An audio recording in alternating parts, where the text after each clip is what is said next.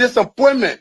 Now the vice president often tell me, since he got a seat as vice president, how many persons have I recommended in this government to serve in the government as presidential appointee? Zero. Every appointment in Nimba County was done by him. He and I would discuss something as a brother. To implement it, you will bypass me and do different things. I don't talk on it. Now you need to deceive us. The thing we saw, it frustrate us. So why can't you lie? Why can't you steal? Why can't you allow the citizens to be? You see, we just tell you. That's why we go tell you. But you fool us, you screw us, you use us and later on abuse us. So why? The government should lie. Why? But that's the question that we ask. The good person in our whole United Party, that President Baka.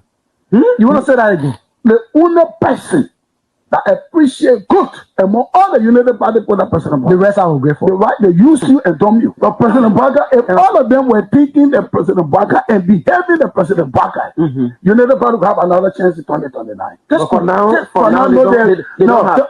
they do not regard people that help them. I'm not. Of our soldiers were executed on this party ground. 2 at the back and 1 right at the headquarters. The man who shot and killed our people today is a darling boy in the Liberian National Police. They brought him back to shoot more guns. Get ready to shoot. Because we challenge the status quo appropriately. Inform that the violence or any student because of their action, it will be the day the entire Brothers administration will cut down. We will massively violate the students in this country and will shut down the Brothers administration. The day that happens, we have the capability to do so. And if they think this renovation project is a joke, let them try it. The fall of the Brothers administration begins with this. If they think they will tumble on any student in this country or at the university like Liberia and water infinity, while our children saving opponents and logic in the Western world, while we are subjected to agile power and bad learning conditions here, and the thing will say. In the first 100 days, no car will get stuck on the major road in this country. And I mean it. You say it out loud?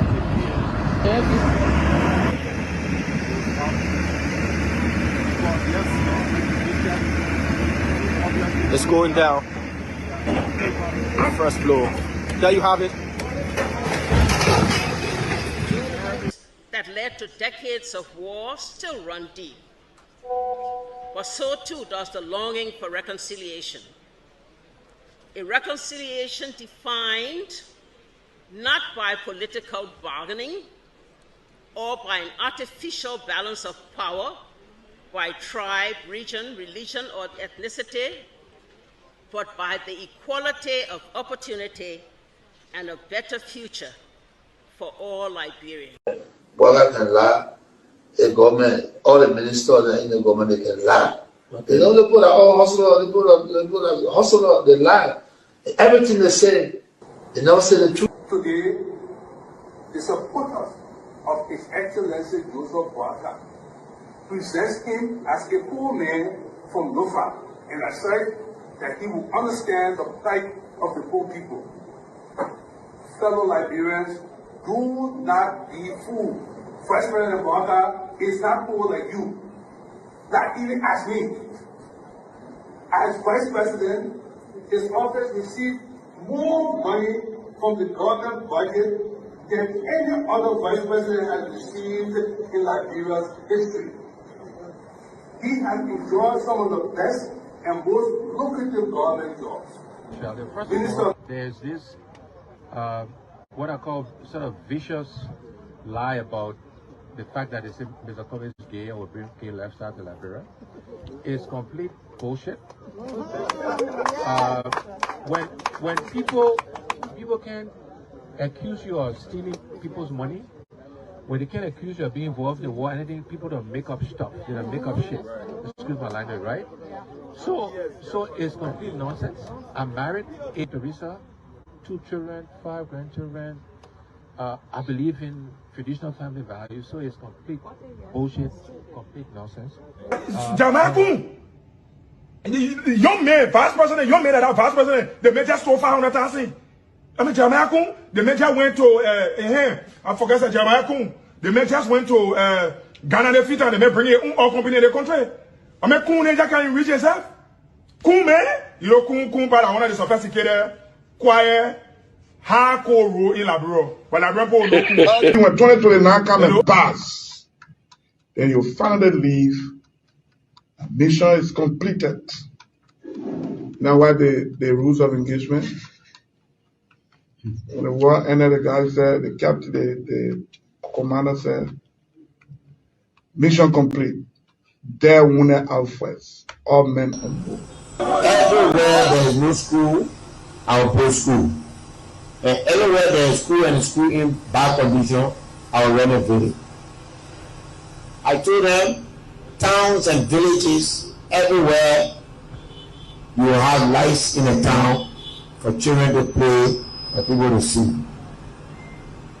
I told them, every town will have safe drinking water. If Charles Taylor is the problem, he will be out of here in the twinkle of an eye. And I say, let well-meaning Liberians come home. If we respect this constitution, a government formed in Accra is a violation of Article 1 of the Constitution. Let them come home. Let that government be formed in Monrovia. The government that capital rule, small, then rule, B rule, all kinds of place. I think the reason Joseph Baka will not do much because the old man, the papa is suffering. The papa loves the country, but he can't make it. The criminal there around him, they sophisticated than him. They are sophisticated criminals, so they can't make it. Your league Costa, God know how to pay people. It's just simple. Costa that accused everybody here but himself. Everybody, Joe, we join, we accuse Joe, he killed Joseph Baka. Baka still living. Joe, no, you leave better. He named Senator. He almost made Joseph Baka president until he screwed up. We gave God the glory. Yeah. Well, Baka, when he screwed, he said, oh, we don't want to make sure we fought for him to be reconciled with the president. And then the people who fought for him. Look, Yoli Costa, you come. And Costa was in a podcast, he said, they don't been calling me. Okay. The time you were calling me for me to carry the president, Baka, did I put it on radio? That immaturity to do what you're talking about. And I no, son, guarantee you, when we finish, there will not be a winner or the loser. Today we all wear the jersey of Liberia, and the victory belongs to the people, to the peace and to our democracy. As we begin to build upon the foundation of this new Liberia, I, George Seleke Kromah, the new president, will first give thanks and praises to the Almighty God for the blessing He has bestowed upon our country. And I say, my people, thank you, We elected on 85 irresponsible men what happened to the country. We elected on 85 irresponsible men to govern this country, not to be very irresponsible.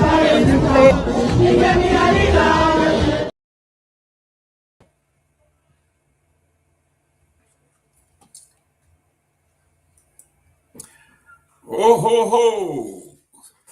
Ladies and gentlemen, boys and girls, in the blue corner are the Republic of Liberia and its people. In the yellow corner are the Yellow Boys, headed by the President of the Republic of Liberia, President Joseph Pewee. His co-captain is the Speaker of the House of Representatives, The defender, the backman, number 5 in chief, is the Deputy Speaker of the House, Thomas Fala. Today, February 26, 2026, the yellow boys and yellow girls have declared today as a National Day of Yellow Machines.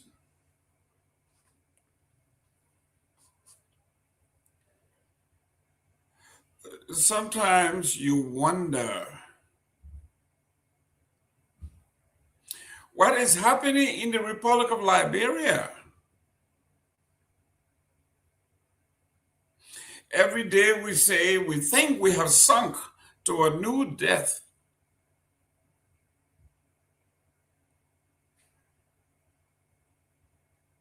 The House of Representatives, where everything begins,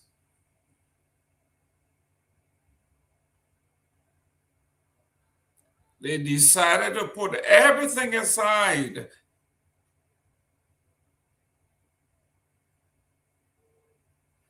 dress up in their yellow regalia,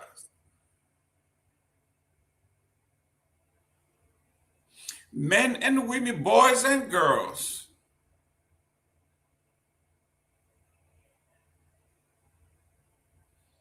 Today is declared Yellow Machine Day.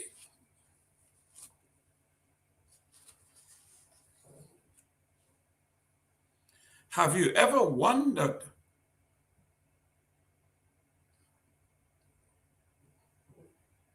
how large or how big is Monrovia?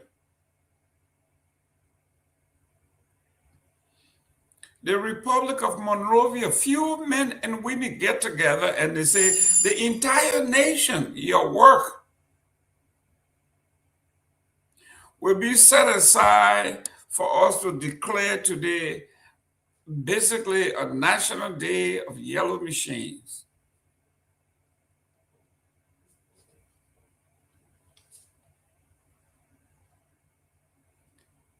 I think I'm going to say this again. It was Tip O'Neill that said,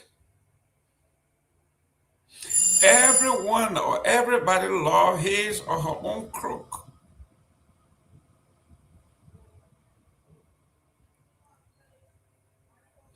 The House had no reason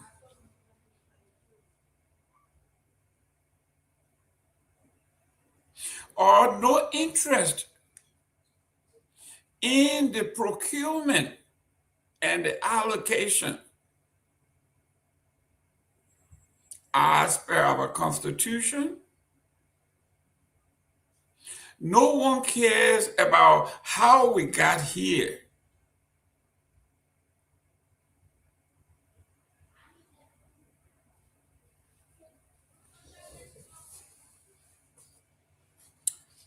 An editor said the arrival of the yellow machines,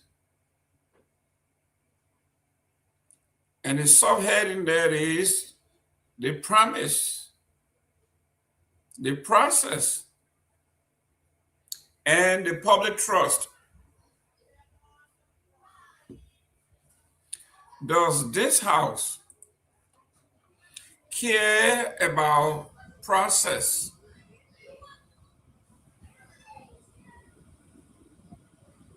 Do they care about the law that governs this country?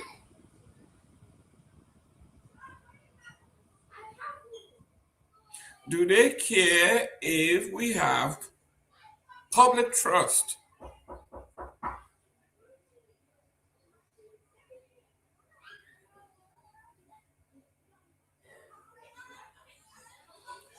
The audacity by the House of Representatives to declare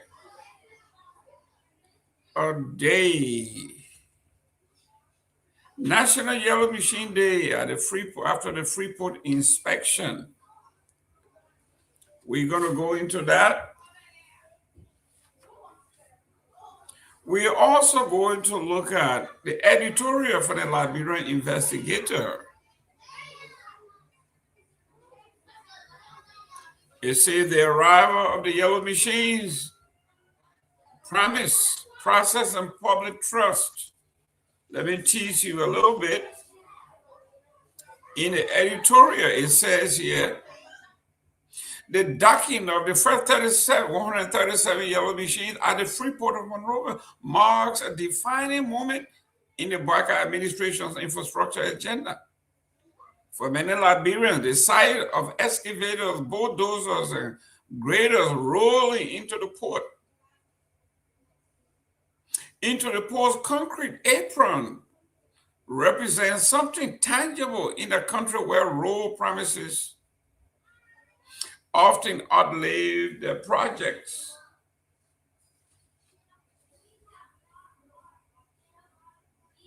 After months of public debate, legal scrutiny, and procurement questions, the equipment has arrived. That fact alone shifts the conversation from speculation to implementation. The real test now begins. Liberia's infrastructure deficit is neither abstract nor partisan.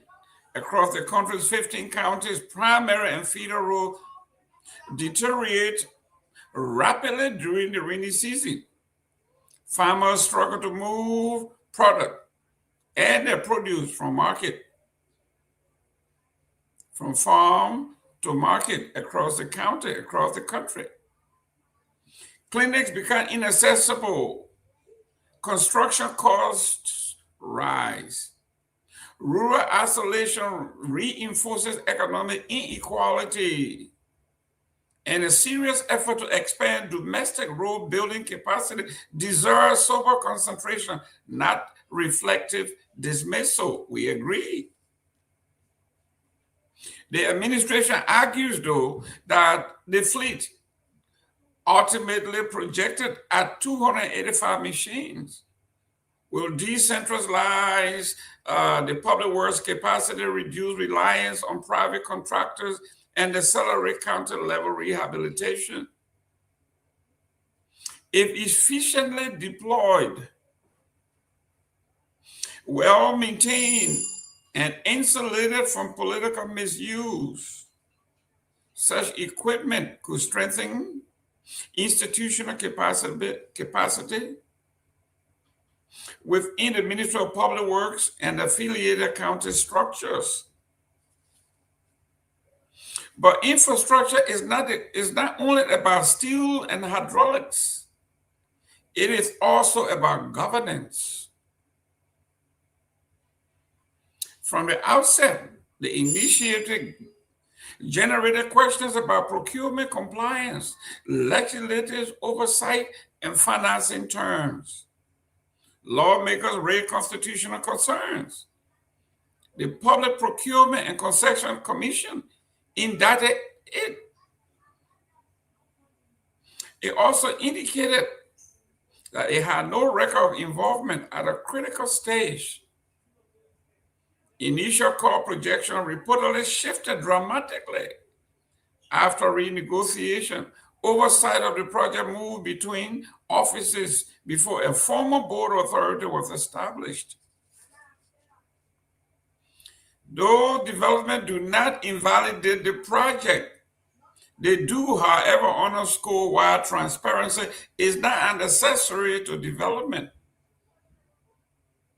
It is the foundation upon which our republic is built.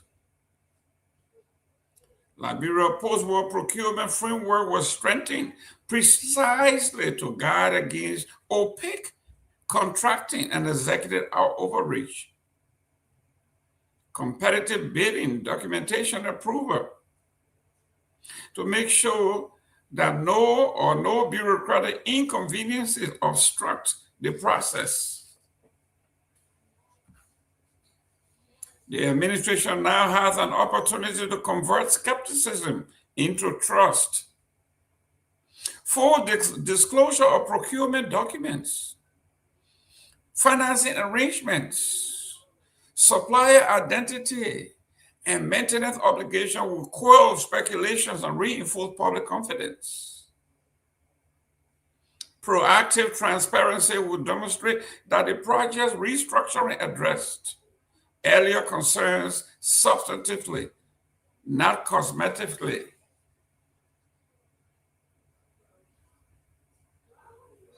Equally important is the operational accountability. Heavy machinery, once politicized or poorly maintained, quickly deteriorates into idle assets. Liberia's history is not short of examples. Fleets that launched with fanfare only rust in county compound within few rainy seasons. The newly established Yellow Machine Board of Authority carries a consequential mandate. Deployment must be guided by objective need assessment, not political geography. Field management system must be audible. Operator training must be standardized. Maintenance schedule must be enforced. Usage data should be periodically published. Without these controls, the machine risks of becoming symbolic rather than solutions. Neutral evaluation demands acknowledging both sides of the ledger. On one hand, visible equipment on Liberian soil signal progress in a sector long criticized for inertia. Infrastructure investment can stimulate employment, reduce transportation costs, and enhance national cohesion. If the projected job creation materializes and county-level access improves, the initiative could have a measurable development impact on the people in the Republic of Liberia. On the other hand, though, contrary to what we are saying here, public trust remains fragile. Public trust remains fragile, especially when you look at photos coming out of FOIA. $30 million was spent on John Deere machines that were supposed to open up farms in Liberia breadbasket, Lofa County.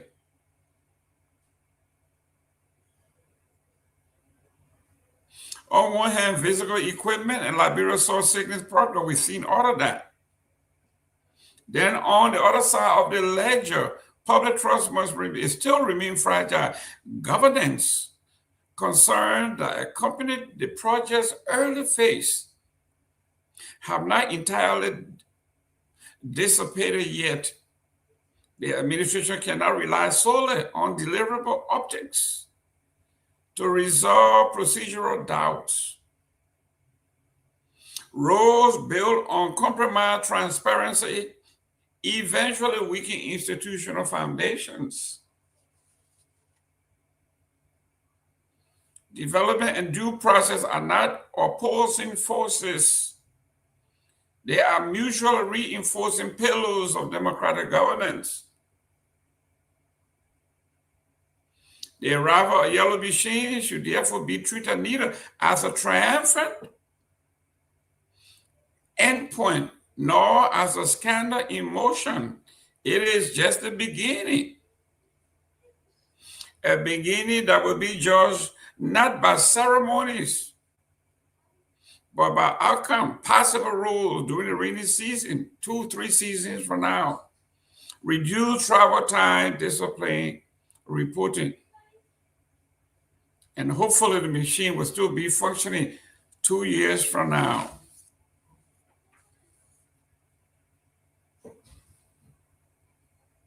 That is an editorial from the Liberia Investigator.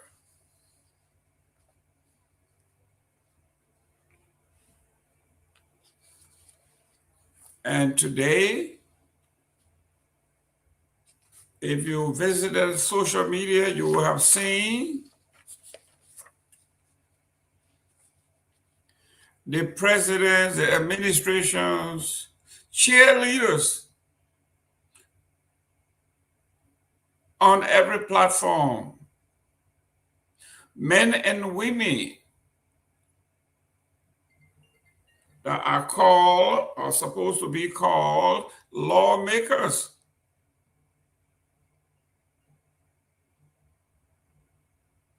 Are all dressed in a yellow regalia, and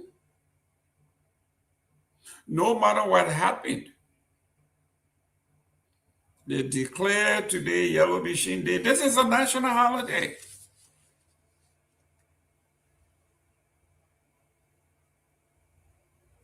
The newspaper report from Freeport, Monrovia, it says the House of Representatives on Thursday, today, declared February 26, 2026 as a National Yellow Machine Day, after lawmakers inspected newly arrived earth-moving equipment at the Freeport of Monrovia, describing the acquisition as a milestone in Liberia's road infrastructure push.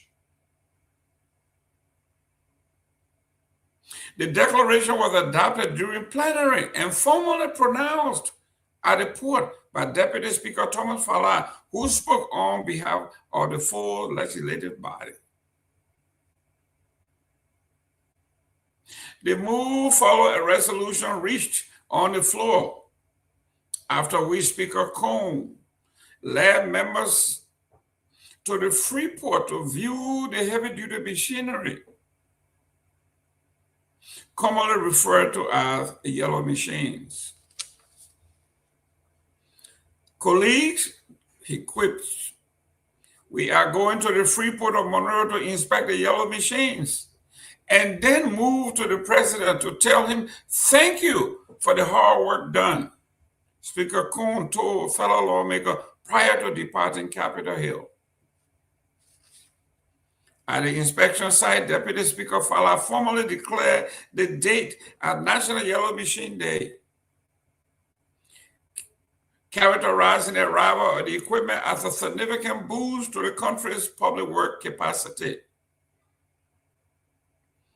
Lawmakers, many dressed in yellow, in symbolic alignment with the machines, toured the facility as the equipment was being staged for transport to Kehleboe, where it will be parked.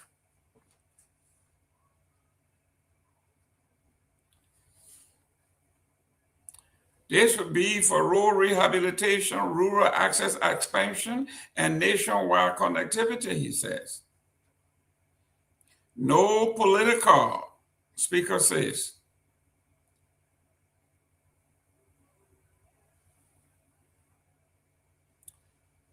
Responding to questions about whether the initiative could be interpreted as political theater, Speaker Cone dismissed the notion. Responding to this notion, he said, this is not an AI.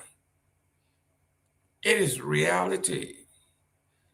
Liberians should not see the machines as political, he told reporters at the port. He emphasized that the equipment is state property meant to benefit all counties, all people in the entire Republic of Liberia. These machines belong to the Liberian people, he said, adding that the purpose is to advance development rather than partisan interest.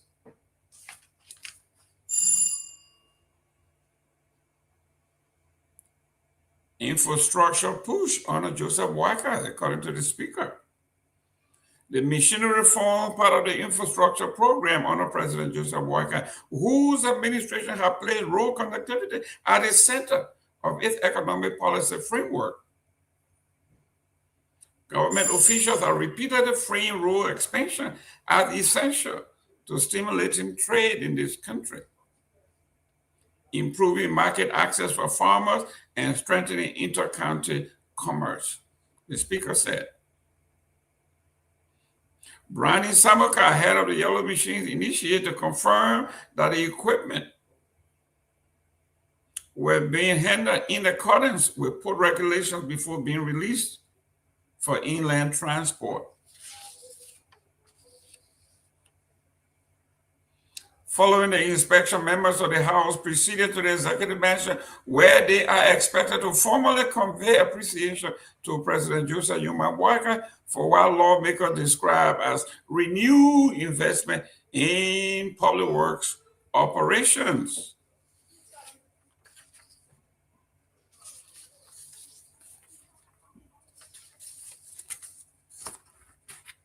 The Speaker of the House and the Deputy Speaker wants you to wear your yellow.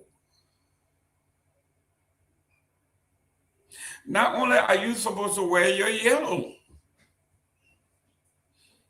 but thank the president for bringing in these yellow machines.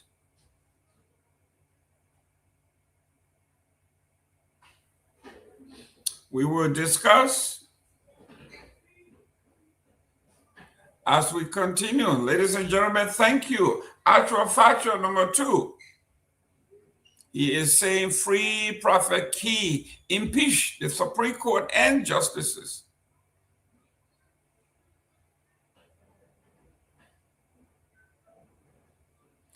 Anna Kekula, good evening. I'm watching from my Bong County. Thank you for the great job. Bong County in the house. Tell us where in Bong County you're calling from, man. We'd love to say hi, not to everybody in Bong County. I mean, I love Bong County. But I know you are calling from a beautiful town, a hamlet, a city. You are a Bungie. Let us know where you are calling from in Bong County. Thank you very much for tuning in. Vinicius Ba, watching live from New Crew Town. The great borough of New Crew Town, one of the most educated places in the entire Republic of Liberia. There are more young men and women that graduated from St. Patrick's High School, all the Catholic high school in the Republic of Liberia. Nobody comes close to the borough of New Crew Town. Some of Liberia's great thinkers came out of that place called the New Crew Town of the Republic. That place, the borough of New Crew Town. I have run into most of them. I am from the Great Bassa High School, BHS, 2 little keys, the Tower of Light. One of the oldest high schools in the Republic that began around the beginning of the last century, 1909. Hazard Academy became Bassa High School, 1926. 100 years to this date. So we're not playing. The Bassa people have been on the precipice of higher education, quality education, before anybody else did. But when you go to New Crew Town, you better be ready. You are going to run into a brick wall of smart men and women, brilliant. That little place called New Crew Town have produced some of the best and brightest in the Republic. I have to give it to them.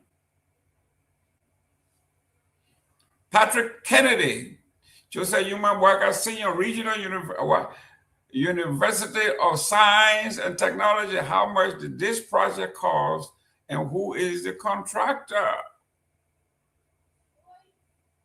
Regional University of Science and Technology.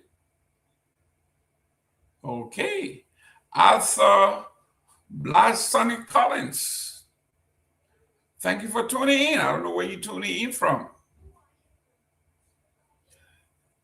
Aaron Morba, watching from Lower McGivey County. Shuffling Township to be particular. Shuffling in the house. Daniel J. Cover, thank you for tuning in. Something is funny. Cover is smiling. Cover knows something that we don't know. Augustine T. Musa, Republic of Liberia, where in Liberia you calling from, Tony? Let us send you a shout out. Shelton, oh my God, yes. Today, you better wear your yellow shirt, your yellow suit. Today is Yellow Machine Day. Your House of Representatives have declared today House of Yellow Machine Day.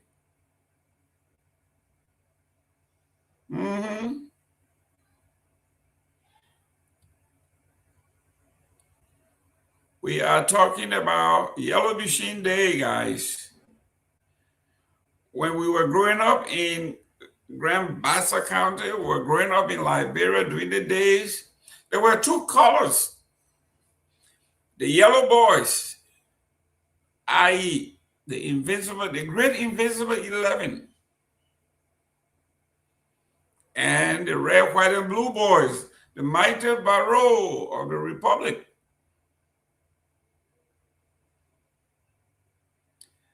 So when you see yellow, you will listen to the song Yellow Boys, the mighty IE.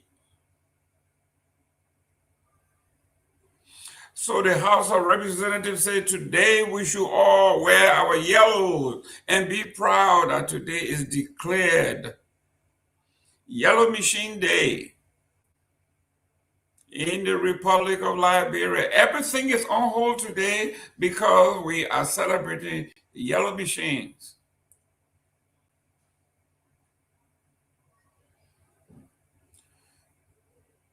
The Honorable Johnny Nagbe, so I'm watching from Painesville, from his home. He's relaxing.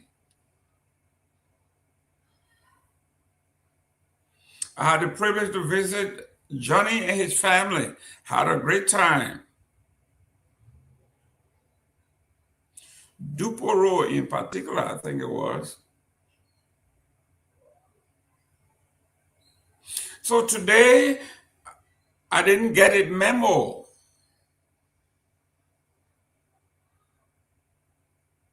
So I could not wear my yellow.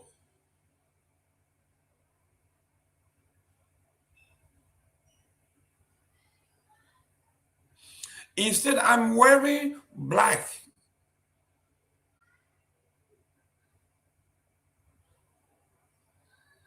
I am wearing it as symbolic.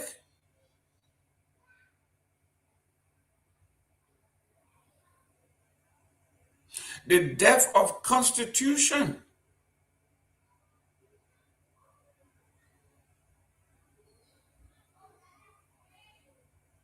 The death of our Constitution. We are going to go into another subject here where the pastor, Bishop Brown, I think it's Bishop, is he a Bishop Brown?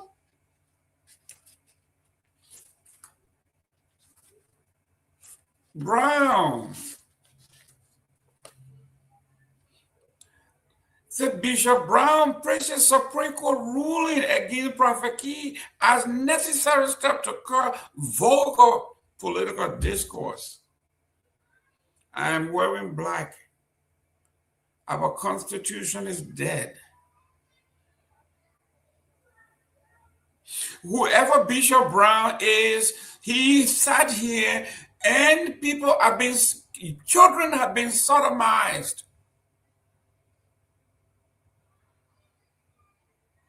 Little girls are being raped.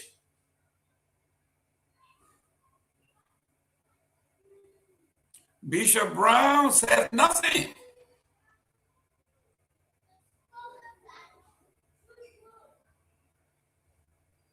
When it comes to life or death, Bishop Brown cares less about those subjects, but he cares about vulgarity in public politics.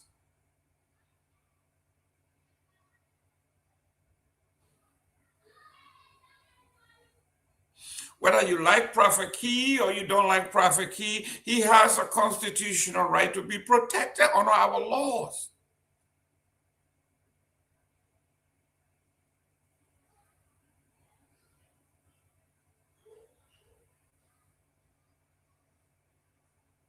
What's next? We don't like you because you curse. So the Constitution will be set aside and we're going to grab you and lock you up for the rest of your life if need be.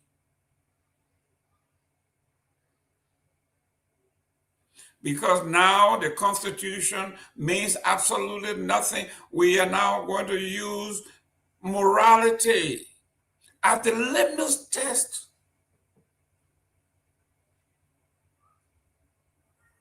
This matter is not going away.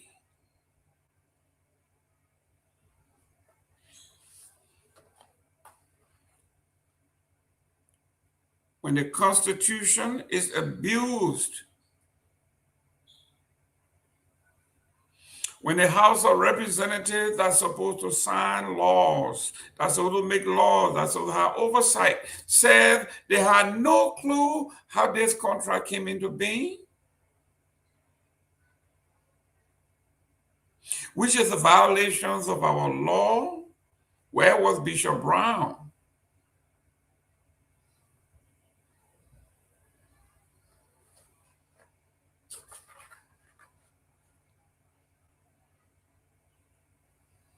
We should not apply the law of this country, of any country,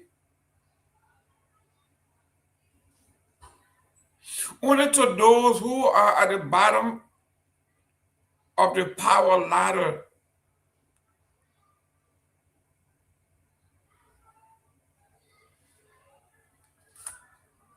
Let me set this stage so later on we can talk about this.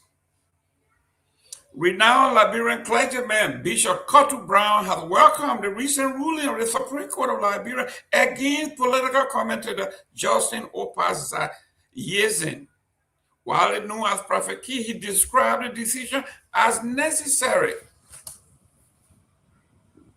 A necessary step to safeguard the country's future and protect young generation from the growing culture of vulgarity in public discourse. The full bench of the Supreme Court last week sentenced Prophet Key to 6 months in prison after summoning him on contempt charges for publicly ridiculing the court. The charges stem from a series of social media statements in which he verbally attacked Chief Justice Yomi Kwesi and his mother and accused the Supreme Court of corruption. In its judgment, the court found his action contemptuous and damaging to the integrity of the judiciary, warranting a custodial sentence. The ruling was handed down a day after Prophet Key appeared before the full bench of the Supreme Court, pleaded guilty to the charges, and asked the justices to temper justice with mercy.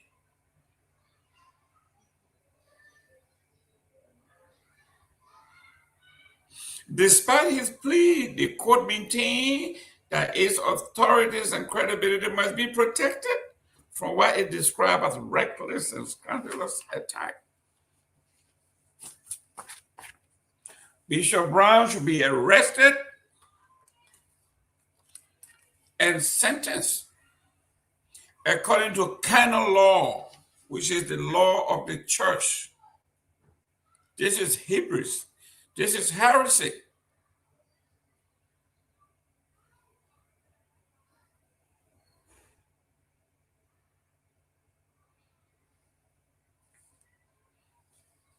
When our full bench gets here,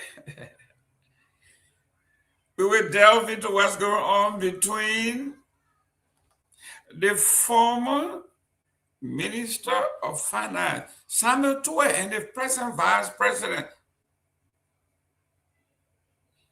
As Finance Minister Pewee claimed his freedom, blocked VP Cohn's presidential hopes.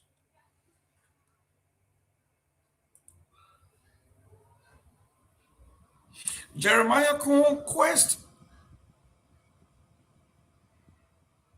is the destruction of the best and brightest in our generation as his path to political ascendancy.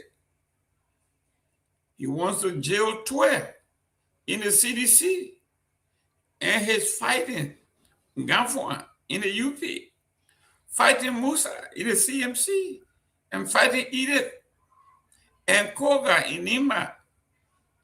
If Coon believes he will lead Liberia, his best bet is the death of the present president, an outcome against which we are all fasting and praying. Otherwise, leading Liberia beyond we are boycott will not be possible, as the progressive forces will have to recalibrate and reorganize to prevent this ascendancy if necessary. Former Finance Minister Seleke Kromah. Former Finance Minister Seleke Kromah has accused Vice President Jerome Gayman of orchestrating efforts to have him jailed in order to ascend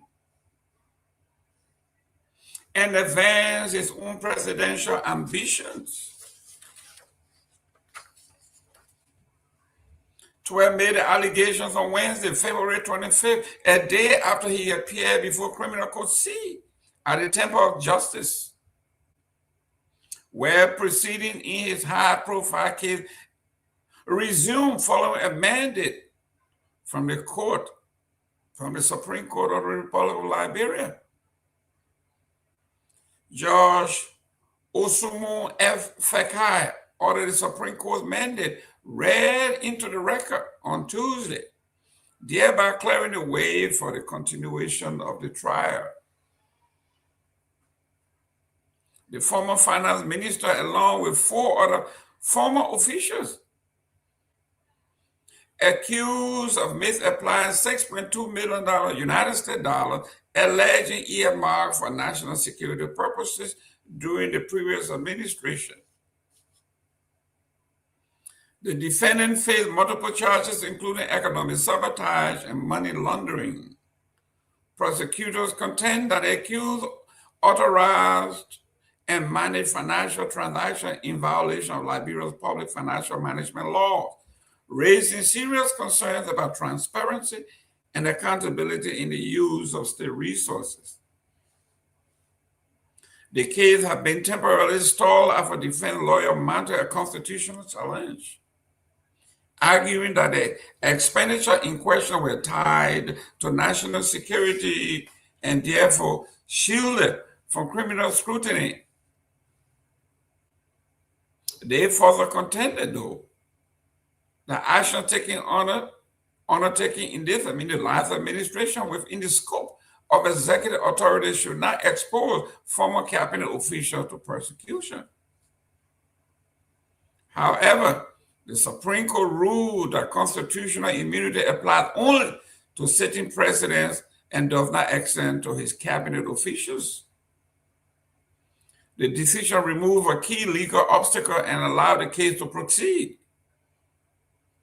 The mandate was transmitted to Criminal Court C on Tuesday, February 24th, effectively reopening the Liberia's most closely watched alleged corruption prosecutions.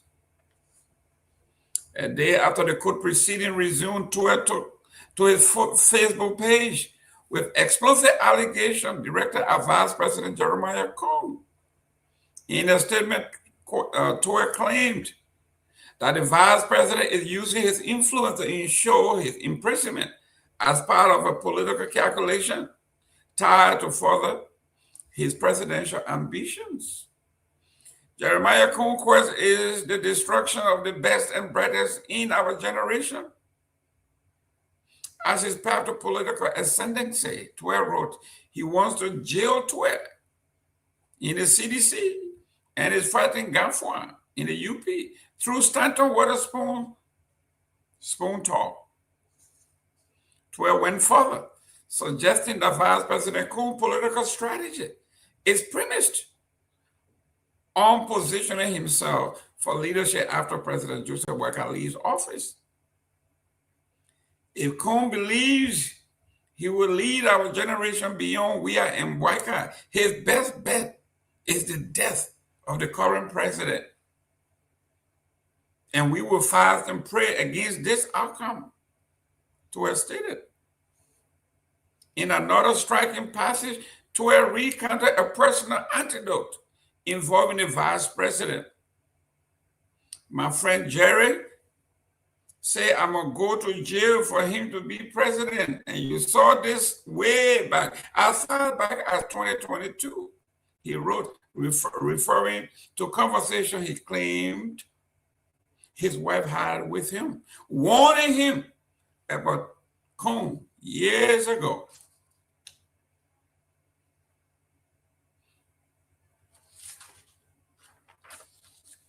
Pewee also described Vice President Kong in harsh terms, alleging a pattern of political manipulation and opportunism.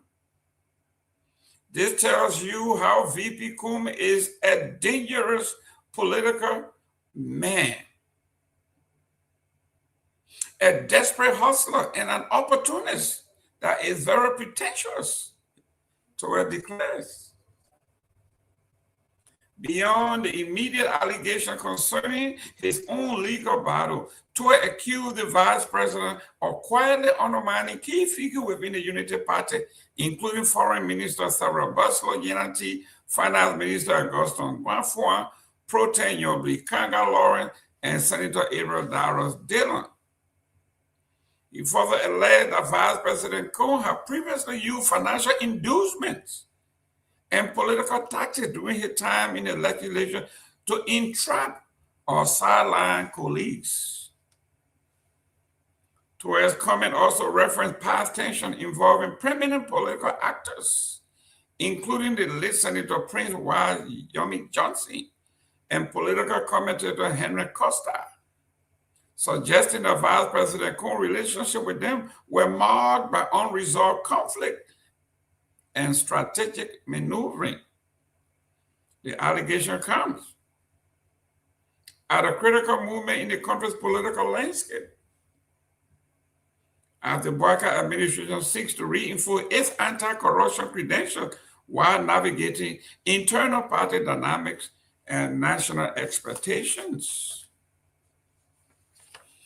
Ladies and gentlemen, there is another song by a young man. I won't call his name, you know his name is getting hot in here. I won't tell you the rest because this is a family show. It is getting hot in Liberia.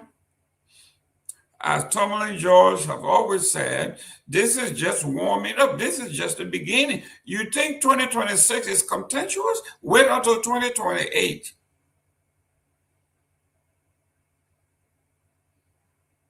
Wait until 2027, 2028, you will know who put water in coconut. That's what the people say in Liberia.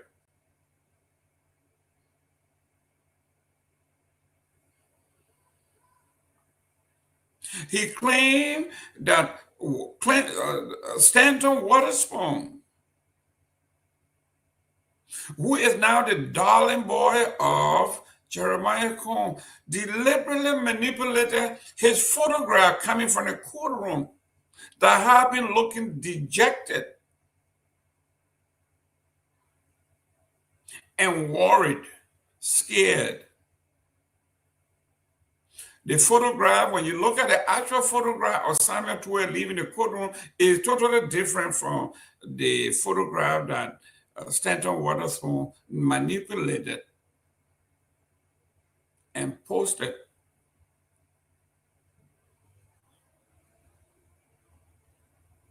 There is a case going on in Texas where this young black lady that is running for the Senate, Ms. Crockett,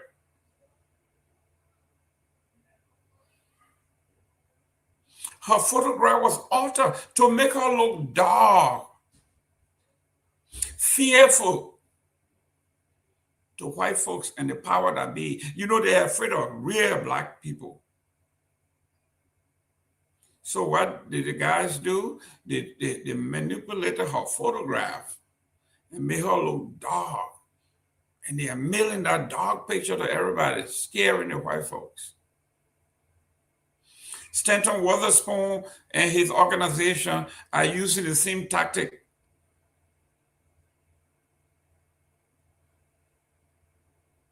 They manipulated the photograph of the young man leaving the courthouse, and they twisted to the point where he looked so scared.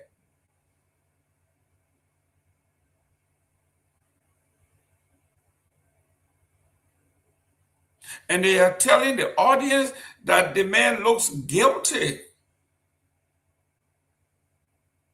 He looks like a man who stole something.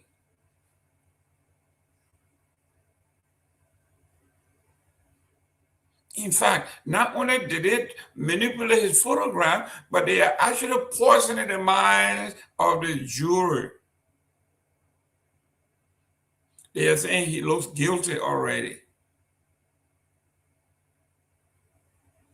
This is what Toy is saying. If this is your strategy as to how you're going to ascend VP Coon, your best bet, anybody, your best bet of becoming president of the Republic of Liberia is for Joseph Boakai to die in office. And he said, we pray that that would never happen. He said, we will pray and fast that Joseph Boakai sees the end of his term. Then for you to become president, coming through the back door.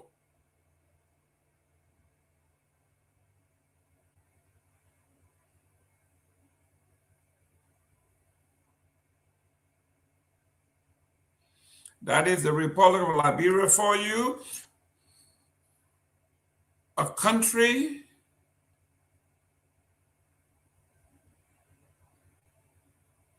you listened to me reading the editorial from the newspaper, a country that lacks public trust. We have no trust in our institutions. Number one institution is our faith-based institution.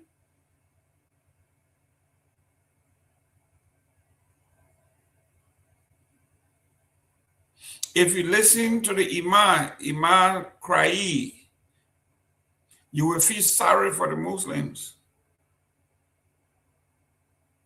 If you listen to Bishop Brown, let me make it clear, because there's another Bishop Brown that is legendary, the late Bishop Brown. This other one name is Cottle Brown.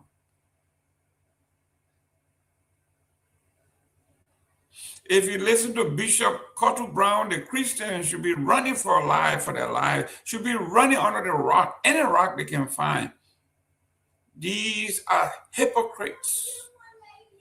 From the mosque to the churches to the prayer warriors. Our children are being murdered, are being killed. I don't see the imams, I don't see the pastors, I don't see this bishop selectively picking up topics. You think Bishop Brown will come out and say, Lord, as much as we hate this man for his attitude, the constitution of this country reigns supreme.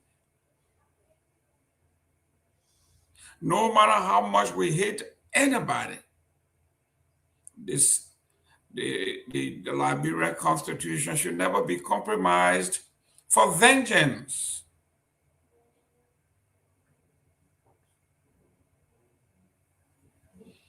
We will discuss when our full bench, when the full bench, I'm Jerome Gayman, I'm like the judge in chamber. One man.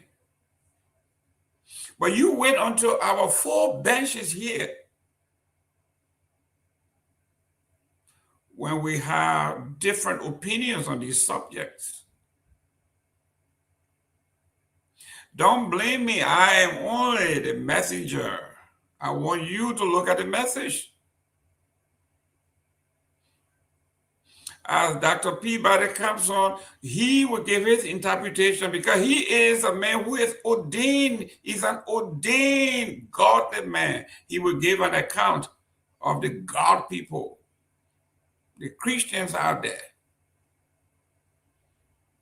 And hopefully some of our Muslim brothers will come on and defend Imam Crai,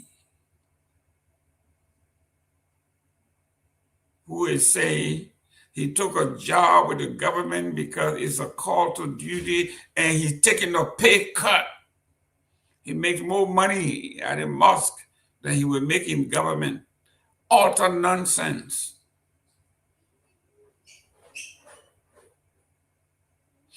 In other subject, though, let's look at what's going on behind our borders. The University of Ghana and the London School of Economics have launched a fully online master's program in other things, including sexual and reproductive health policy.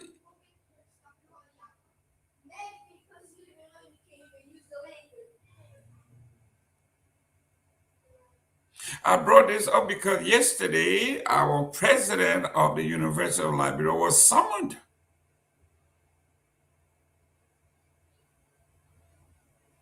What is the responsibility and duties of a university? Is to produce the best and the brightest, to do research, to find cure to diseases, to invest in medicine, engineering, and the arts. Instead of us talking about what's going on around the world, what partnership the university is forming, and what research, what breakthrough they have done. The University of Liberia is only a university in name.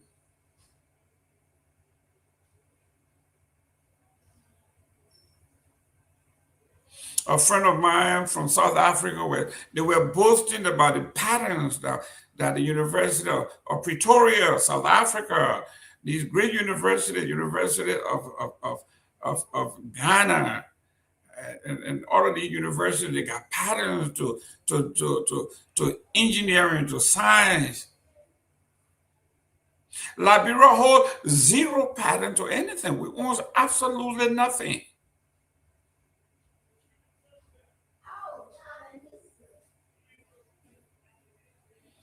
A university that has no bathroom for girls to use. A university almost 200 years old that is now raising money to buy chairs. University.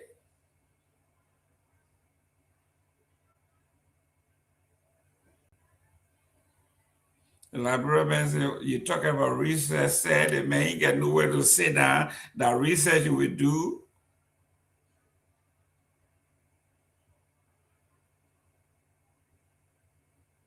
University where undergraduates are teaching other undergraduates. A university that is being taught by TAs. A country where one professor teaches 4 different universities at the same time.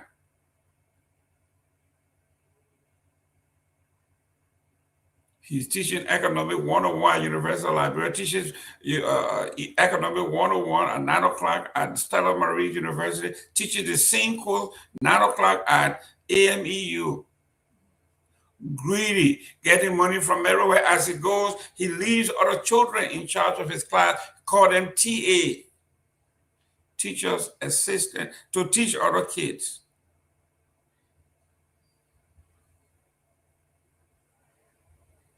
It should be illegal. And you think the Cottle Browns of the world will be here talking about these things, but let me read what's going on between the University of Ghana, a powerhouse, published the 26th of 2026. It says, as sexual and reproductive health rises on the global policy agenda, 2 leading public health institutions have launched a fully online master's degree program aimed at strengthening policy design, program planning, and evaluation across Ghana and beyond. The University of Ghana School of Public Health, in partnership with London School of Hygiene and Tropical Medicine, are offering a master's degree dedicated to sexual and reproductive health policies and programs. delivered entirely online. The University of Ghana is going to be providing a master's degree, totally online, reproductive health. If you are in the Republic of Liberia and you are interested in getting higher education from some of the best institutions and best professors on earth,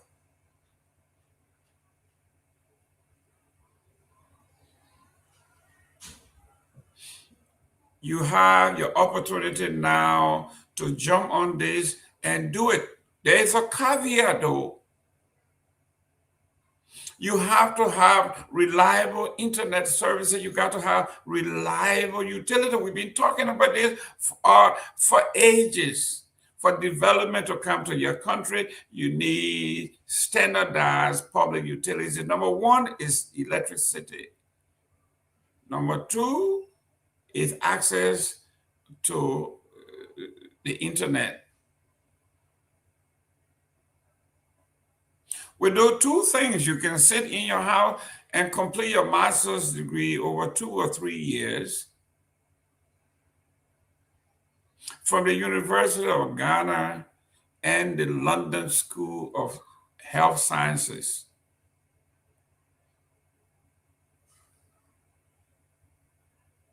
I was in Liberia when they told me that I think Liberia is operating with 2G or 1G or 3G, something so ridiculous. Everybody else is doing minimum 5Gs. Liberia is at 1 or 2Gs. Internet is slow. Everywhere you go, they continue to rebuff. In the middle of a professor lecture, you go offline. The guy or the girl is sitting in London, is lecturing you, and you're in the middle of a very critical topic. And then your Liberia internet starts rebuffing, and you drop off. As we experience here on our platform, our reporters come in from Liberia, and as soon as they begin to do their report, start rebuffing, reloading, it says. You're going to have a tough time completing this course.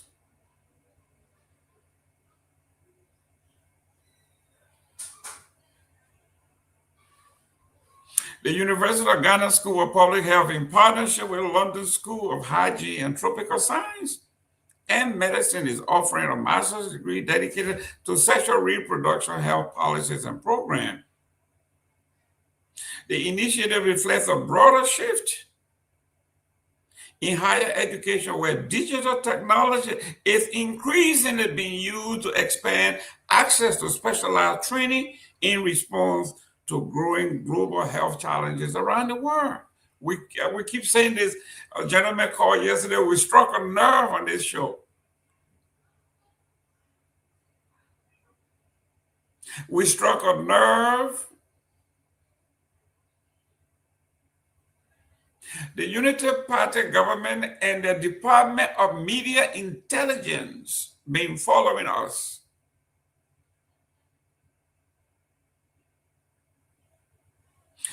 I read the gentleman's name. His last name is Morris. I'm not surprised. The name Morris is a Bassa name. And before I could go further into the conversation, he admitted that yes, he's from Bassa, from the Orange Grove belt.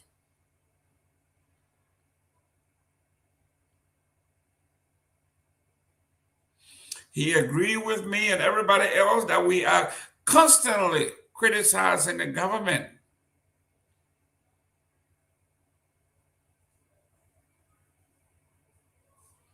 And he's pissed off.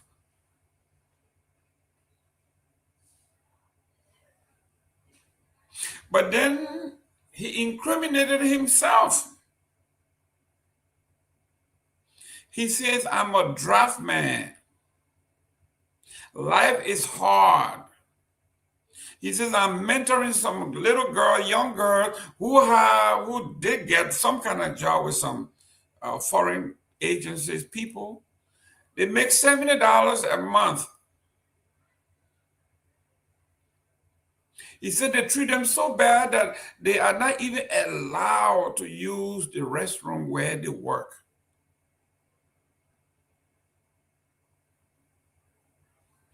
The girls will have to leave premises, go behind the house.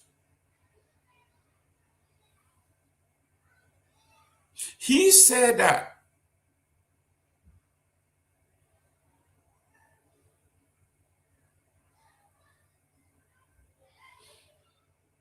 he agreed that the situation is that bad. But when we talk about it, he says we are less patriotic.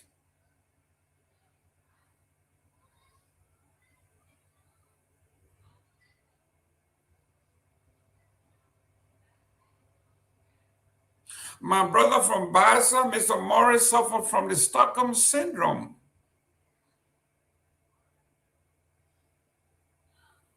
He feels sorry for the perpetrator of a crime and blame the victims.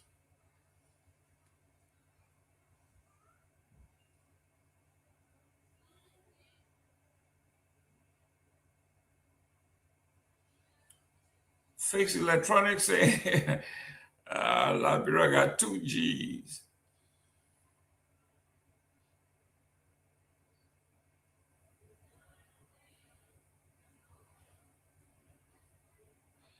You know, everywhere you turn in Liberia, there's G's everywhere. Everybody will come and what's the G's? All that G's you got. You even got 3 G's. The real G's to run your computers, to get on the internet, to get on this thing they call it superhighway. But you turn to the talk show hosts, they got G's everywhere from Liberia. G's, G's, G's. When it counts, we have no G's.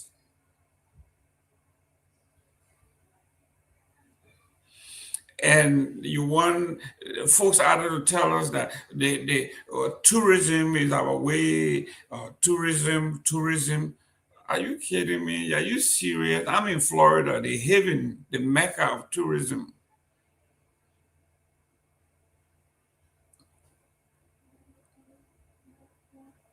A tourist, I cannot make a phone call. A tourist, I cannot get online and get in touch with their families. Even in the Republic of Monrovia, you got no G's. Forget about Manga, forget about Buchanan, forget about District Number 3 where I was born. When you go to Bapu, now you're in a whole different, you're on a different planet. Go to River G, Grand Cru. Those areas, you are at the mercy of Lone Star or Orange.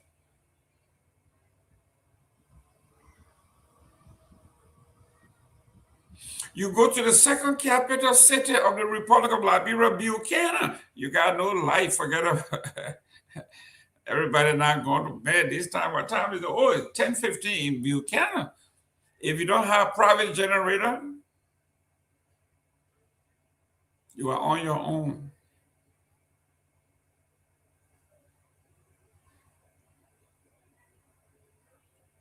By 6 o'clock, 7 o'clock, the whole city is dark. Few solar light here and there. How do you expect the economy to boom when 90% of the population goes to bed at 6 o'clock when it's dark?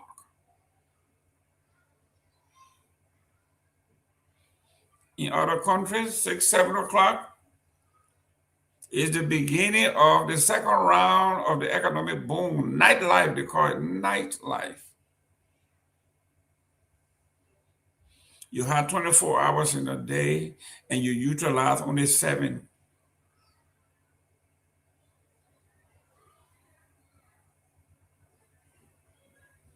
Yet we are in our yellow suits, walking around. The initial bill of this 285 yellow machines, it was $84 million.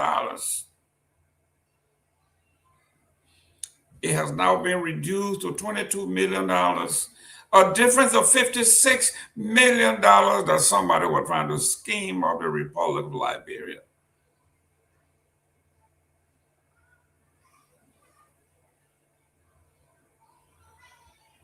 You think the House would have had an investigation into who was trying to scheme $56 million out of the Republic of Liberia?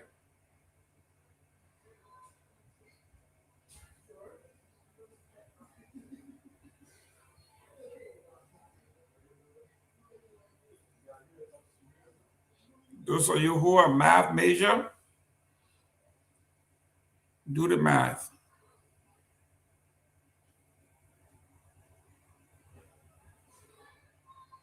If your child came to you and said, "Dad, I need a science book,"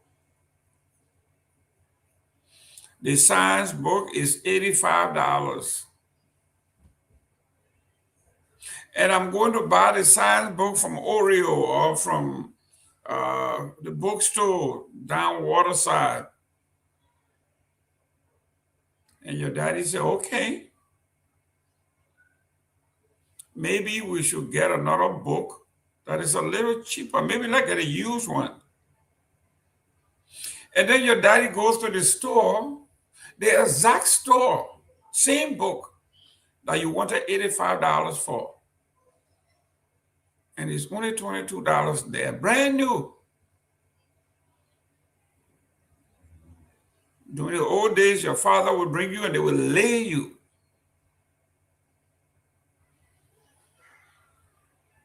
I may be outdated myself here. Lay you means during those days, your father would call the rest of the guys and lie down on the table and take your 25 lashes for being dishonest.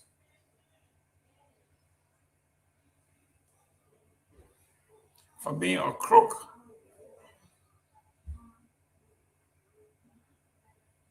The new Liberia, you get hailed and paraded and celebrated for being smart.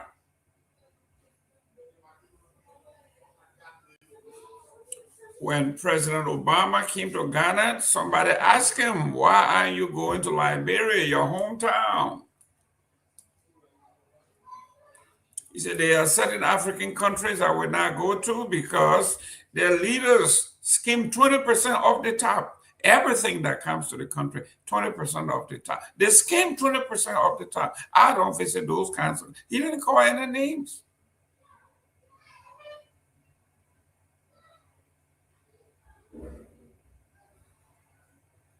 Came to Ghana, next door. Never made it to Monrovia, never made it to Liberia.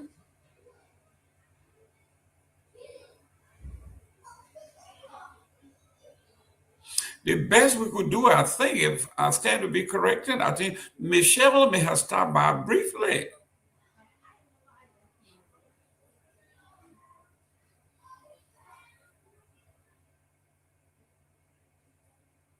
What a country. The program in Ghana is built around the policy analysis program, planning and evaluation of sexual and reproductive health intervention. It is delivered in English and designed to accommodate both full-time and professional workers. by adopting a fully digital format, the institution aimed to remove geographical barriers and reduce travel costs, enabling students from diverse regions of Ghana to access university-level education while maintaining rigorous academic standards. This is Ghana. Let me welcome the ultimate Dr. Peabody. Welcome to the show. Good to see you, sir. Good to see you. Happy Thursday. Good to see you, man. Hope you're doing well, sir. Hope you're doing well. I am doing well. I'm wearing all black for the death of our Constitution in Liberia, where people trample upon our Constitution. And I'm calling my brother from Grand Bassa County, Mr. Morris, who is a spokesman for the Information Intelligence Department. We spoke about information intelligence and the money being spent. Dr. Peabody, this gentleman called yesterday and said he has been following you and all you do is be negative on this government. He says, Dr. Peabody, Pewee, Kev Hassan, and he went on naming everybody. He said, that you are unpatriotic. All you do is badmouth the government. Well, we're trying to put the government intact. That's all we're trying to do. So I told him, I said, we must be doing our job. You know, when the folks say when they are praising you, you're not working hard enough. Yeah. But when they start criticizing you, that means you're doing your job. So Dr. Peabody, that is an extra feather in your cap. The gentleman called you by name. You were not here yesterday. He called you by name. What? He said, I left early. That's why. Yeah, he said, what are you all doing? He said, look at me. I'm from Grand Bassa County. He said, what is Peabody doing? He's doing absolutely nothing in his country, and you are doing nothing in Grand Bassa. You're doing nothing in Liberia. All you're doing is sit on your show and criticize the government. And Robert Garguah asked him, said, what are you doing? And who did you vote for the last time? He said, I voted for Liberia. Everybody broke out in laugh. We knew that. He's embarrassed to even talk about who he voted for. So welcome to the show. Let's go, Doc. Our new segment is, before you get started, what's on your mind? Let's briefly talk about what's on your mind. You know, what's on my mind was to see the speaker, deputy speaker, and some of the lawmakers said they were wearing yellow today. That's the most funny thing I ever saw in my life. And as I was driving to work this morning, I was thinking about it. I'm like, what are these people thinking on? What are they doing? To see them wearing yellow because you have a yellow machine coming in the country, and they were granted audience by the president of Liberia. He granted them audience to go there and carry a yellow machine. Those very crooks, dressed all in yellow. I sat on there and say, what is wrong with Liberia? Is this why Liberia have reduced itself tonight in the House of Representatives for the speaker, deputy speaker, and some member of the regime house to be wearing yellow and say they commemorating Yellow Machine Day? What a disgrace in our country there, man. That thing was funny. That's the most funny thing I ever saw today. That's why I've been on my mind. The House of Representatives declared National Yellow Machine Day. Ooh, that was funny. That was the most funny thing. I laughed all through. Liberia, like I always say, let me welcome Ms. Fanta Kamara. Fanta, welcome to the show. Generation Liberia Uncensored. Oh, Mr. Gayman. Welcome to the show. Thank you. How are you guys doing? Why aren't you wearing your yellow? Today is Yellow Machine. We declare today Yellow Machine Day, National Yellow Machine Day in the Republic of Liberia. All the issues in the Republic of Liberia today, they're all suspended. It's Yellow Machine Day, and they all go yellow. They dress yellow machine. Listen, every day we come here, we think Liberia has sunk to a new level. Then when you come the next day, it is, the American method, when you're in a hole, the best thing is to just stop digging. But these guys, look at every day, they just keep digging and digging. The farther they go, they keep digging. I mean, to see these people wearing, to dress and look at a yellow machine. I never seen anything like that. I'm saying, where I've never seen it before. I've never seen that.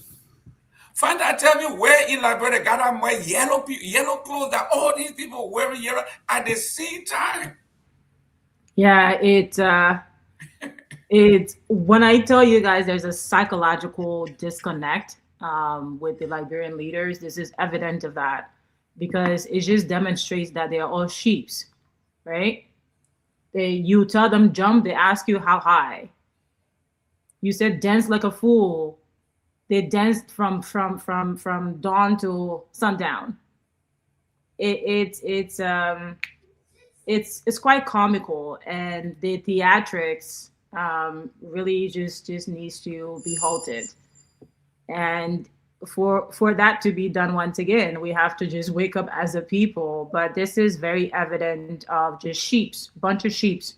None of them think for themselves. None of them care about Liberia. And they're all sycophants. They all truly care about pleasing their king and whatever he wants them to do, whatever music he wants them to dance to. Even if he was to ask them to jump off the bridge, I'm sure you will see all of them line up. What's really surprising to me, and maybe you guys can help me with this, is because I thought that the House had majority CDC members, that CDC was actually ruling like the House or in the majority. So how is it that they just sort of got absorbed by just this sea of yellow? Like, is it that most of them have already converted? Is that what we're seeing? It gotta be. Well, that would be quite interesting. Yeah, and it goes back to what I said yesterday. We continue to generate political entities based on individuals. There is no defined ideology that the people who subscribe to that entity believe in. And so whatever the leaders say is what goes. And we fool ourselves into thinking we have a democracy. We really don't have a democracy. And this is once again very much evidence of that. Wow. Yep. Dr. Peabody, this is the Liberia you're in. We are all yellow today. Everybody, Brady Samukai, the speaker, the deputy speaker, everybody is wearing yellow. So I'm wondering, find out, I think they used to go to you got to borrow suits. I think your department is not selling yellow suits. Yeah. Oh man, I'm so glad we're out of that business. But yeah, this is very laughable. This is very laughable. Wait, isn't Brandon Samuka supposed to be in jail for all the money he stole like from the army? The president, no, Papa. He was granted Liberia, pardon him. He was granted clemency by President Weah. President Weah granted him clemency. Total clemency. This is what that it's hard. It's hard to.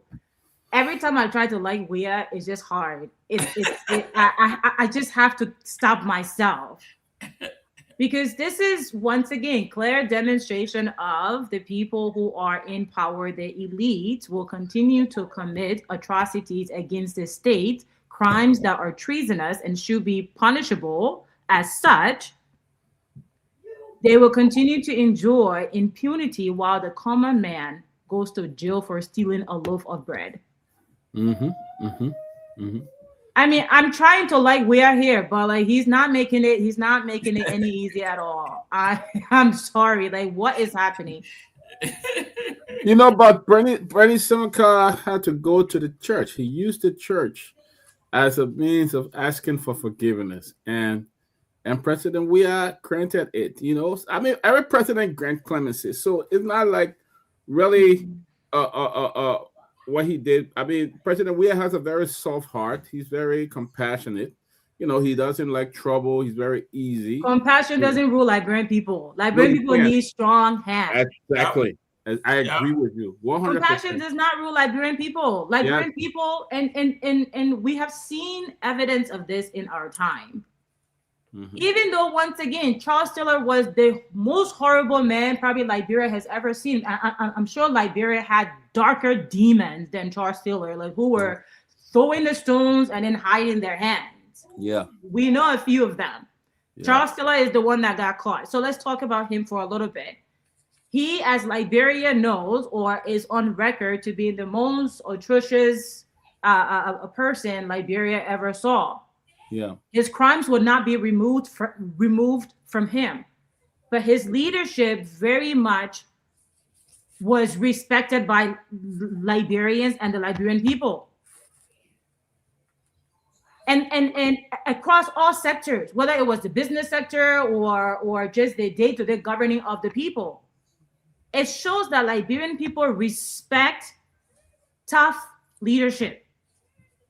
You can't bring compassion. Look, you can, with everything we do, there has to be a balance. And why it's so difficult to see Weah as a leader is because he doesn't know how to strike that balance. He's often overly compassionate, right? Often overly removed. So if you don't have that balance as a leader, as in when to exercise compassion, when to be stern,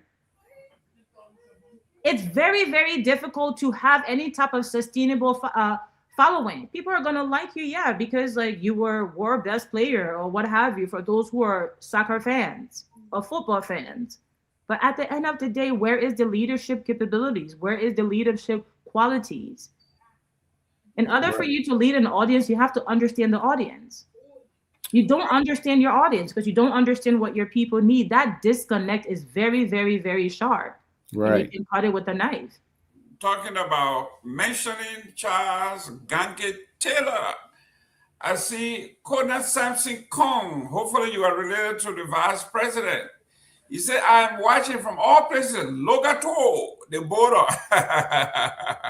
Logato, the border of Logato, the home of the beginning of the revolution headed by Charles Taylor. Logato, that particular, Butu and Logato, those two places, they are famous.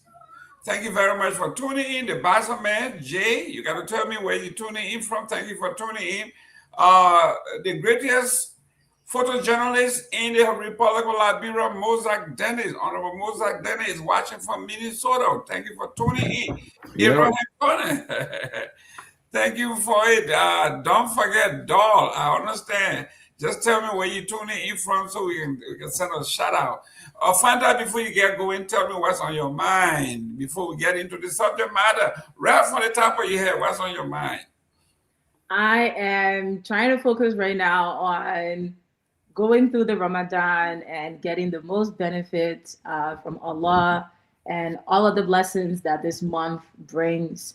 I'm very much focused on that right now. I'm also focused on making sure that I continue to plant my onions and my tomatoes and my corn and my watermelon, yellow and red, and my okra. And I've been monitoring them very, very closely. I'm seeing the sprouts coming up. I'm so excited to continue to monitor them because I'm such an outdoor gardening person. It just brings me so much joy. And so I'm really focused on that right now. So completing the Ramadan and praying for our nation, praying for our brothers and sisters, and just praying for an intervention, a heavenly intervention. That is what we need right now. With all of this absurdity that's just happening. So great. I think when you look at this, I think deep down in you, you are part of the rescue mission because the A in the rescue mission, that arrest is agriculture, and you planting okra, bitter ball, tomatoes. You are Joseph Waga's girl. You got that A down pat. I am just a citizen. That's what I am. I don't rely on corporate to feed me. I rely on God and what He sprouts from the earth. Yeah. Thank They you very wish much. they had me. They wish they had me. I know. The Bassa man said he's tuning in from Baltimore, Maryland. Thank you very much, Chief. We got Abraham Connor. Abraham Connor, obviously he's from New Jersey. The Jersey boys, listen, they had a beautiful song. They used to call the Jersey Girl, you know. So now we got the Jersey boys. Thank you very much for tuning. You got to let us know what's on your mind, guys. We want to discuss. We want to talk. We want to talk about issues. Thank you very much for tuning in. I know Flex says he did mention Dr. Peabody name personally. I told him already. The gentleman was here. And he was just upset that when we sit on these shows, we just talk. He said we are not patriotic. We just talk about negative thing about the government. And then he went on. He was naming all the platforms he followed there, and he was naming folks. And I'm saying to myself, Fanta, we just talk about the intelligence is in here. Information Ministry said they got media intelligence, $400,000. So that gentleman was one of those who are on the payroll. Definitely. Getting his share of the money. His job is to follow different platforms and point out those that he finds to be, he says, unpatriotic. You do not proffer anything positive for the country. Mr. Gayman, when he talk about what? We don't do nothing in Liberia. I saw this morning a video of the ambulance that you gave to Riverside some time ago. Yeah, Grandpa Buchanan. You get Buchanan, and unfortunately, he doesn't know me. He doesn't know what I do in Liberia. Oh, he was on you yesterday. He was that Peabody man. We won't let Peabody not here. The Peabody and Kef. I mean, that one of those blind brothers. Maybe he should get to know me a little bit and know what I do in Liberia. Maybe he even benefited from some of the work I do in Liberia. You never know. What did you do to that man, Peabody? Because it's like he was coming. He just knew you, and oh man, y'all should have told the brother I was going to call back, man. Maybe I would have liked to talk to him and tell him what I do in Liberia if he doesn't know me. So when we open our mouth to talk, it's because we have brought genuine change to Liberia and stuff like that. We don't go about displaying it like how government officials displaying yellow machines that are even wearing the yellow clothes and all of that. We don't go about displaying those things, but we do a lot of work in Liberia. A lot of work. We have a caller here. Your name and where you calling from, sir? This is the Jersey boy calling. Okay, the Jersey boy. Go ahead. What's on your mind? A lot, man. A lot on my mind. I'm so occupied that things are just dropping off my mind. But here's the thing, man. The so-called yellow day in our country is pathetic. It's a shame and embarrassment to our nation. Everything that was criticized by this very group of people, they are doing everything in overdrive. It's in total overdrive. At the time that George Weah used to travel, when he comes to the country, you got government officials, ministers go receive him. They criticize it. And now Joseph Boakai, even if he go to Ivory Coast and come back, government minister will go receive him. To the point that they even demand the Army Chief of Staff to be at all political functions. That's appalling. The question about entitlement mentality, that's what the group of guys feel. They are entitled to everything in that place that they should do and nobody else should question it. It's a shame on our country. You got a bunch of rockish people that can't even question the president for using $10 million in his hometown. But they are passing around wearing yellow clothes all around the place, and they expect people to celebrate. They're talking about yellow machines. Those were not yellow machines. Those were vehicles. 15 of them, they put them on the car and parade the street. What a shame. If you brought 137 machines, why are you going to take you to line them up and then drive it in the street? If indeed those are things that you brought. But these guys are just a bunch of rockish people. That's criminal in nature. They are squandering the resources of our country in the broad daylight, and they feel that they are untouchable. That's cronyism, and corruption at its higher level.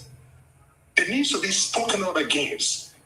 So for them to call on the show talking about people like Dr. Peabody are critical of government, indeed you get reason for people to be critical. It's too sycophantic, you know? But again, I know I don't want to take all of your time, man, but sometimes people are pressed to speak on those issues. Jersey Boy, like, what can we do? What can we do? You know, my dear sister Fanta, quite honestly, it's a good question. But we are at the point that you don't know exactly what else to do. You understand? We don't know exactly what else to do. These are some of the things that culminated into the violence in our country. The cronyism and the violence, you know, the financial violence that was exhibited over the period culminated into the 1980 and, of course, subsequently the 1990 war in our country.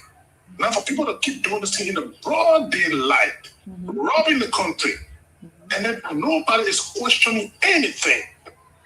And today, they are running behind previous government officials under the guise of prosecuting them when those things are being exhibited in the broad daylight and nobody questioning anything. Yep. Just imagine, a president is telling you that there was a $10 million project in his hometown. If he knew about it, he wouldn't have permitted it. But now that you know, what have you done? Not even a legislative inquiry, nothing. And they're passing around wearing yellow clothes all around the place like some kind of funny people. It's sad, man, guys. So, Fanda, if you ask a question, there are a lot to do, but honestly, I can't lay my hands on it right now because I'm completely confused and flabbergasted. I don't even know exactly how to address what's unfolding in our country right now, my dear sister. Yeah, I think flabbergasted is the right word. It's not even confused or any of that. It's just flabbergasted. Like, that's what it is, because we're truly at a breaking point. We're truly at a breaking point, and if we're not careful, even though we talk about, yes, we don't want a repeat of 1990, we are very close to that, because you can only defile a child so much before the parent puts your house on fire. You can only steal from a civil servant so much, and while you're enjoying chicken boom and they cannot even find dry bunny or cannot even find buka to put in their food before they like jump your fence. But to the point, my dear sister, just a few days ago, look at the condition of the Phoebe hospital. That's a hospital that today you have a deputy minister of health together with the senior senator of that county, Bone County, Prince Moise, stage constant demonstration under the guise of you harmonize my pay, I will harmonize your vote. Look at the appalling situation of that hospital. You got one medical doctor at that hospital, and then they allocated $2 million in the budget for that hospital. Today, and you're telling us that the hospital is in a dilapidated condition to the point that the employees of that hospital station demonstration telling them they're going to lock the hospital down.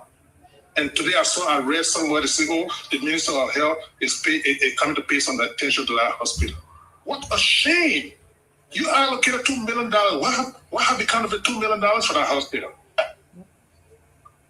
So this is the problem here. And when people talking, they put you as an enemy. Sometimes they try to confront you. They call you names. But that's the reality of things over there. Thank you. Listen, Fanta, you say, what should we do? I think we are doing exactly what we're supposed to do. Our job is to expose them continuously. And yesterday vindicated you and everybody else that have been on this. Chief, if you could flag this statement for me, Bassaman J, he said this must be a CDC platform. If you could flag that, we have no issue with anybody. No, not that one. Yeah, there you go.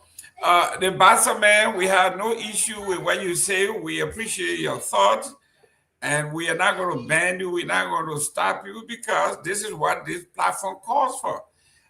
It doesn't belong to anybody. You can come out here and say whatever. You can accuse anybody anytime you want. Even if you want to come on board to be a panelist, come on. We'll take you on and make your case. But don't hide behind some fake face called Bassaman J. And you come here man, don't be Twitter. Don't be a Twitter finger. Pick up the phone and call. Talk to us. That's right. Come on here and make your case. But this is what we are talking about. We talk about abuse of power, abuse of people. Today, the Minister of Education fined St. Teresa Convent and banned Christopher over the school performance. I think Doc and Fanta, I don't know if you are familiar with this grotesque event that happened on the St. Teresa Convent campus. And it was so appalling that a mission school, it was so embarrassing the ministry had to get involved. It said the Ministry of Education have fined St. Teresa Convent Catholic School $500,000 Liberian and banned the popular Liberian artist Christopher. They changed from performing at all school-related events nationwide for the rest of the academic year, citing indecent exposure and the breach of child protective standards during a campus program. In a statement issued Wednesday, the ministry said a review of the February 7th event concluded that the performance included inappropriate conduct before students and reflected a serious lapse in supervision by the school authority. Dr. Peabody, when we are talking about protecting children, where little girls are being raped, where boys are being sodomized. This one, the education minister, I don't know whether they even have a code of conduct from which they can produce some serious punishment. I don't think they do because she didn't cite any code of conduct. Jeff fined St. Teresa Convent, as usual, fine mean they're looking for money. But ban the performer, the young man who was on there asking the little girl to do some crazy stuff. He called it entertainment, denigrating our girls. Somebody's daughter, I think she might have been like 14 or 15, I stand to be corrected. And the parents of these kids, I don't know where they are. And this fool on a religious campus. On a religious campus. Doc, yeah. The ministry come down.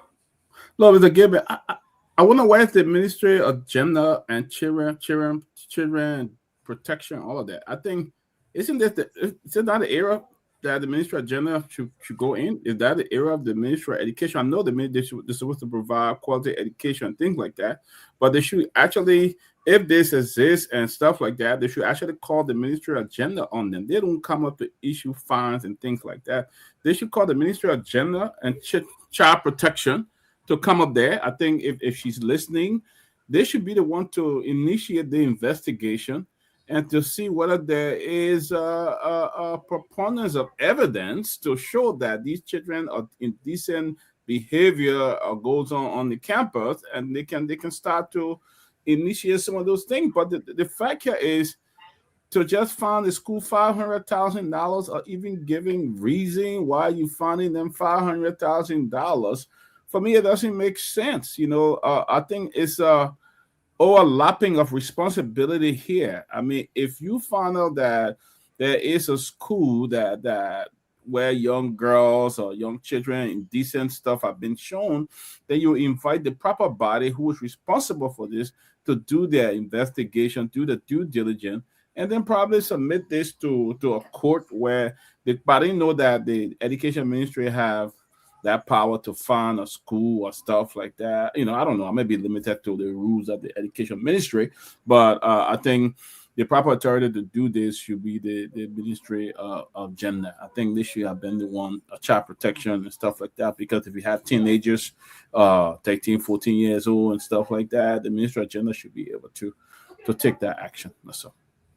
Fanta, it says here the ministry further disclosed that the school administrators were invited to a formal scheduled meeting regarding the incident, but the school they didn't show up.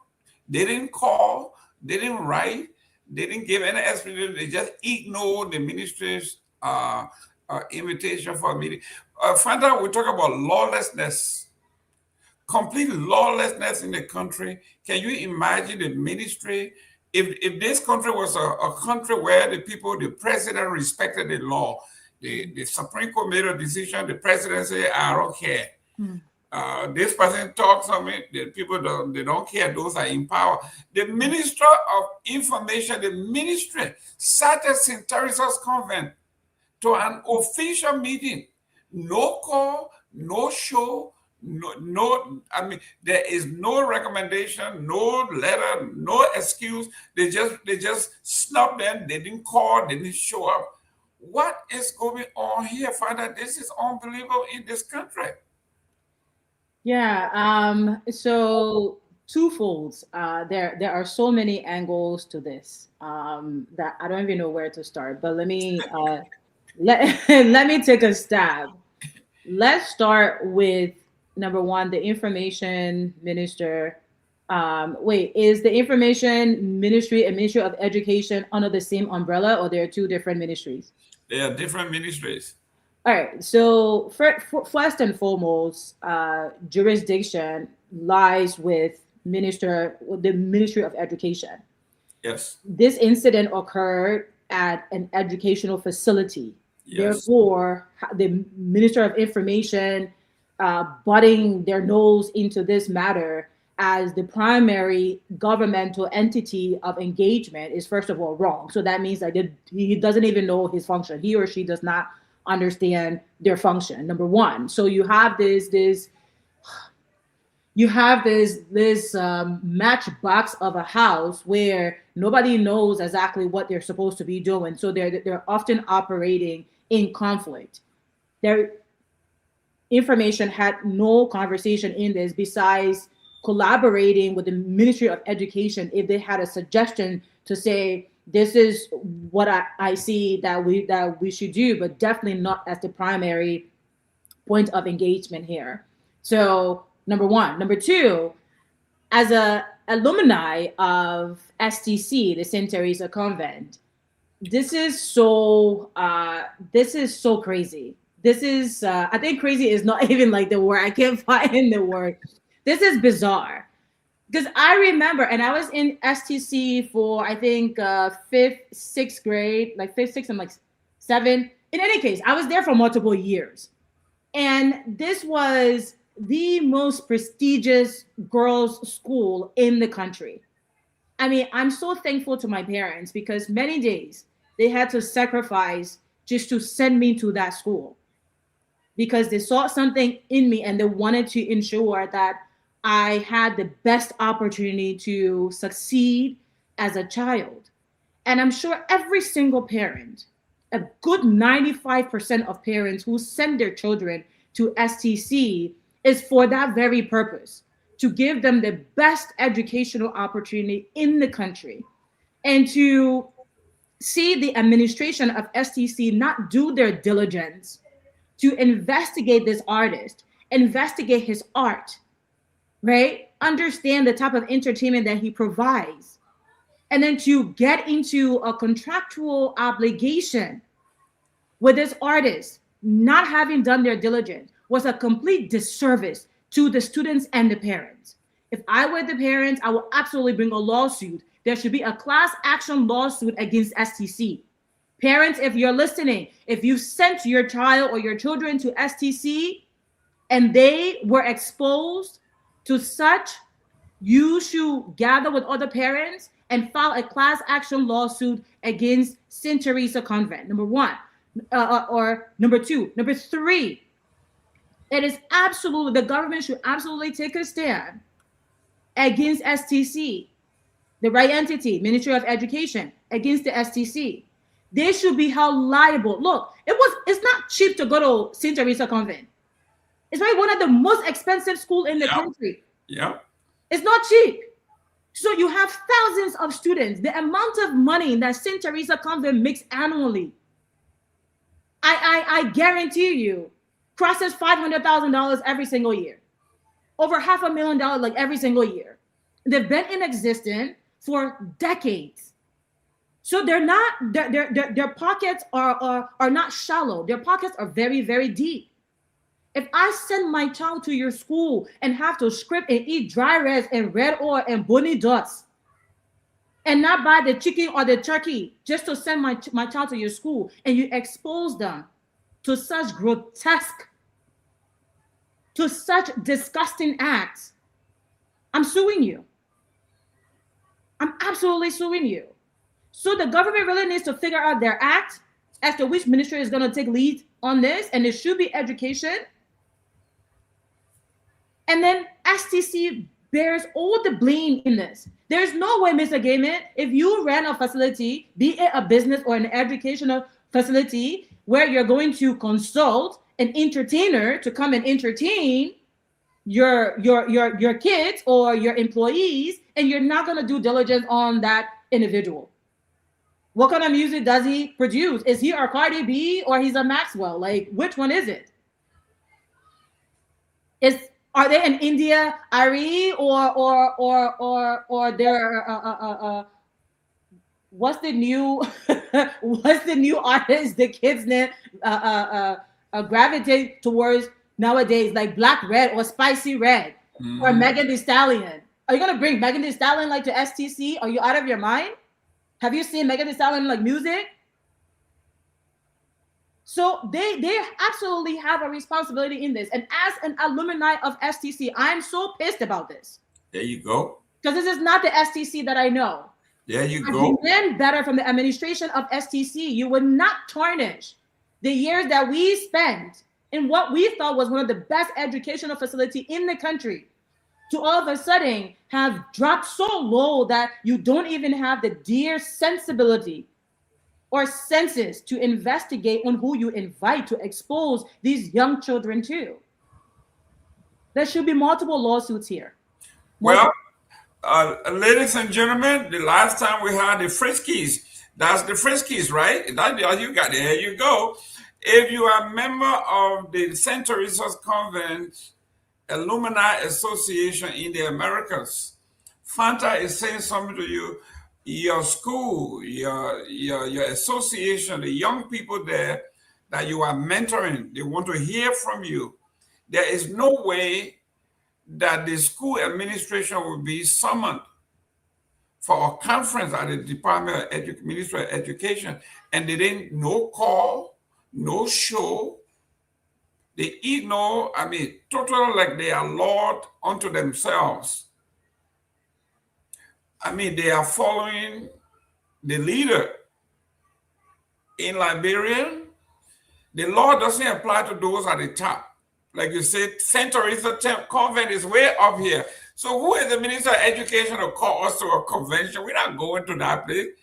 The same thing, the executive, the Supreme Court said, you are wrong, you cannot remove the speaker. The president said, who cares about the Supreme Court? Exactly. So if the president does that, why can't St. Teresa, Dr. Peabody, you are a very good friend of the St. Teresa Convent Alumni Association. Fanta just mentioned as a member of that group, she is demanding that you guys do something. Those who are members of St. Teresa's Convent, talk to me. This is serious. The Fanta alluded, it's a beautiful girls' school. When we were growing up, they had some of the finest students, smartest students. If you look around Liberia and America, most of them are doing this very well. Most of the alumni are doing very well. Listen, there were two schools, St. Teresa Convent, St. Patrick's. Yeah. Everywhere you go in this country, you will run into one of the great school. They graduated great people. I think they need to do better. They need to do better. But I think the government also need to exercise restraint and ensure that they do the due diligence before to just come and throwing off fine like that. If somebody did not show up for a meeting, it's not a ground for fine. You got to do your due diligence, take time and spend and invite them and have a conversation. All of that. Liberia don't have enough schools. Liberia don't have enough good schools. and put in school that St. Teresa, finding them and trying, it will be difficult because if they can't pay, the next thing, what are you going to do? Close the school down and stuff like that. So I think they need to find a means of talking to them and trying to see how they can, but our convent has strict rules. I think, I don't know whether they still do, but it has strict rules. You still have some of the sisters that brought that school, like Mother Mary Lorraine. I think she's still around, and some folks are still around. So it's about giving them the opportunity, talking to them, and let them put things in order. But just coming out and finding school 500,000 doesn't make sense. I mean, that ludicrous to me. So what are they doing? Like, what are some things that they have done to course correct? Has there been anything at all? Yep, there you go. We got to talk so. I'm not sure. But, I don't understand the whole situation, what really happened. I really don't understand what really happened there. What went on, that they're finding them because they had somebody come there and perform, and they were performing. And no, Mr. Peabody, just so it is the equation of inviting Megan Thee Stallion or Spicy Red or like Spicy Black, right? Think about like the most visual twerking like artist to like, or girls. School, a young or girls school under 18. Yeah, and for entertainment. Maybe with the kids who suggested that. I mean, in Liberia, doesn't matter. You cannot send your daughter. In Liberia, you have people who are 18 in high school. So no, but still, that's not the point. Listen, Dr. Peabody, the school is. Let me work on Victor now. Victor, you are a Catholic man, and we are coming down on St. Teresa's Convent and administration for this monstrosity of social morality, social deviant. Social morality. But listen, it is good to be with you guys. I've been monitoring some of what you're doing in the back. Thank you very much. It's good to be joining you. I think what we're witnessing, maybe the St. Teresa's Convent is partially responsible for this, but I think this is a lack of supervision by the Ministry of Education. I think you remember back in December, there was another performance by, a little person, I think in the Broadville area, and the school was called, I think, the Institute of Prayer, House of Prayer. I think that was the name of it. But you had this guy scantily clad in tongues, right? And you had kids sitting there who could have been, 5-year-old, 7-year-old. He was parading, and carrying on and dancing. I don't even know what became of that. And so today it is St. Teresa's Convent. I think tomorrow is going to be another institution. I think $500,000, which amounts to around $2,500 US. I don't know what the regulations are, but I think these schools are out there pretty much on their own once they get licensed. I think there are no standards to uphold. I think nobody is keeping tabs on them to see what they're doing. I mean, especially since there is something I can understand it's been one of the schools of pride around the country. A lot of good people came out of that school. But look, this is part of the problem. We're talking, every day we come here. Most of the people right now who are running things in Liberia, most of these people have fallen short on a number of things, including even morals. They call themselves wartime people. I don't know who runs St. Teresa's Convent. Yeah, it's a private institution, it's a Catholic institution, but still, it is operating on. It should be operating on the guidelines of the Ministry of Education. So I put that on the ministry. I think throwing out a $500,000 fine. I think that's a joke. So I don't know. We'll see what happens, but I can bet you something like this is going to happen, and pretty soon as well. But let me come back to the yellow machine. I know you guys talk a lot about it because I've been tagged by a number of my friends today. Everybody's wearing yellow. Isn't this the saddest day? Where's your yellow? I mean, I was thinking about looking for my yellow. Then my brother Booker Nagbe came and took my yellow. So I don't have yellow.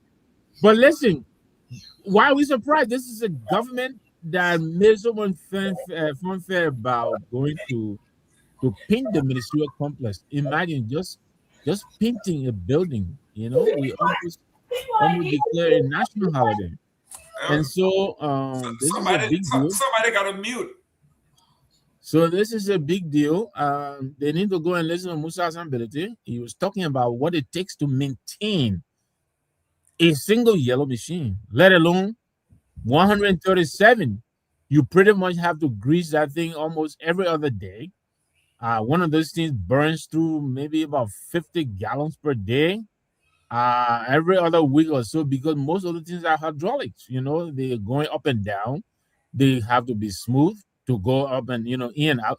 It's a lot, you know. And somewhere I heard, I think BJ has already putting over $4 million, you know, to run this yellow machine board.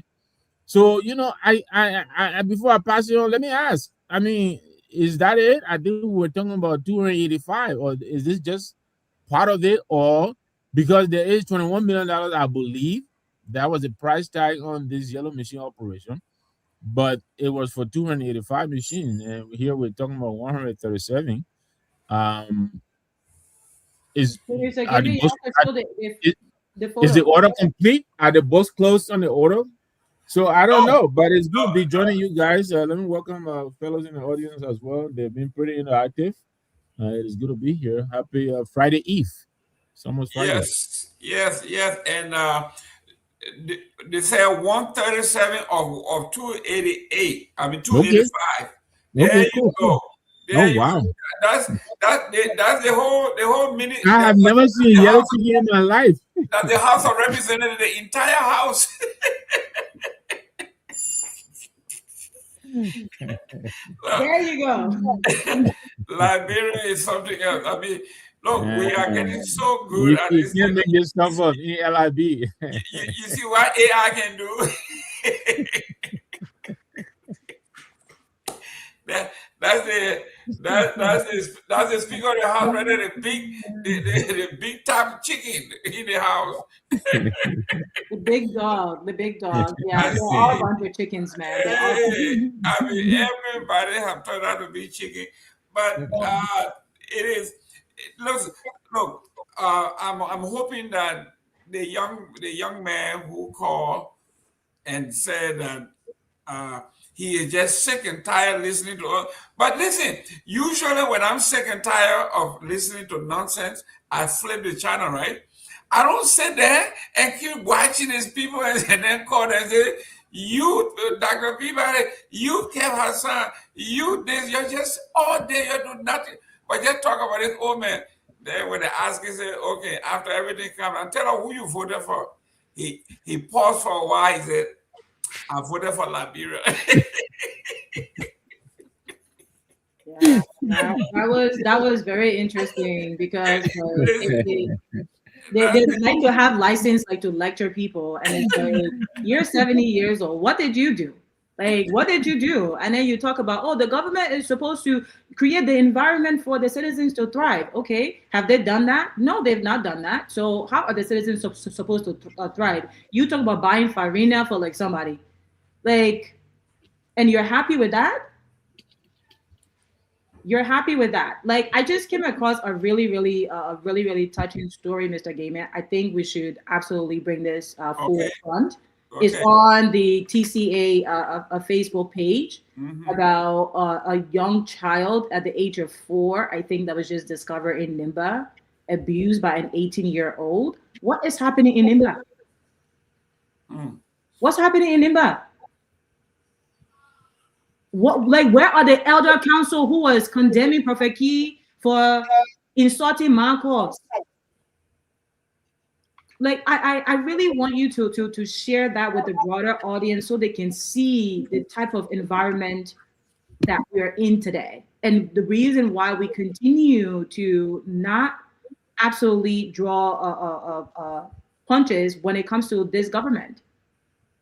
I really want you to share that. It's a bit disturbing, but I think the audience have to get a sense of understanding as to why we are the way we are, or why we are very critical of this administration. Wow. This is a pattern. What is happening in Nimba? We're not picking on Nimba, But it just so happens that it is happening and it keep happening in the same spot. Yeah. So if you are from Nima County, this has nothing to do with the county. This is just social deviance at its worst. A grandmother decapitated 3 of her own grandchildren. And before that, you saw the magistrate. We talk about the magistrate sexually abusing somebody, the magistrate of all people. Then we saw a 27-year-old man abuse a 3-month-old baby, sexually abuse a 3-month-old baby from district number 7. I know my friend and brother Victor Nagbe is a Nimbayan. He got Nimba green card. So well, look, I got Nimba blood running through my stomach. It's only through my stomach because my wife is from Nimba. Well, let me say this, Jerome. I understand Nimba has been in the news lately, and the frequency seems to be alarming. But I tell you, the statistics are that the largest portion of the rape cases are occurring in Montserrat. Yesterday, when we Googled this, we came up with, I think, 2,759 of those 19,000 or 1,900, I believe, occurred in Montserrat, but 68 to almost 69% of that. So, yes, it seems to be popping up a lot more frequently in Nimba, but this is a national problem. And this is just from 2024 to now. The question is this government giving this matter the attention that it deserves? I think those are some of the questions we need to ask. Why does it seem to be occurring with no fear of consequences? Why does it seem to be occurring so frequently? And what is being done? I think that people are watching, they're listening to the news, and they're seeing people of means, people of consequence, people with connections, with the UP connections. They go to prison if they do, because we heard some of them go there and in the daytime and go home and sleep and come back to prison. But the question is, people are watching and no example is being made of anyone by the government, it appears. And so people don't feel deterred. They don't have a reason to be afraid. They know we'll talk about it for a day or two, and then something else happens, and we move on to the next story. But and the gender ministry, I believe is Fanta or Dr. Peabody, who was raising, this matter with the school. But I think this is also part of their responsibility. I think they've been too silent on the matter. I don't know exactly what they're doing, but it looks like when the big people do this thing with Mago Aid and we come out and give them clearance, then why is it that the little guy in the village, who knows, maybe for an area of maybe 2, 3, 4,000 miles or whatever it is, there might be only 1 or 2 cops that they know these things, and so they're there on their own. And usually these things happen, we are reactive, and so those are some of the questions I think we should be asking. What is this government's plan to stem this out? Because almost every week there seems to be an average of a rape case per week, and I just don't know if anything seriously is being done about it. Talking about the different counties, I bring to you, ladies and gentlemen, my representative from Grand Bassa County. Look at him. Look at my representative. He wore a yellow suit and he riding on the machine while the machine is on the truck. And these people took the day off and they will get paid by our tax dollars.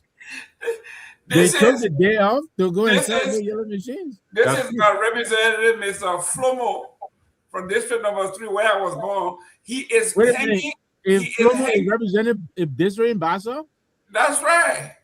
I mean, Musa Benene told you, if you want to live anywhere in the country, the least prejudiced people are the Bassa people, whether you Flomo or you wherever. Once they like you, you were born there, you live there, they will elect you. And this is what we did for Flomo. And look what Flomo did for us. Froma is not only praising the yellow machine, dressed in a complete yellow attire, but he's hanging and riding while the machine is on another machine. Disregarding his own life. He's hanging on the machine in a yellow suit on the yellow machine on another machine. This is how ridiculous our people are. This man sitting in the house representing us. How he saw a yellow suit or in such a short time. Some of those suits, they're renting them to return them tomorrow. No, find out and say they close down the shop so that he on his own now. Yeah, they're all really on their own. And I want to go back like to this epidemic, because that's what truly it has become. And Mr. Nagbe, I heard you mention about 2,000 plus. The number is actually 3,800 plus rape cases annually. And the average per international reports is 9 documented cases a day, and 70% of that are children under the age of 18. This was documented extensively by the UN, is documented extensively by the U.S. Security Department. It's called the OSAC report. You can look this up. This is documented by other international partners. They ranked rape the most violent crime in Liberia. The most violent crime in Liberia. So you think of other countries, you think maybe murder is the most violent crime or bloggery is the most violent crime. No, rape against children is the most violent crime, period, in Liberia. And last time when the IG was here, I asked him to share his crime report. And he said he was going to share that because he was contesting that. And I said, please share your crime statistics that you have, because this is from our international partners who have much more resources to do extensive data mappings, to gather extensive intelligence on this subject, because they do business with Liberia. So it's very important for them to understand what type of crimes occur in Liberia. And if they can rank rape to be the #1 violent crime, and you're telling me as the IG that cannot be the case, then where is your crime statistics? Where is your crime data? I've yet to see that. I don't know if any of you have. And so we're seeing every single day the ramp up of that. It's no longer even just mere rape. It's either gang rape. There was a young girl just a couple of days ago that got gang raped, drugged, and gang raped. Now we're talking about like a 4-year-old. A few days ago, we're talking about a toddler. The reason why I mentioned Nimba, Montserrat is the highest. You're correct about that. I mentioned Nimba because Nimba, I believe, like is the second or so on that list. I mentioned Nimba also because recently, when this whole freedom of speech, what they purported as freedom of speech case happened with Prophet Keys, you had the Nimba Elder Council saying that even if the court did not prosecute him, they were going to summon him. They were going to prosecute him. So I'm calling on them now. Like, can you prosecute? Can you summon the people in your community who are constantly involved in the violation of children? If the Montserrat Elder Council had made that statement, I will be calling on them like right now. But specifically, and I believe this was reported in Front Page Africa. So again, public information.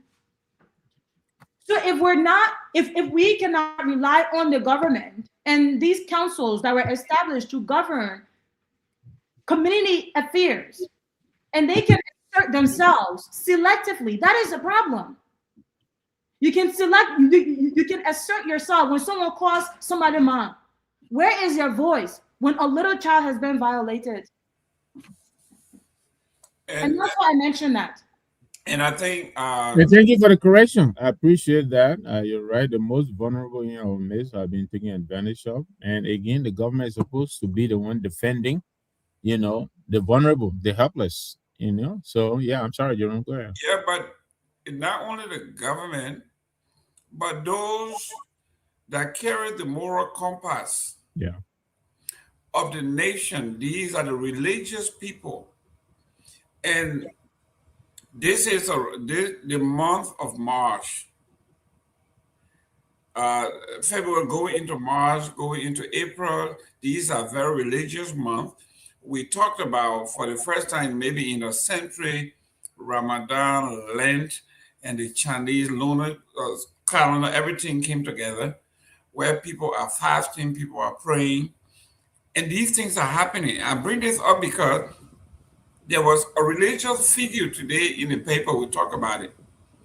Bishop Brown praises the Supreme Court ruling against Prophet Key as necessary step to curb vulgarity in the public space.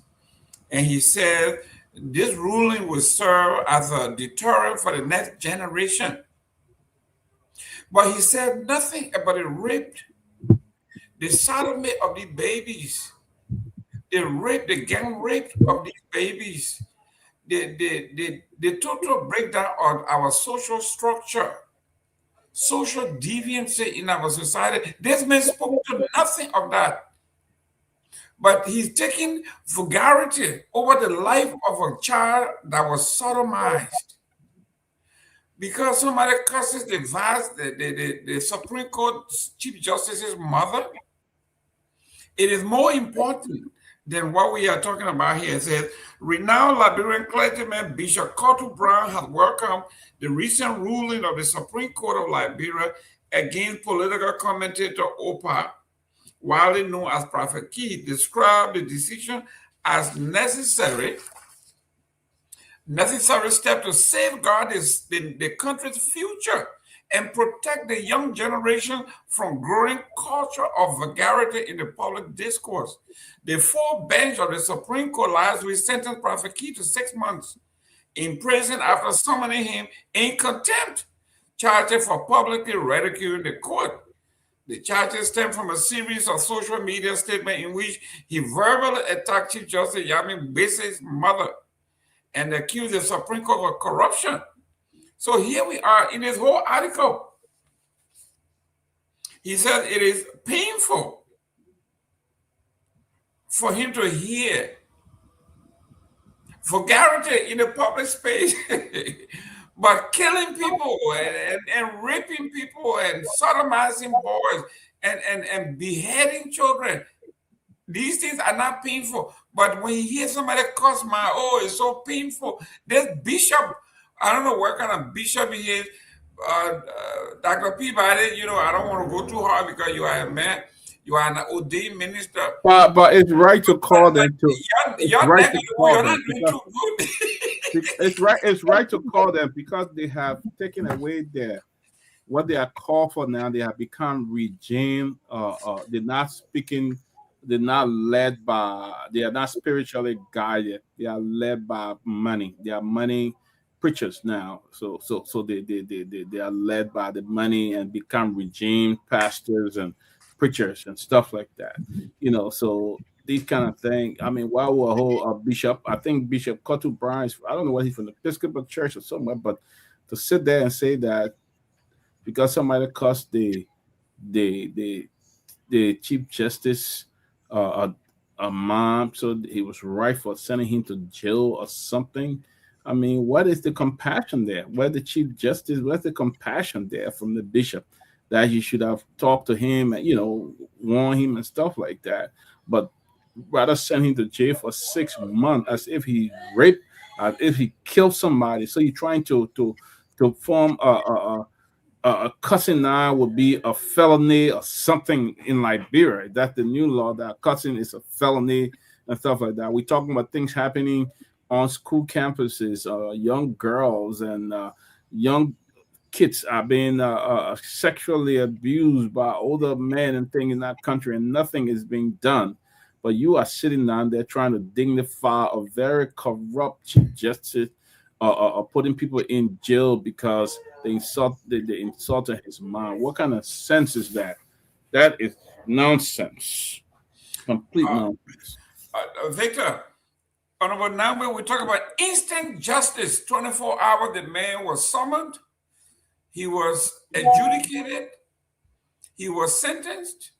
In 24 hours, where in the world in Liberian history have I ever seen when they say swift? What is it? What kind of justice? I don't know what a jungle justice, but I've never seen any justice. 24 hours. Sarah Dopoh is 5G justice. That one more than 5G. I'm telling you, how do you summon someone? Okay, accuse them, indict them, adjudicate them, and then sentence them within 24 hours. And then someone like Victor Nagbe said, yes, they may have broken all the rules, they may have violated right, but they just had to do it, and we can sacrifice the Constitution, but this one we had to do it. Victor, you still stand by that statement? Not only do I stand by it, I'll repeat it again. I didn't say it like you said it, but that is the essence of what I was saying. Look, I disagree with the process, but I agree with the consequence, the outcome. And I say it this way.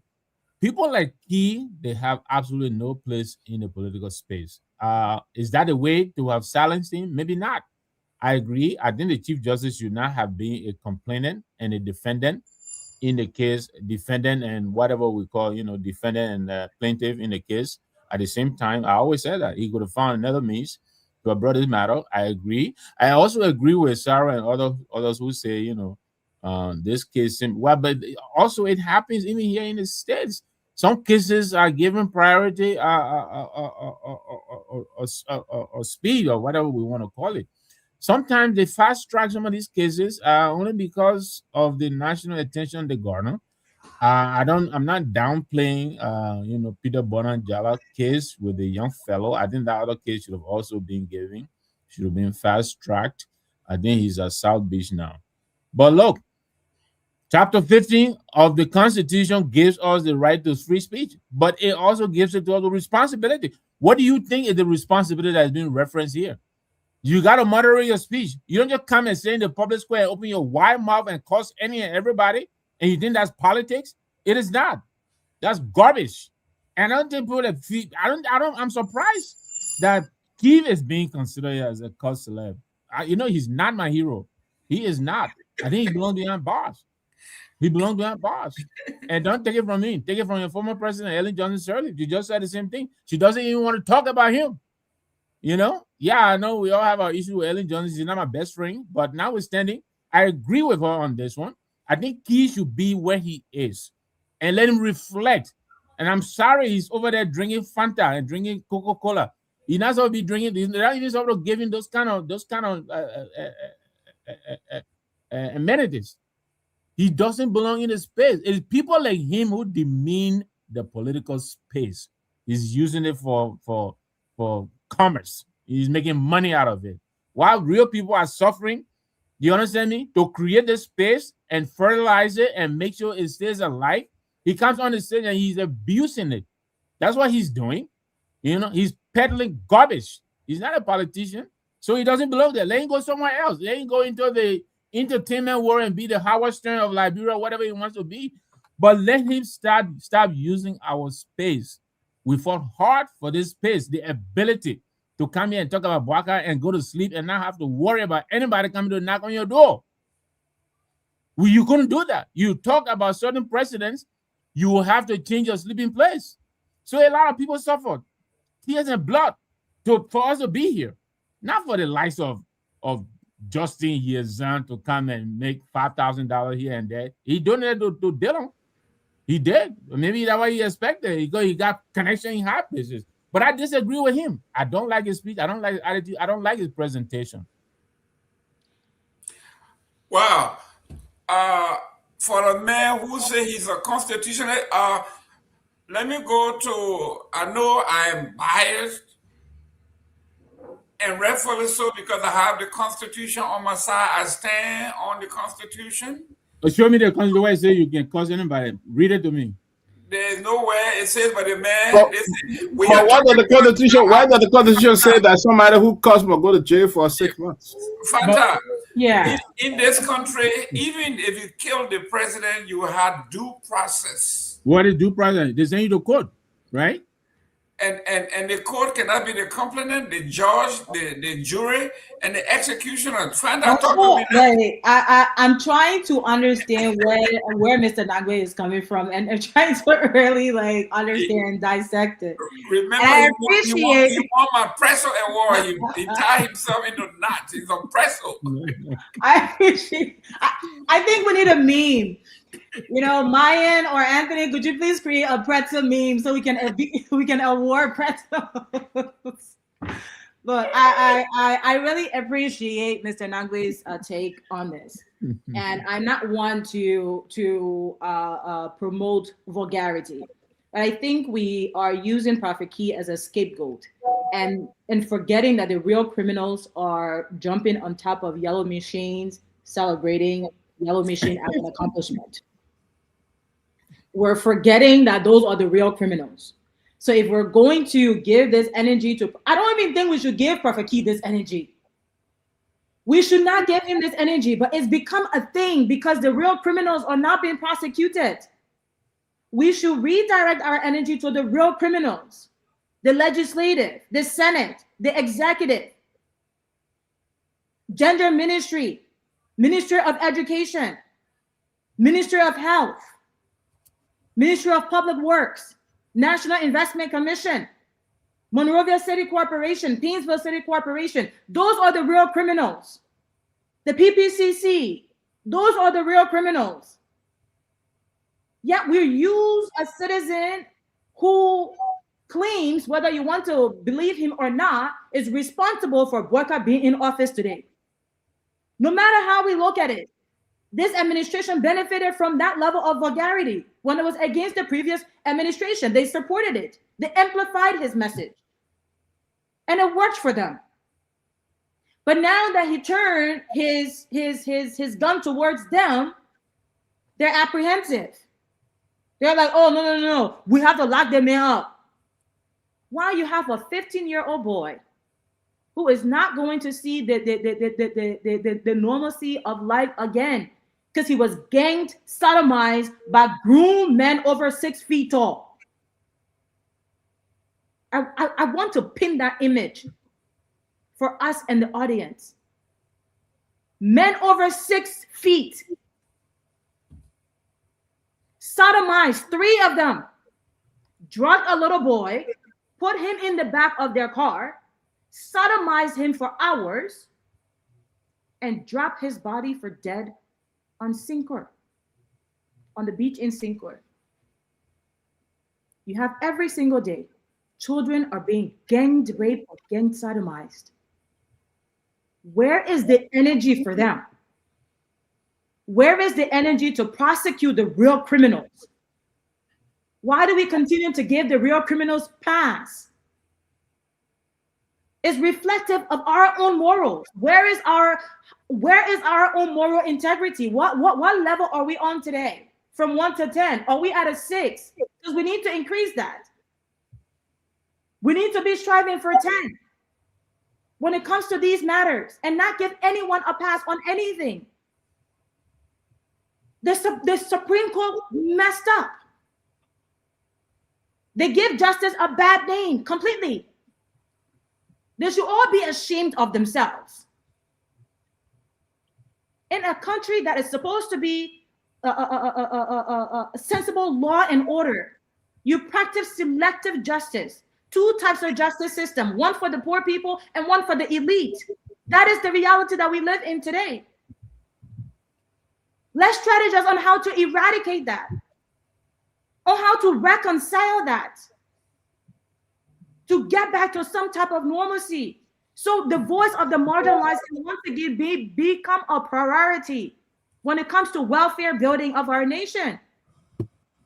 Instead, you have these buffoons, bunch of chickens and sheeps, followers, going through mental psychosis, completely debilitated, do not have minds of their own, do not have spines, not one of them, to stand up when the most vulnerable in our society are being violated. We cannot give them a pass. We hold their feet to the fire. That is what we do. If we are serious about transforming this nation into one that we can be proud of. Absolutely, absolutely. But let's get to the constitutionality of what we are talking. Let me give you an example of Victor Nagbe. In 1992, Uncle Luke Campbell and his group, 2 Live Crew, were put in jail for singing a song and their album called "As Nasty as They Want to Be." They were arrested and put in jail. They say their songs were too graphic and sexually explicit, and the court said the song was so nasty that it was legally obscene, and they were grabbed and put in jail. And he said, they put me in jail for singing nasty song. And then the appellate court says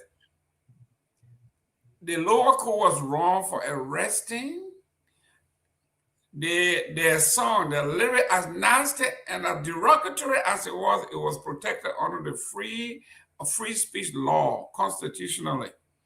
So Luther Campbell and 2 Live Crew was free, and they became the face of rap music and free speech under the U.S. Constitution. As nasty, as bad as it can be, they are singing, they offend you, so be it. So, Mr. Nagbe, we have precedents here where the folks are saying, listen, man, you can cuss, you can do whatever you want to do. If you don't like the song, turn it off. If you have daughters, make sure they don't go there. But you can't grab the people and just put them in jail because you don't like their song, you don't like what they are saying, they are cursing and using vulgarity. You can't put everybody in jail. You can't do that. So why are you saying that you just grab this man, put him in jail without due process of law? No, I disagree with you that there was no due process. I mean, how lawyers representing him in court, you had advisors like yourself. You were advising him right here on the channel. Hold on now. I pay attention to you. Let me hold on. So he had due process. He was given due process. Look, this is a loss for Liberia all around. You understand me? I think did Prophet Key have his lawyer? Yeah. Didn't he have lawyer? He had advice. He had he had no lawyer. He didn't have lawyer. The Supreme Court gave him one of their lawyers. Exactly. That was the lawyer. I mean, the man get Dylan $5,000. He ain't get lawyer. I don't know whether $5,000 or $2,000. You were looking for a lawyer. The court, I want to put a man in jail, gave him one of their lawyers so you don't go. And check out this irony, right? He took his wife with him to go to the wife cousin, to go on a wife cousin case, my cousin, woman cousin case. Look, the first lady was there praising him too. What's up with that? What's the first lady of the Republic of Liberia? Of the Republic of Liberia had Prophet Key on her campaign team. So what that is the twisted society that Fanda is talking about that we have. Look, I'll tell you this, right? I don't think woman cuss, you understand me, and my cussing, all the things, I don't think that's protected speech. That is not what the Constitution meant. That is not what it meant. Now, he did raise some case, some issues, the corruption that he's alleged about the Chief Justice, compromising the legal system by taking bribe to build hotels and all of that. That's a legitimate case that he could have made. But I think his presentation doomed that case. His presentation stepped all over that case. Prophet needs the Supreme Court decided to sidestep that one. They wanted Marcos. That was Marcos was more important. But look, I am hoping, and I understand he wrote a letter of apology to all women and everybody else. I hope he meant it, and he's gonna come out on a behavior bond. And if he dares to curse anybody else again, they will trigger that bond and he will go back. Jerome, I'll be honest with you. I agree with you. I think the process was wrong. I keep saying that. I think they're going to find a better way to probably to rehabilitate this brother. But this guy is cancerous. He is no good for the political space. The likes of him. His presentation is totally unacceptable. And he knows no limits, no bounds. He curses any and everybody. Victor, how a Prophet Key harmed the country compared to people who are stealing $20 million like a lot. He harmed a lot of young minds. A lot of young people who see him as a role model. And they follow him. Look, Mr. Gayman, Prophet Key did not. $40 million, they didn't do much harm. Prophet Key doing more harm to the country than $50 million the year. Look, Mr. Gayman, look, Prophet Key did not cause any single harm in Liberia. He's just a rude man and he curses. That's all. He didn't hurt anybody. His curse did not hit anybody violently or brought any kind of pain, physical pain and stuff on somebody. He's just a rude man who uses profanity all the time. That case should have been something that nobody pay attention to show how irresponsible that Chief Justice is, and not you got a lot of cases. You are a man of the club. There are a lot of cases around that invited that man on the docket. You wasting your time and punishing somebody because the person is cussing, he will go to jail for 6 months. Then you bring the person in front of the court. You give him zero chance to file an appeal. What kind of law is that?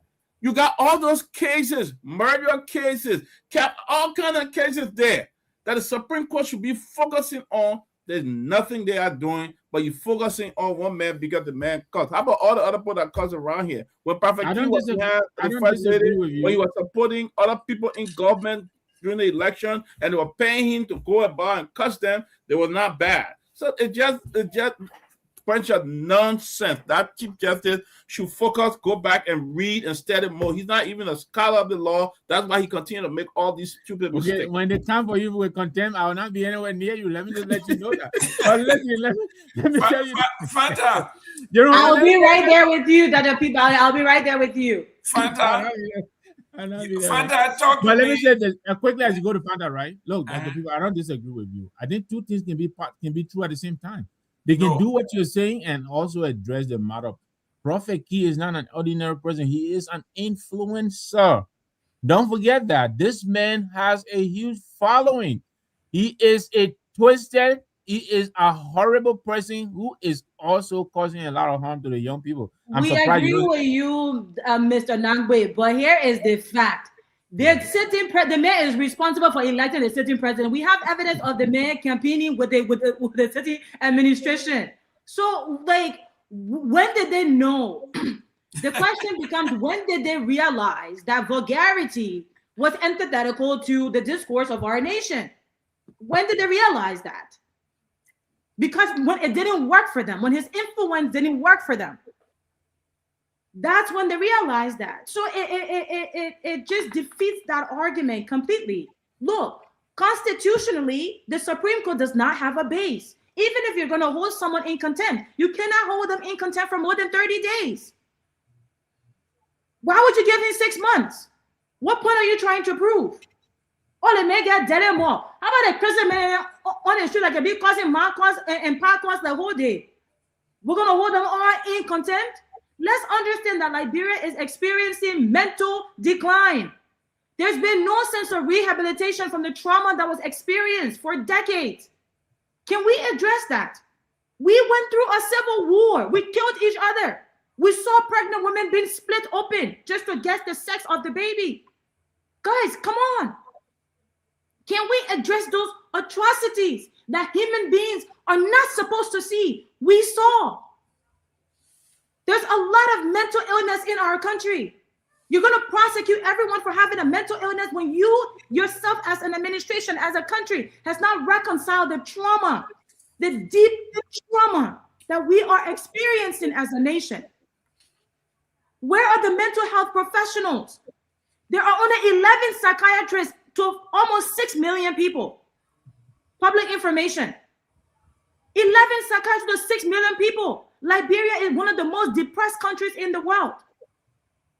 International report just released this. Please Google it. It's public information. There's evidence that the mental capacity of our nation is in decline. The people are depressed. They're frustrated. Where do you expect a frustrated man to go when he has no outlet? He often reaches for the most grotesque thing. Is it normal? No, but we're not operating in a normal world. We're operating in a deprived world. We're operating in a depraved world where you have a bunch of deviants and sycophants and greedy son of a guns who are only interested in what goes into their bellies. Where is the pride for nation? Prophet Key is a scapegoat.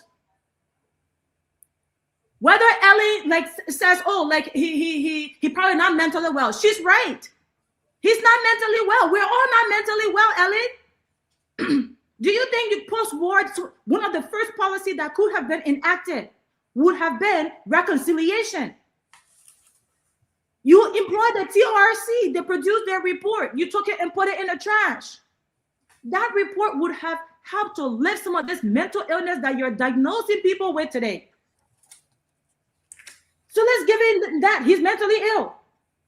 What are we going to do? Can we focus on the backlog of cases, of real cases that we have? This would have never been an issue if they would have not prosecuted him for 6 months. That's an abuse of power. No sensible nation does this, only to prove a point, because their pride, their ego have been attacked. So their ego being attacked, it's more important to rectify, to say, oh, I will show you, than a child being ganged, raped by an adult. Than a child being decapitated due to mental illness. Like, can we actually speak about the issues bluntly and directly without giving these people passes? We agree. You say he's mentally ill. But what happened to the NSA director who father worked for your government and was involved in rape cases that got swept under the rug and then ends up sodomizing like a boy? What happened to that? None of them have taken responsibility for the decline of where our nation is today. None of them. The last 2 decades have just been a complete Wild Wild West for Liberia. We cannot change course, or we cannot course correct until we disrupt the current system. And we should not be nice about it. We should not be nice about it. Well, ladies and gentlemen, put in this on the comment section what's on your mind. We are on fire. A few days ago, we spoke about a documentary by ProPublica about who funded the war in Liberia. How did the war come about? Who are responsible? Those who funded the war, benefited from the war, and they are now standing here talking about these people should not be in society. On that, Senator Amara Conan, presses Senate on War Crime Court, say history with George the 55th legislature. He said, Bapulu County Senator Amara Conan is urging the Liberian Senate to move from symbolic support to concrete action on long-delayed war and economic crime court, warning colleagues that the 55th legislature will be defined by whether it advances justice for Civil War victims or allow the process to stall. In a communication read Tuesday, 24th of February by Senate Secretary Nambulu Singbe, Conan called on the plenary to summon Justice Minister Oswald Tue and Dr. Councillor Jala A. Babu, who is the Executive Director of the Office of the Establishment of War Crime Court. This is what we are talking about, Fanta. Somebody is a lone voice saying we should not look at the War Crime Code as only a War Crime Code, but it is in defense of victims. We are talking about victims here. Yeah. A man, we talk about Prophet Key, who says the highest level of education he's been to was maybe 5th grade or 6th, maybe. This is a man who is traumatized. The state never educated him. It is the responsibility of the state to educate its people. Mm-hmm. The state failed this man, and the state is persecuting him today.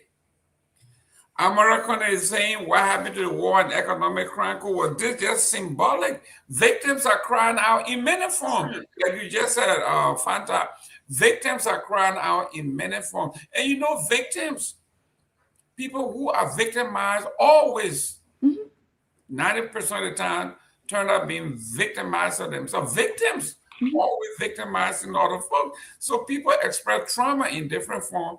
And Amara Conan said, until we can deal with it, the root cause of where we are bound to repeat some of these things. And Fanta, you got a point there. Our society, until we deal with these issues and hold people accountable, we are in a vicious cycle. Those who have the will and the ability to steal enough money to run away into foreign land will do so at the expense of the poor. This is what Amara Coney is talking about. This legislation, this legislative body, 55th, will be judged on how they define the causes of the victims of this war. Fanta talked to us about victims. Victim, how you know, what can we do? What should we do? And talk to us, who are victims? How do you define victims? You know, Mr. Gayman and the audience, one thing we're not understanding how terrible this feels.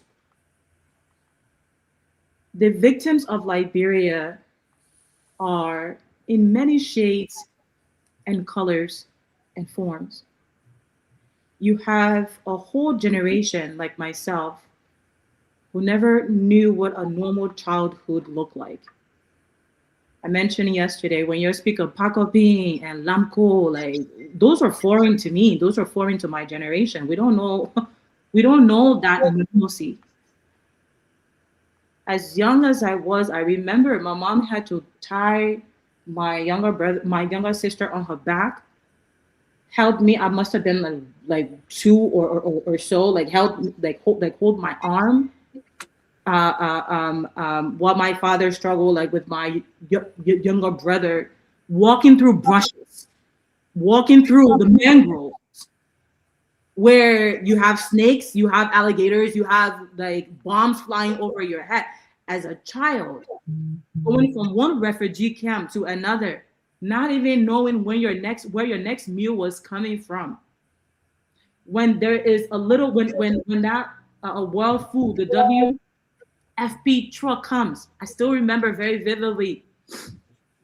They give, maybe if you're lucky, like people fighting for one slippy bag, one bag of slippies, one bag of buckwheat, because you don't know when the next truck is coming. When they cook a little bit, so there are 10, 20, 30 people in the refugee camp will all eat from that one bowl. You're lucky to have one hand as a child. I still remember that. An entire generation was victimized. Entire generation. Millions of us. Then you look at the people who saw beyond atrocities that they cannot even define. People being decapitated, killed. As a human being, you're not supposed to see something like that. As a young child, maybe a teenager, you're not supposed to see something like that. Then there's that generation. Most of them took up arms. You've yet to heal them. They've grown up as adults today, been haunted by that trauma. You've yet to heal that. You've yet to address the generational gap of a generation that never saw normalcy. You've yet to address that. You've yet to address the teenagers who saw those atrocities. You've yet to address the mothers who watched their children get slaughtered. You've yet to address that. You've yet to. My uncle was given alcohol to drink until he got drunk, a Muslim man. And what did they do? They took cutlasses and chopped him into pieces in front of our eyes. You've yet to address that. This level of trauma is not, oh, I had a bad night's sleep and I had nightmare. I'm traumatic from that. There are people still trembling at the recollection of these events. They're still real, as if to say they were yesterday. Where is the accountability when you have someone like Ellen stand up and say, and this information is public. Please don't come after Fanta with Ellen on this. She admitted that she funded Charles Taylor. Where is the accountability? Where is it? Charles Taylor worked for CIA. Where is the accountability from the US government? Where is the accountability? And then you expect the people to act normal. How? How do they act normal? How? What are we asking of our people when we have not provided the necessary resources to cleanse them of these nightmares? Well, Dr. Peabody, let me read this piece. The senator is framing the court above a legal. Oh, just really quickly, just yes. To add one more thing. To add one more thing, Americana has the audacity to stand up, and now all of a sudden it's convenient for him to talk about war crimes and economic crimes. When you sat in the Allen government for how many years as finance minister? You own the country checkbook. You wrote whatever checks you wanted you to. You didn't have the audacity or the energy to stand up about war crimes and economic crimes. How dare you? The hypocrite in you must come to justice. The hypocrite in all of you who sat by and did nothing. You will face your maker. So I don't give him any pat on the back. I don't give any of them any pat on the back. I don't have a child who, because of you, there are people walking as if to say they don't even know who they are because of you. The audacity of you. Shame on you, all of you. Dr. Peabody, to Fanta's point, this is a man who benefited from the loot, got lucrative position, got lucrative contract, used the money, came back into the country, used the same blood money, and bought himself a seat in the Senate, just like all the other guys who are in the Senate and the House. And now he wants to stand on the blood money, according to Fanta's hot take, hot anchor on this, to now claim to be Mr. Pious, saying if we don't bring these guys to justice, then the 55th legislature, Senate, would be considered one of the worst, knowing that his boss, the woman that he's protecting, Ellen, is one of the financier and the greatest benefactor or beneficiary of the bloodletting that was in Liberia. So she's saying we shouldn't give him, he can write all the fancy things he wants. He's writing it on, standing on the shoulders of dead people. But look, Mr.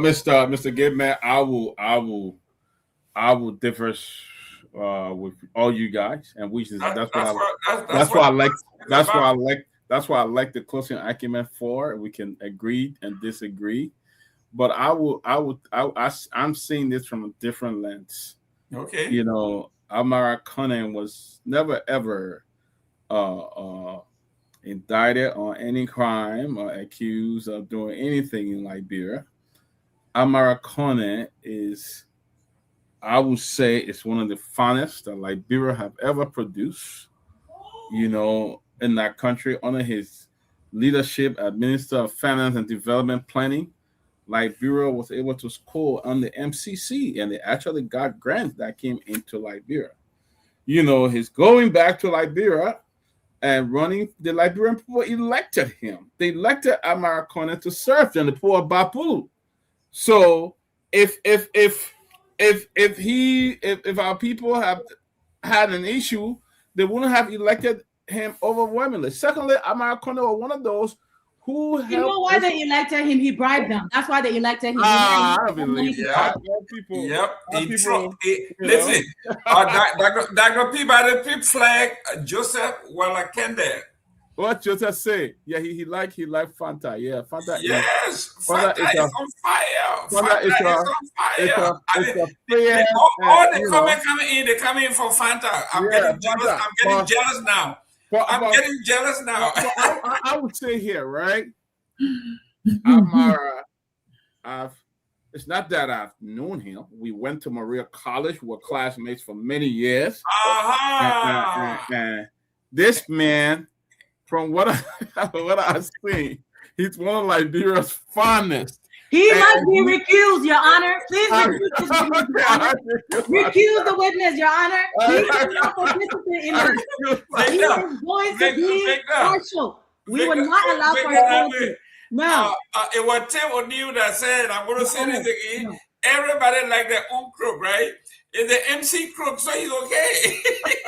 But when you are out in Liberia, what did somebody say from the U.S. Embassy?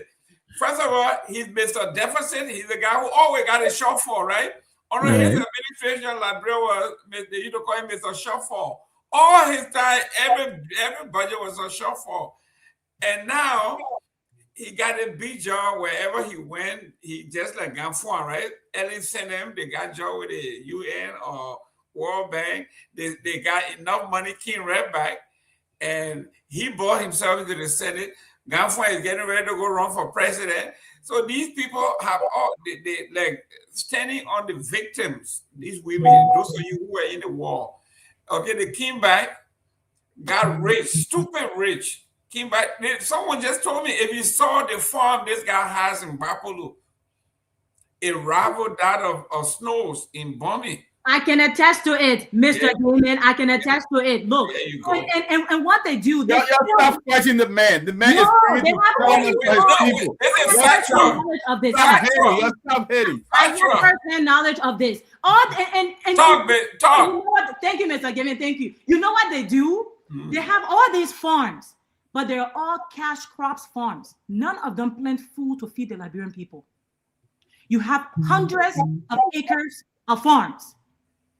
Which one of you are planting rice? Which one of you are planting rice? All you plant is oil, palm oil, and cocoa. Because you know why? And rubber. They export them. And rubber, because they export them. They still are proving to you today. So do not be fooled, Liberia. They're still proving to you today that we don't even care about what's going into your stomach. Our farms are going to be in existence to put money into our pockets, not to feed you. So we'll get ready for you. We'll buy you t-shirts and we'll give you small tea for your scratch card to get on the street and make noise. The people are Bapulu. That's fine, because our children will be chilling in the great United States. The people of Bapulu voted. By bribe. By numbers. In numbers. Yes. Let you sue me. And there was nobody else that could rescue them. He literally camped. He literally camped in Bapulu. This man, not Bapulu. He literally camped in Bapulu, Mr. Gayman, and the audience. He was camping with the villagers. They professed sorry for him, and he bribed them. So what? Look. And this is what I always. The people of Bapulu voted. Do not be mistaken. Do not be mistaken. Kamara is more Liberian than most Liberian. I have lived in Liberia. Like, trust me. There are people like you. This one here, we have everybody coming in for Fanta. Everybody's coming in for Fanta. Fanta has fire. Everybody is coming. Listen, somebody, you're please coming for. Oh, I know who's going to come in for Dr. Peabody. I know who's going to come in for Dr. Peabody. The gentleman who called yesterday will soon be calling back for you. He He said, I know him. He and I from. He said, both of us from Orange Grove. I know him. Orange Grove, no there. Crap, ain't nothing in Orange Grove. He doing nothing in Orange Grove, but everything we're talking about JMB. But that's a good guy. Let him come back. I would love you to come back and talk. You know, I'm used to it. You know, I've been cussed a lot when I'm on Spoon, so I'm used to it and stuff. Amara Corner saying everybody is a victim. He said here, he said for decades, victims and survivors have waited for justice. He said, adding that many senators among us, including myself, continue to carry personal scars of this war. People are coming out gradually. This is good for us, for folks to come out and actually let it out what's happening to them, how they are struggling, how they're going through. A lot of people are victims, even though they may be in hard places. And some of them, to make it to where they are, they went through some stuff. This is what this man is talking about. Yeah. Even he, as a senator, some of these people went through some stuff. Yeah. I mean, look, quickly, let me acknowledge Abu is correcting me here, Abu Kamara. When I said, you know, if Flomo is representing Basso, he's telling me they're Kehleboe in Basso. I honestly didn't know that, but thank you very much. Yeah, yeah, right. That piece of anthropological lessons, Abu, thank you. Listen, he's right about that. No. I mean, it's a joke. It's a hyperbole. Everybody in everywhere, you know, they get everybody living. Every country you go, you find all 17 tribes plus more. Right, so you try to sound facetious here. Yeah, go ahead. But let me come on quickly and also acknowledge when Fanta made her last statement about, you know, the Prophet Key thing, she acknowledged that Liberia is reportedly in mental decline. I think this is what I'm talking about. Yeah. Even though, you know, and I think thanks to people like Key, that Liberia is in mental. These are the people we emulate. But you know, enough about Prophet Key. Let me say this about Senator Connie. You know, I like him a lot, but I think he's conflicted. I think he's having buyer's remorse as well. And he wants to operate in both worlds. He wants to operate in the opposition world and also operate in the imposition world. I think that is what is giving him a hard time. He's struggling, trying to find his voice. He is one of the people who brought his government to power. We will not forget that. You know, and he hasn't done much from his full part in Basso with the retreat. I don't know how he came out of that. I don't know whether he ever returned that money. No. So every time, you know, he will come out every now and then and he will say some real nice things. But I think we still will not decouple him from this government until he does something really significant to let us know that he understands the pain and suffering of these people. He's not a victim. A victim is someone who has been done harm, and sometimes accidentally, or you know, how is he a victim? Somewhere I read he's worth almost $100 million.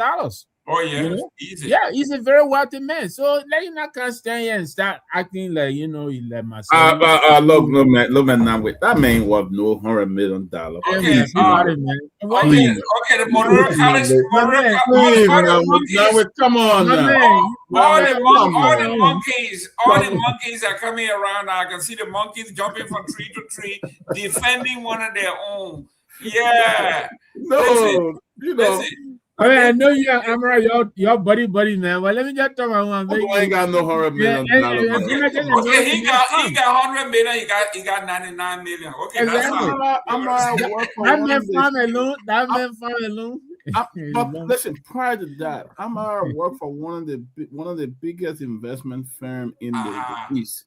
He worked for Vanguard for many years. Yeah. I worked for Berlin. He worked for Vanguard. He worked for the World Bank. Yes. Working really hard. What he did at the World Bank, was he a spy?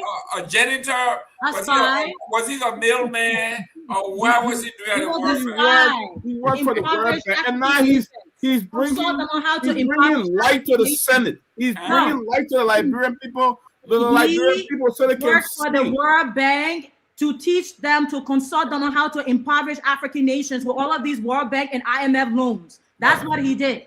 To impoverish African nations. Fanta, I think some of the comments are fun, when I was in New York, when I was in New York, I worked on Wall Street, but nobody asked me what I did. Guess what? I was delivering mail during my work. During the school there days. You go. You can put it on your resume. You work on Wall Street. Yeah. You did. You get on the bike. Kamara is a fun channel. You get on the bike and you deliver the mail from office to office because we're faster than putting in the mail.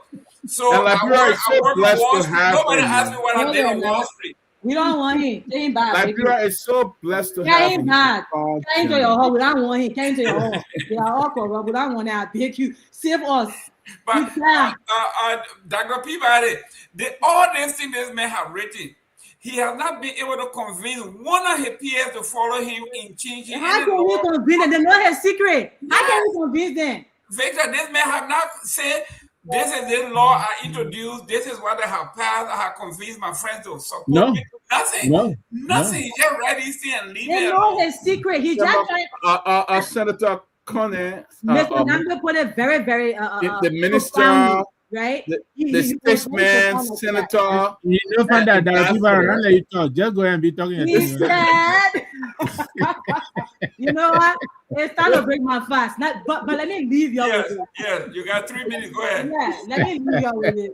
That the people that beg you, like, you know, Kamara, like, is one of those people like who has just lived in both worlds and have been exposed to so many secret rooms in Liberia and secret dealings for such a young age. Because I've just always been very nosy. So there are a lot of people in this government, in the past government, that I know them, they know me. I know them very, very well. They know me very, very well. We know each other, we see each other. But they will never, ever, ever, like, stay in my face and tell me otherwise. So I challenge Amara Kone, who, you know, Mr. Nagbe put this rightly. He's doing their dance right now. It's like wherever the wind blows, that's where like he goes. And he's trying to assert himself away from that world. But you can't. A tiger never changes its spots. And it's not just him.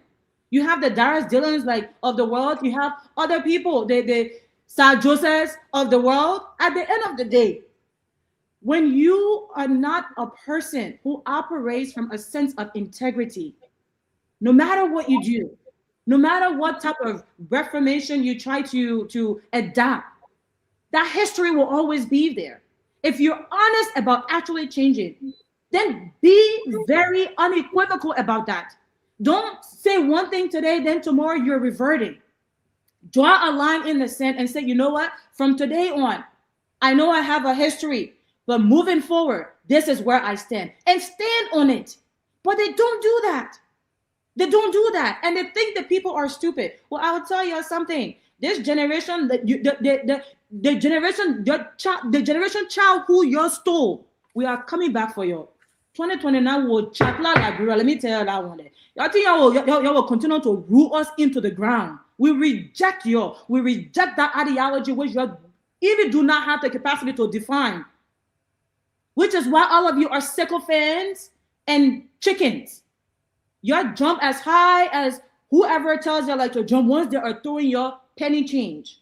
You're used to that. For us, we're not moved by money. We move by integrity. We move by morality. And we'll continue to fight for Liberia and be committed to Liberia first. Not Liberia wish-washy, bunch of bisabole, untrusted people can't stay, won't tell us something. None of them to even dare. None of them. I don't see one of them right now. They're all followers. They all talk one thing in the broad daylight behind closed door. My man, I tell you, just on him. That's all they can do. So low. So low. When I buy, we will never buy. I think he's one of my fondest senators. There are few senators. Thank you very much. Go bring it was so good to have you. This tomorrow. Thank you very much. It was so good to have you. And the queen got to go and do it. Yeah, there you go. Thank you very much for your time. It was great. Dr. Peabody, let's talk about this beef between the vice president and the former finance minister and he made a salient point. The guy, you got to give it to the guy. The guy is brilliant. He said Jeremiah Cohn have now teamed up with Mr. Weatherspoon to launch his bid for the presidency. And by so doing, they are targeting all Liberia's best and brightest. They want to get him out of the way. He says here, Jeremiah Cohn's quest to the destruction of the best and brightest in our generation as his path to political ascendancy. He wants to jail Tue in the CDC and is fighting Gamfwa in the UP, fighting Musa in the CMC, and fighting Edith and Koga in Nimba. If Cohn believes he will lead Liberia, his best bet is the death of the current president, an outcome against which we all fast and pray. Otherwise, leading Liberia beyond Wea and Waika would not be possible, as the progressive forces will have to recalibrate and reorganize to prevent his ascendancy, if necessary. Jeremiah Cohn wants to be president at the expense of everybody else. He's fighting everybody else. And he's using Spoon. He gave an example. He says, when he came out of the courthouse, the photo that was taken, Spoon took the photo, manipulated the photo, make him look bad, as though he was crying to show guilt, poisoning the minds of Liberians to believe that the man is already guilty. So they were able to pick up on that, and he flagged the vice president that, listen, you're playing with the wrong guy. This is not going to work. Your best bet would be to pray for Joseph Boakai to die so he can become president, coming through the back door, but going directly to the presidency. It would be impossible because you are fighting everybody. This is 12 versus Jeremiah Cohn. Look, Mr. Gayman, if it's coming from Tue, then even though he's fed up, if this is coming from Tue. You know, Tue may be in trouble today or maybe in some legal battle with this government, but Tue is a very smart and decent human being. If anybody I heard have ever enjoyed from the Wea government, it was VP Cohn. Tue has something that you and I say out there, but there are instances where Cohn had a lot of opportunities from Tue. Tue gave him a lot of opportunity, a lot of things. And, you know, I'm not trying to get into the case, but you would think that Tue would get the best support from the vice president today in his quest to prove himself innocent, that VP Cohn will be there to provide the kind of support that he needs. But unfortunately, it's not happening. Unfortunately, I mean, to see Tue come out and talk like that, there have to be some truth behind this whole thing, you know, because Tue and Cohn were very close friends. Were very close. In fact, Cohn was, I think, chairman on the finance committee and senatorial finance minister. So you know what relationship or what rapport they built up on that. You know, there are a lot of things, like somebody said, man cannot talk all. But there are a lot of things I heard. There are a lot of things I heard that if Tue were to leak it out, a lot would have happened. A lot would happen. A lot of people would be looked at differently if Tue was to bring it out when he was finance minister. So I think they had a good relationship, and at this time, Tue need all the support. And I think President Cohn should be supporting Tue. In fact, when we interviewed the vice president here in Liberia the other day, I mean, in the U.S., in Philadelphia, Pennsylvania, I asked him a very simple question. I mean, personal question. I said, what's up with my man Tue, Mr. VP? And I won't share his answer here. It's very private, you know. But I thought he would have continue to follow that on the answer that he shared, and they will continue to build that relationship, because I've been in the presence of Twe, and Twe have said nothing but good about Kun. Twe have described Kun, how Kun is a smart guy. Kun, I mean, great thing he said. So I think it's about time that the VP reach out to his good friend. You know, this is the time that a friend needs you. There's a verse that say, Prophet 17 say, friend loveth at all times. And I think they need to demonstrate the friendship and the love for his friend. But Twe have been nothing but good to the VP. And I'm going to say this. Wow. Okay. Liability criticizing Bwakakon administration, alleging concern over rule of law, deepening political division. Liability. Victor, I know, are you familiar with who Liability is and his political quest? No, I don't think I met Lai, and I know of a certain liability in the Musa Assembility sphere, but I'm not sure. He's the son of Honorable Ability. He's the CEO for Truth FM. Okay, so like I said, I've heard of him, but I wasn't sure if it was him, so I never met him. But yeah, I read yesterday. In fact, it was my son who alerted me that one of the Ability families had also declared, and from the way the story was written, it looks like this is not going to be his first time running for office, but it looks like he's joining in for one of the districts in Matsurato. I think District 4 or 2. I'm not sure.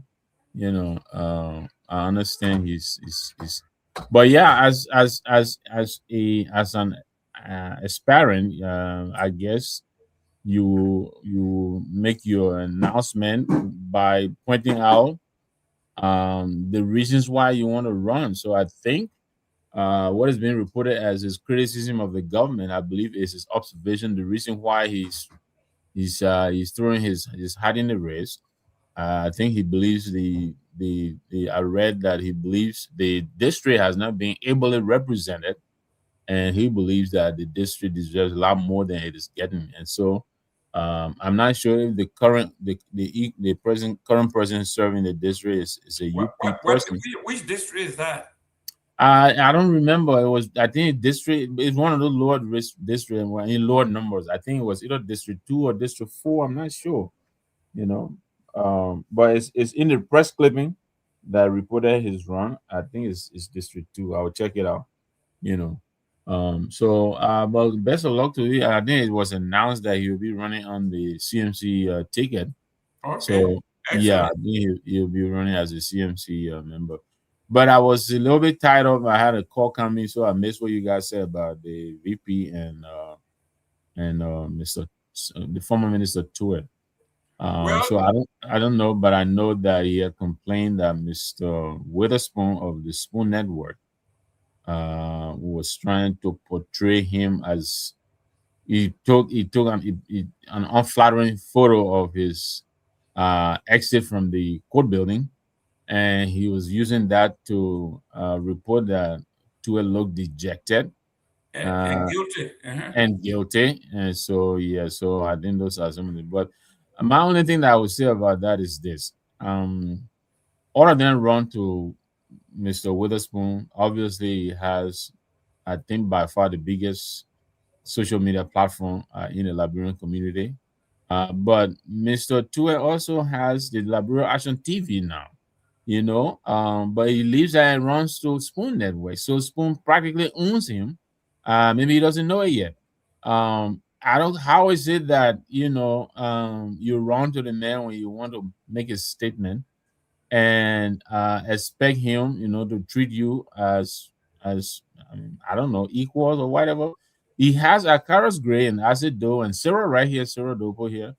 They run the Liberia Action Television. He should go there and make his case. Why does he go to Spoon? He was on Spoon not too long ago when he decided he was going to be speaking out because he had realized that they were politicizing his case.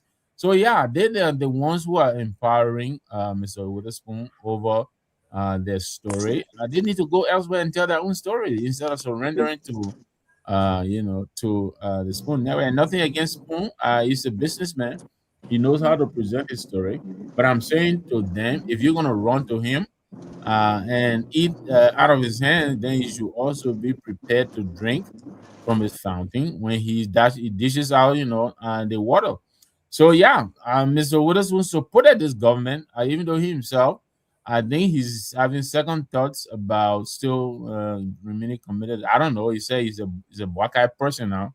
He's not a UP person, but he supported this government. This is the government that ousted Minister Tue and his team. You should expect that Witherspoon is going to do everything to cast them in an unflattering light.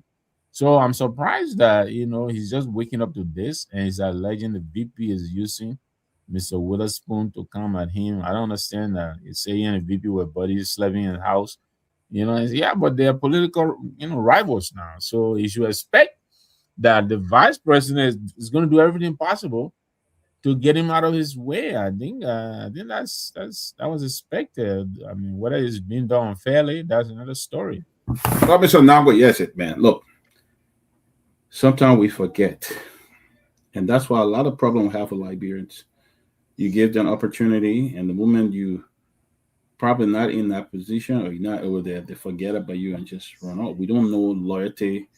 We don't know how to really be a support to people that have been there for us in the past. And I think that's what we're saying with the relationship with Tue and the VP. But again, I'm not privileged to share some information, but I know there were times that the VP needed Tue every second. The VP used to be on the finance committee. I think he was chairman or something on the Senate Finance Committee. Okay. He and Tue worked together a lot. They formed a great relationship. In fact, I met the VP in Philadelphia. He said a lot of good things about Tue. I met Tue too in Liberia. He said a lot of good things about the VP. So why now you undermining your friend? Just go there and support your friend. Don't try to disassociate yourself from him because he's going through problem now. I mean, that's your friend. He's your friend, no matter what. If he did something totally wrong, yeah, then I'll disassociate myself. But he can go back. I mean, Tue not a talking person, but if Tue go back and start naming things, a lot of people get in trouble in that country. Also, all right. Let me welcome Robert Garguah. He's in Liberia. His light just went. He ain't got no light, no LEC. He's in the dark. He and Johnny. Robert, welcome wherever you are. Dopoh Road. Nah, I'm in the truck. I'm pulling up in my driveway now.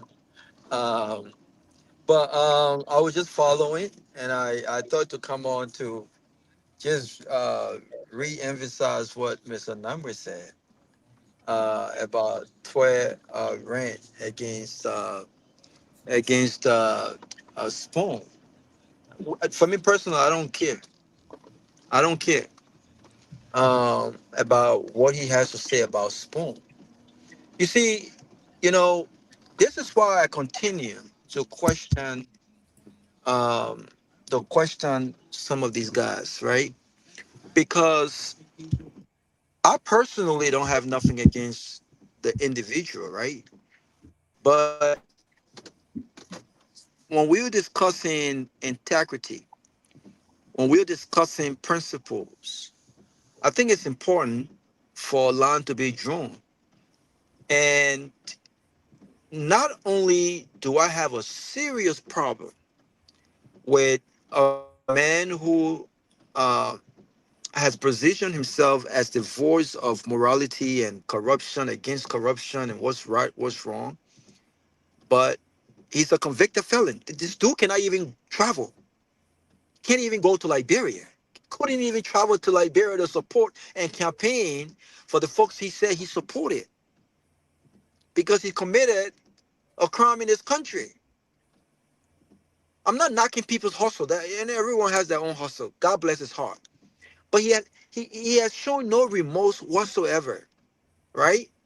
This is the same dude who sits on radio every single day to check corruption in Liberia, to talk about what's right, what's wrong, and what Liberia needs moving forward. And when was ready to come back and have this interview, where did he go? He went to Spoon.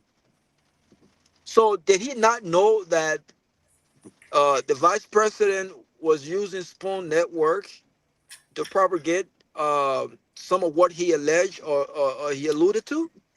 This is no, it's not, is there a hidden secret?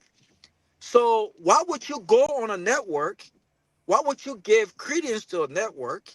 And because he was appearing on the network, of course, people, tuned in and listened to the show. There are multiple networks across the country.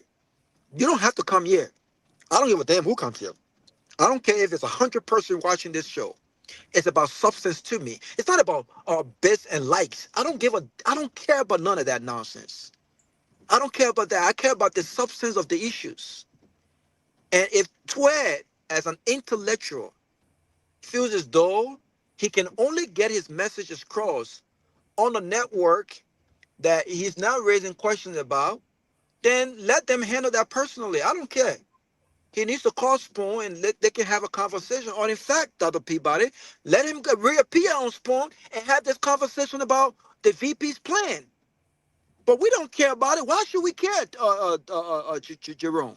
Why should we care? Why should we care? We have no morals in Liberia. Everywhere a crowd goes, we want to be there.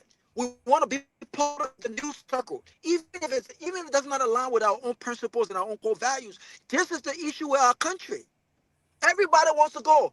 I have absolutely some of the folks who appear on our network. This is a man who sits on his network and talk down on people who have better character than he does. People who have better career than he does. They sit there and attack each other and would dare not question Spoon. These guys would attack each other history. How abuse. How you assaulted your ex-wife. You assaulted your this. You corrupt. But they sit on a very platform. Not a single one of them would dare question. Wait a minute, Stanton. I think you need to keep quiet. Shut the head up. Because on this particular topic, when it comes to moral, when it comes to corruption, when it comes to what's right and what's wrong, I don't think you have anything within your bones to talk about this issue. You can't even travel. He sits at home, he gets on the show, and he's not doing these things because he wants to do them. He's doing these things because he has no choice. He's under arrest. He can move around the way he wants to move around. But no one has the balls to talk to him like that because they feel as though if they do, they won't have the opportunity to appear on that network. People like myself don't give a damn. I don't care. So I think it's in Samuel Twed's best interest. Save us the nonsense. We don't need to. I saw that post and I kind of went over it. We don't need this nonsense. You and Spoon handle this stuff. What I will say is this. With Samuel Twed or without Samuel Twed, in my perspective, I could be wrong. If the vice president is on the ticket of Unity Party come 2029, I don't care who he tries to get out of his way. If this government fails to perform on the economy, if people are still feeling the pinch, if families cannot feed their if parents cannot feed their kids, if the economy has not performed to a certain level, I don't care who's in his way, he would not be elected. If healthcare, and now they've got the yellow machine, if the country is not connected, because the country is not yet connected, yellow machine being in the country is that's one aspect of it. What we do with those yellow machines over the next few years will tell the true story of what role connectivity truly means in our country. We will discuss the excuses that they will make then. We will discuss these things. I see that. I see this coming. I foresee this coming. I foresee this, right? But I don't care what happens. If this government fails to perform, Joseph Boakai ×2 can be on the ticket at 90 years old. Garguah don't have to be on CDC ticket. The Liberian people would not elect them. So it's a waste of time. Even if he takes Samuel Twed away and George Weah on the ticket, or Alex Cummings on the ticket, and they fail to perform what they promised, they will not get reelected. So targeting individual because you feel as though they are a key component of your political opponent, I don't think it's a good strategy. I think the best strategy is to focus on delivering for the Liberian people, deliver on healthcare, deliver on rural connectivity, deliver on education. Right? The University of Liberia is still going through issue. Deliver on corruption, deliver on rehabilitating the Zogos, deliver on expanding tourism in the country. If you deliver on these issues, even our Robert Garguah, for the record, will say, wait a minute. I think Unity Party came and they made these promises, and the record shows that they have delivered. CDC, I'm sorry. Thanks but no thanks. I think based on that record, they need to continue. But until then, all this nonsense about trying to target people and getting people out your way, if your performance does not reflect what you promised, I don't care who you target, you are gone come 2029. Well, Robert, I think you have a point. It would be based on performance, but that is also predicated on a well-grounded, educated, sound populace, which you do not have. So here we are. People complain about their representatives, about their senator, and then they turn around and do the exact opposite. They say this guy is no good, this girl is no good, we're going to get rid of them. Then time comes, they bring the same people in. Some they even re-elect. They kick them out and then bring them back in. Victor, Victor, before one thing I want to reiterate, so people are listening to us in Liberia. If you respect yourself, and this is important. No one, listen, if I stole Mr. Gayman, no one is perfect. If I did something that's not right, even if I show remorse, there's certain things I would just recuse myself from. I would dare not sit on any platform or in any discussion and allow a convicted felon. The man has no career. A convicted felon to question my character, to question what I can talk against. I mean, these guys should be ashamed of themselves. You attack each other. You sit there, Stanton laugh while you're attacking each other. But y'all can't question him and say, wait a minute, Stanton. I think you need to stay out of this conversation. You don't have the balls to do that. Get out of here with that nonsense, man. Go ahead. Victor, here we are. 2029 is right around the corner. Robert Garguah is talking from the standpoint of an educated, well-rounded, sound community, which we do not have. So if the people were saying, even during the Charles Taylor Day, somebody came up with this mantra, this song, you kill my mind, you kill my power, I will vote for you, right? Okay, people say, well, maybe people just want to get out of the war. Then come 2023, where people, their badge of honor, if I stood in the poo-poo water for Joseph Boakai, I attest to standing in the poo-poo water. We are the poo-poo water people. Can you imagine, Victor, what nation, what people that have that kind of psyche that Robert Garguah would be so optimistic about that we would kick these guys out? This is why I am so pessimistic that I as much as I want to be optimistic, I cannot be as optimistic as Robert Garguah because I know the psyche of our folks. Well, yeah, I mean, Robert has a point there. I think it's a mistake if the CDC believe they will take out this UP playbook they used to beat them, because Dr. Peabody will tell you they were running that network. I think they impacted gravely the result of this election. They helped this government win the election. Dr. Peabody would not like to hear that, but it is true. And I think the CDC, they beginning to think maybe they should use the same, MO, like people say. And I think it's a great mistake. They need to cut their own path. They need to come out with their own fresh, brand new strategy on how to make a comeback if they want to come back. But him running to Spoon Network and being Mr. Witherspoon lapdog, and then he wants to come out and criticize him when the man takes a stand against him. Well, what do you expect?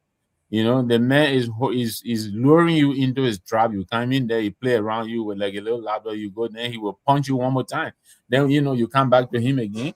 Why does he keep going there? I don't understand that. Like I said, here he has Cyril is here. Cyril, bear out with me. Cyril, they come out every night. Then he and Gray and I sit doing the rest of the Liberation TV. Let him go there and make his case, or come here, or go somewhere else.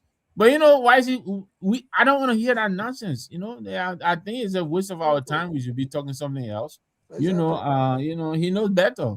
I think people who know him, I don't know him well. They say he's a very good strategist, but I think this particular strategy is foolery, tomfoolery. But that's a word. I'm trying to find a word for that. But Mr. Gayman, before you come in, tell me we did speak to Speaker Kofa. He went on that same network. Yeah. And spilled out a lot of things about the colleagues. And that led to his impeachment. He said a lot of things that he shouldn't have said. The colleague exposing them how to meet at the Boulevard Palace Hotel. They had a special room. All those things he said. I was told it was from that interview that made the colleagues to rather pursue that impeachment of Speaker Kofa. Yep. Well, guys, another trending topic. I know we're running out of time here, but our friend, I will call him our friend because he did. Why you bring the topic? People are asking for Sylvester Pewee. You see, since Fanda been coming, he been running away. Why is he so afraid of Fanda? I think Sylvester traveled. He traveled. Please, okay? Sylvester Pewee is listening right now. He needs to start running from Fanda. This man, yeah, afraid of Pewee everywhere. He afraid of Pewee. Then he misses Pewee when. But I thought all of y'all in the new progressive thing. Yeah, when Pewee here, they're fighting. When Pewee not here, ask yes, Sylvester. That's no change. That's Sylvester in my beginning. Just kaboom, just kaboom. Yeah, he is missing Pewee. He want to let us know.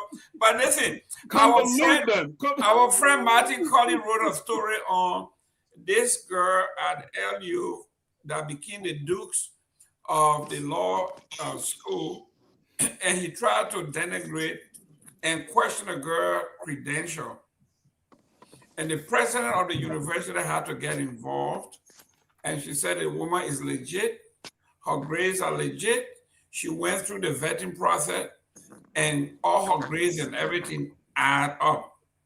So now the girl is now using all her evidence, and she has filed a $4 million lawsuit against Martin Colley for defamation.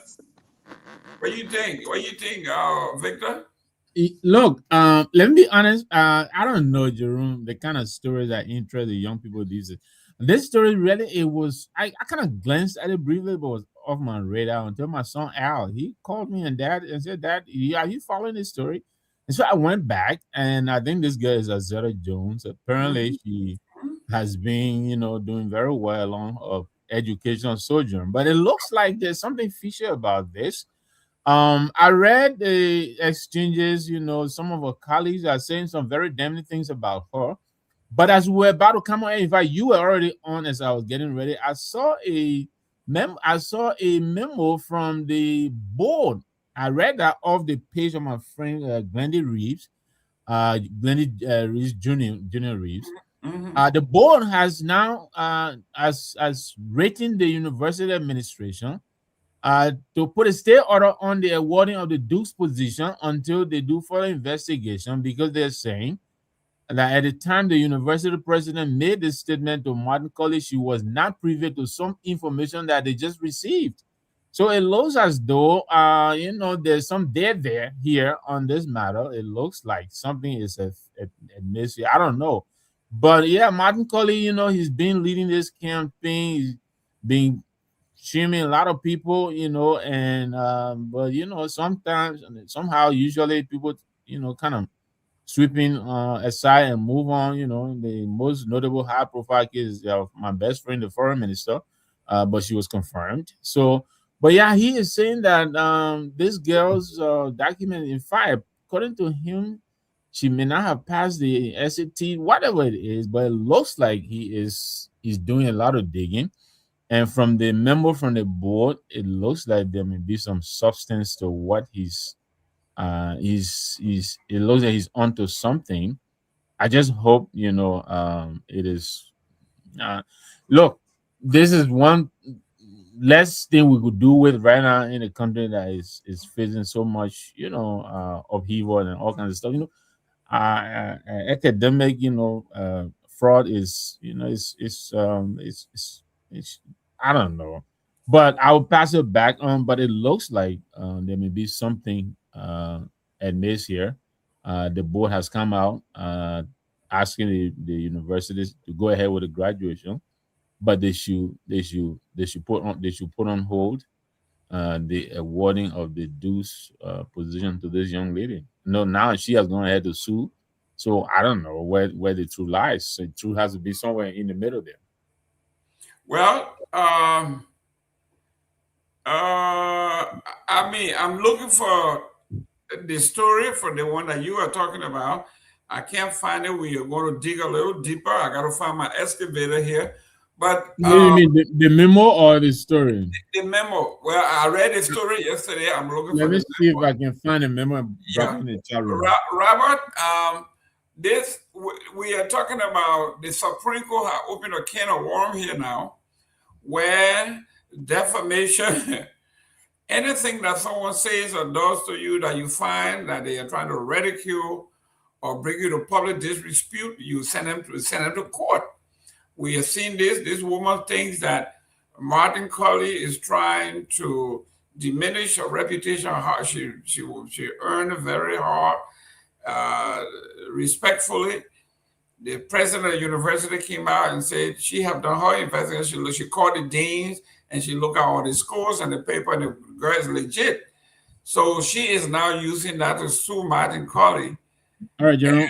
If Maya is listening, I just dropped the memo in the chat room. If Maya is okay. Can you say okay? Robert, what you think? Well, I think I need to see more of the facts as it relates to this matter. But I do think that she has the right to exercise legal redress on this issue if she feels as though she has the evidence and the facts to back her academic records. And I think again, if the president of the university has come out to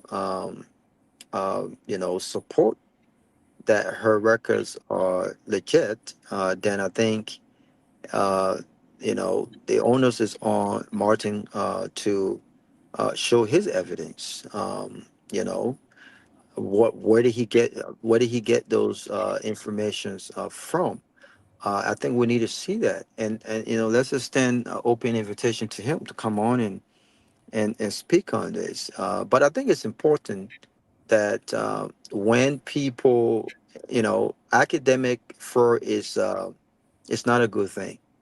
I strongly believe that our education, our resume should reflect not only our true experiences based on what we've done, what we've achieved, but it should also reflect our academics.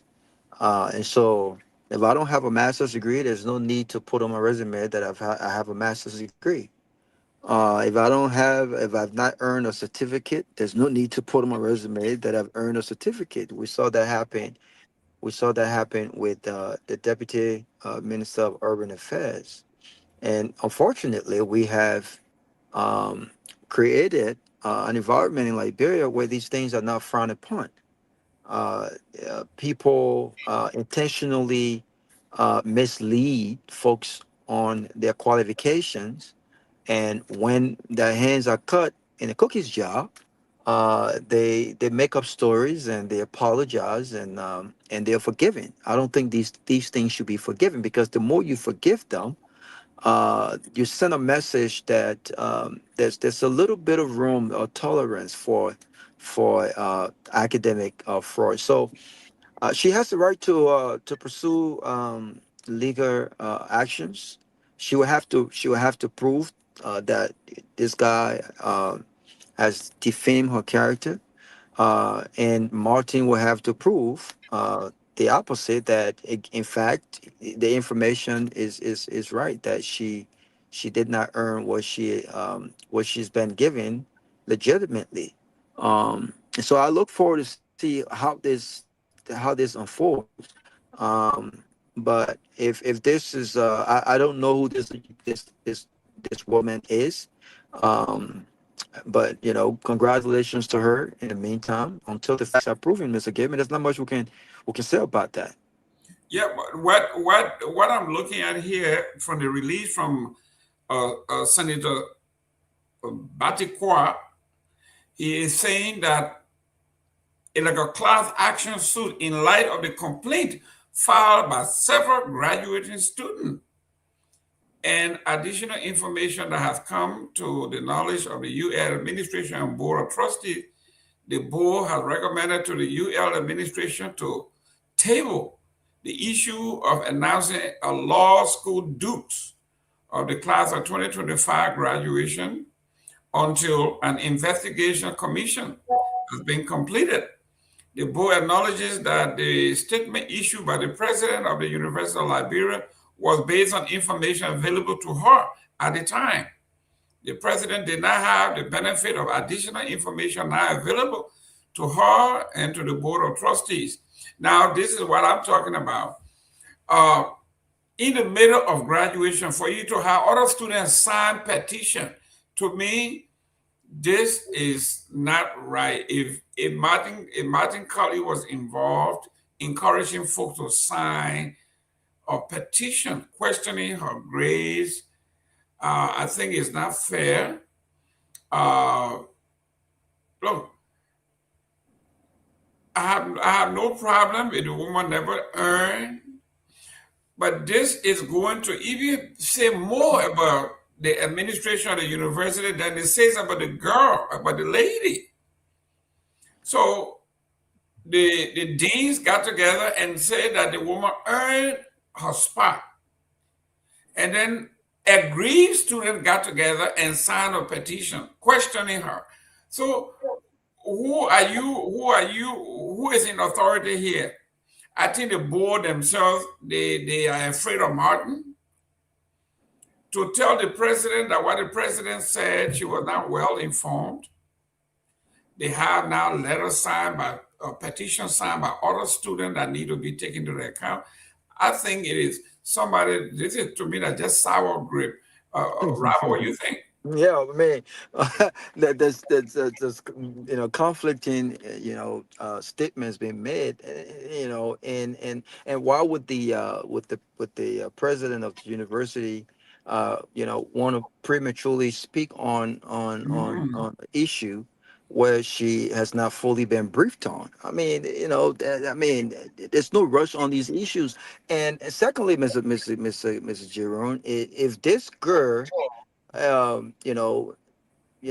illegitimately earn her grades, I think then the conversation is not just about deucing or being the deuce. The conversation is about her law degree. And I think this is where again I want to see the facts. But it's unfortunate in Liberia. This is not the first time we have heard these things about people buying their way to the top academically. Not to cut you off, where's the guy that didn't go to school but show up for graduation? What's his name? Doc Cooper. Doc Cooper from Nima. Yeah, exactly. This is not the first time. The problem is nothing is done about it. And I think the dean and the board of Hey, trustees. don't get me in trouble. I keep telling you. Sorry, Robert. This guy keeps telling me. Listen, man. Listen, it's not my fault that you married a woman from Nima. I think all these guys understand that there's something terrible that's going on at the university, and God bless us heart. God bless her, the president's heart. That university needs a total overhaul. That place needs to be disrupted. I said this on many occasions that I think the university has become politically toxic, to the point where students are more concerned about chanting political slogans and having all these politically influenced press conferences than they are interested in the academics. And this is a problem. There's nothing wrong with student government. There's nothing wrong with student leadership. I've never been involved in any of these. But I do think that, at a higher learning institution, like the country's prom higher learning institution like the University of Liberia, I think academics should be the focus point and not politics. I think this is the problem. So again, which that should not though uh, you know, question. There are some really smart, brilliant minds at the University of Liberia and other universities across the country, and I know a few of them. These young girls and young guys that they are committed, they're dedicated, they put the time into they do their due diligence, and I think we should acknowledge them. And so I think the university should take this seriously. There should be a third investigation carried out. And if the facts concludes that this young lady may have, achieved this, in ways that contradicts the university or academic um, or integrity, then I think it should be more than just about the dues. It should raise question about her degree. Let me welcome the Chief Tomalin, George. Welcome, Chief. Hey, Mr. Gayman, thanks, man. Good to be with you guys again, man. One of my busiest days. But it's good to see you guys. I've been following the show since they started. And I want to thank hi to Robert, hi to Mr. Nagbe and others, and to our viewers. It's an interesting show. And so I'm happy to just join you guys at the end. Yeah, if you could do us a favor, if you have Martin Colley's contact, if you could please call him, because this thing at the university, it is getting serious. It is now the president of the university versus the administration versus the board of trustees versus students versus Martin Colley. I mean, it's all over the place. I got a message today from someone who said to me, Mr. Jerome, quickly, and I won't call the name, but they made a statement that I found very troubling. They said something about, it's going to be a problem, Rob, because this American lady is coming here and she's trying to Americanize the University of Liberia, and bring systems and processes that does not conform to education in Liberia. And I thought that was very troubling, because educational standards and qualities are the same system and standards across the world. It's not one in England. They have better infrastructure. They have better tools. This is what we want in Liberia. And so if someone is qualified and they're trying to change the system, why should that be a problem? But that tells you where we are as a country in the mindset. But I just thought that was troubling. So she needs to be very careful. I just wanted to observe. Yeah, and welcome, Chief. Look, if what the board is insinuating is true, that there may be additional information, then I think the bigger story real is on the president of this university. Look, she's a PhD. By the time you get to grad school, most of your work is all about research, qualitative research. You have to know how to research. You got to know what kind of information to grab and where to go and get it. If she was blindsided in this and she came out with the published, I read the statement she wrote. I think she got a little personal. I think Martin Colley may have also scrutinized her credentials, and she kind of highlighted one of those areas, and she just said she was just letting him know, like, sisterly advice to a brother or something like that. Now it's appearing like she may have been blindsided by some pertinent information, and I think it throws the whole university vetting system, I think, on its head. You know, this is really, they have to be careful with this. I don't know Martin Cully, but I think he is. I mean, I think he prides himself on how thorough he can be with his research and all of that. I'm sorry, there was a call coming in. So, I will be watching to see, and I agree with Robert here. If this is the kind of attitude towards this lady, I think they're getting it wrong. They should be happy that this lady agreed to come over and help us. I mean, this university for years is being run by the old boys club, riddled with corruption, grade selling, girlfriend, boyfriend, teacher thing, all that foolishness we do. And I think she's trying to come and clean up the place. So, I think, I don't know. I think that is, to me, that kind of mentality doesn't help the situation. So they need to, open their minds and try to find the good that this lady is trying to do so far.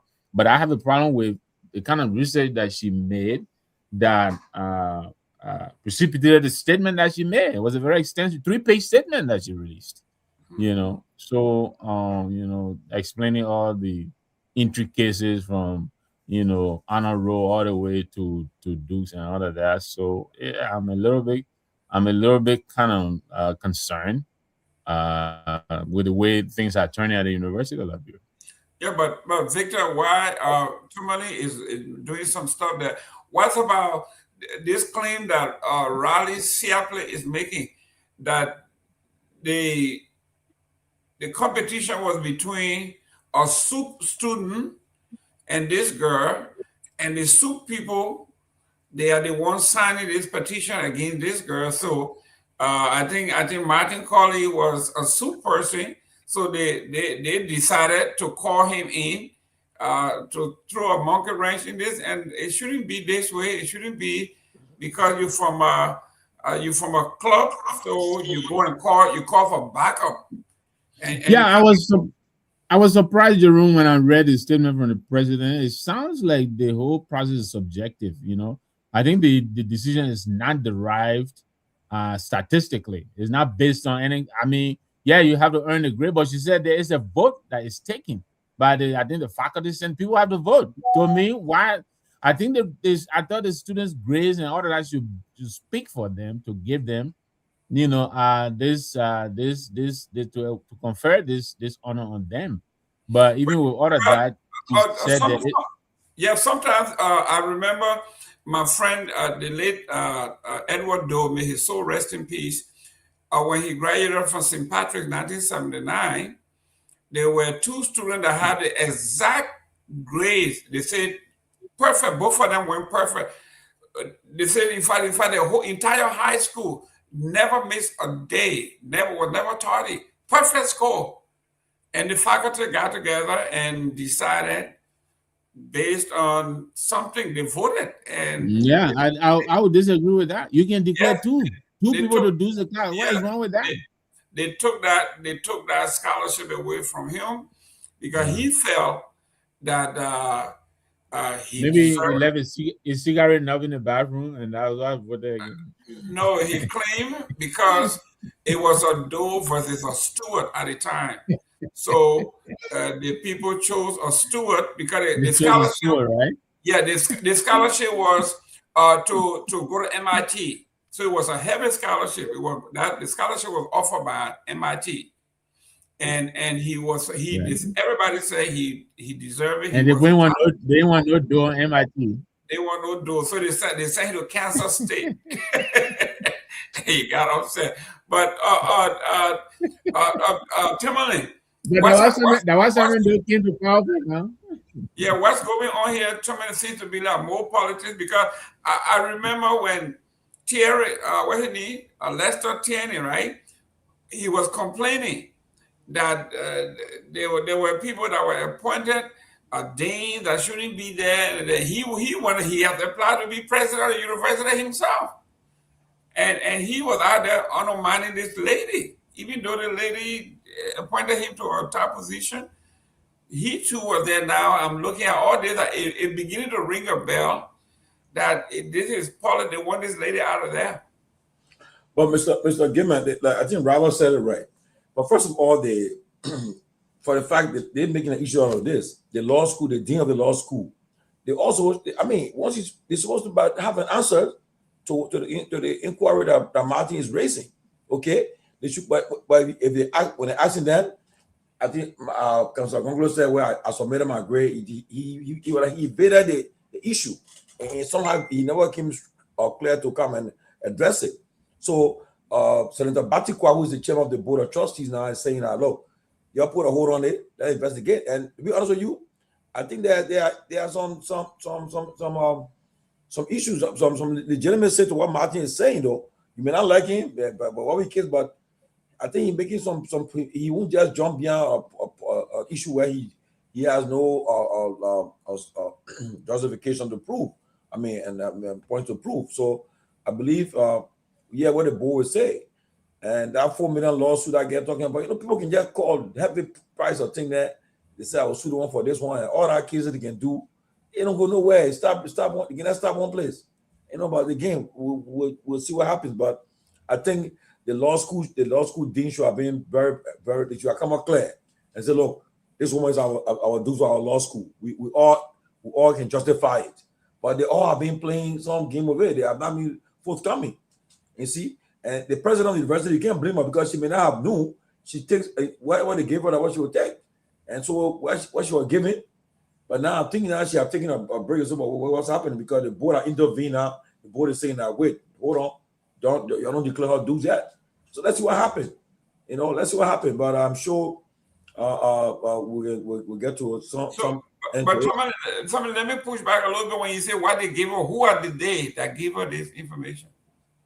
The law school, the entire law school department, the law department, wherever the kids, the law school, the law college, wherever, they're the one who clear her, right? They should have been one to clear her and say, well, we stand by we stand by it. We stand by this girl, the GPA of 4.0. We stand by it. But they all have been a little bit, they have not been so clear. They are not coming so clear. So I think that's why making an issue to stay to prolong. So what does that say? What does that say about the entire school? So given we still having a problem. We still having a problem. We got a lot of things to do. I think the president of the university, she's been trying her best, but again, it's a lot to factor into it. But again, your name and where you calling from? Well, this is Kehleboe Gongloe. I hope my voice is clear. Yes. Cool. Yeah, you're doing good. Yeah, we are the educators, so I want to make it. Yeah. I taught at the University of Liberia for 6 years, then 3 years, maybe I would say a total of 9 years. So give me coming right back. The way university is structured, sometimes people who are not then on the faculty staff of a university, they may think is maybe a democracy kind of thing. When you submit your grade, like at the University of Liberia, now it has changed. You submit electronic grade or what have you. You go in your portal and submit your grades. There are strict restrictions there are strict guidelines on how you can change your grade after being submitted. To change your grade, particularly faculty member, you have to provide evidence to the dean, to the chairman of your department, and to the dean for approval, right? So if there is an issue arising from that, it has to be individual based. So say government must go and complain that I believe that I should be graduating first class, and government should make that individual application. It's not some advocacy thing or some collective thing that we will go stand outside the university system and say, we're advocating for this. If you encourage such a culture, what you're doing, basically, you're trying to politicize an academic process, right? So if someone feels aggrieved in the law school, that particular student, it is a student that will go through a petition process and first beginning with the dean of the college, then to the faculty senate. So there's a clear or different procedure that go through. Clearances are issued at the college level. So when the faculty senate is meeting, they will have schedule and say, Liberia College or Business College, today is your clearance time. It is the college faculty members with dean heading the team will present their candidate and then basically clear and the rest of the other projects vote on that. That vote they're talking about is based on college or department head submission. So department clears you and then the rest of the project follow because they really cannot challenge because say Science College is presenting issue and the law school dean is sitting right there. He doesn't teach anybody in Science College. He will just vote based on the information coming from Science College, right? So that's the vote they're talking about. So it's not like a transparent vote per se. The vote is actually taken at the department or college level, okay? The other thing is, like if I'm teaching, like in the case of Councillor Gongloe, I have Tomalin talk about it. I will not speak to no press on my academic submission to the university because I submitted to the university system and I trust the system to have the safeguards. So if there is a particular issue in the university commission, because when you submit, you have copies of the submission. If there is a contradiction, that investigation panel will do it. But no faculty member will just take that grade submission and give it to the press. Then you basically speaking to the press about, oh, I get it all student A, I get it student B. No, it's strictly protected. I mean, you can't expose student grade to all the people. It's just the bottom line. So if I submit grades and there are other things done with it, if some other challenges that, you come to me with with the proper channel, I can resubmit my copy to you, to the university, not to outside person, not to outside group. I just want to make that quick contribution. Say, at least I'm an educator. I've been in the field of education for more than 15 years as a teacher, both in Liberia and in the US. I followed different, I was even I was complaining to my department chair here at Rowan University when I was teaching there. A student challenged my grading system that I did not grade him on assignment submission, which was true because I was not marking the assignment paper. But on my course syllable, I put the assignment grades were worth 10 points. At the end, I didn't get the 10 points. The student challenged it, and he got it right. But he went to the chairman and said, Professor Gongloe did not award my 10 points for assignment grade. When the chairman asked me, I said, yes. I thought the student duty is to do the assignment. My duty is to teach. If you do all your assignment, it will reflect on your quiz and your test grade. And he said, but in the syllable, he said, 10 points for assignment. So you should go back and reevaluate, and I have to do it. So it's individual. A student can challenge it, and a faculty member can reevaluate. It's acceptable. It's a normal practice around the world. Okay. Thank you very much, Honorable Gongloe, an educator in Liberia and here, so he got his take. Jerome. Yes. Yeah, 1 second, 5 seconds. So, Kehleboe, are you basically telling us that Councillor Gongloe will not speak on this matter? Basically, that's what you came to tell us. Because he's been brought into this matter, and many people are saying he should come out and clarify. I think this girl did a course with him, and apparently the grade that he awarded her is in dispute. Oh, so he's part of the complaint? He's not. No, he's just he is should I say third party? Well, the assertion is that the grade that the girl is claiming that she scored under him may not have been the grade that he awarded her. That's how it's being reported. And many people say he should come out and make clarify either on the side of this girl or dispute it. Yes. Okay, he's back. Yeah, go ahead, Honorable Gongloe. Kehleboe. Yeah. I listened to Victor, that's why. Yeah, go ahead. Victor not talking. Okay, listen, Victor.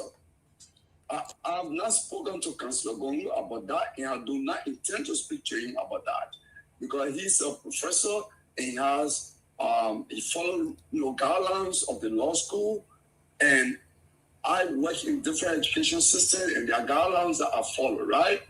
But what I do know is no faculty member, if you do that, Victor, you open yourself to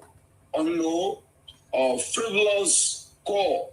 If somebody can say, I did a course with Victor Nagbe, I got A, the person got B. How can the person, then Victor say, okay, I'm going to go a whole press conference and say, hey, Jerome got B, and Tomalin didn't get A. It was Jerome that got an A and not Tomalin. Then if somebody took and say, oh no, the other student got C, if I'm not B, then Victor Nagbe goes by again. No, you don't do that. So if there is any question, every university, there is a real course, like I explained to you, is individual student that will challenge even your grading, the faculty grading.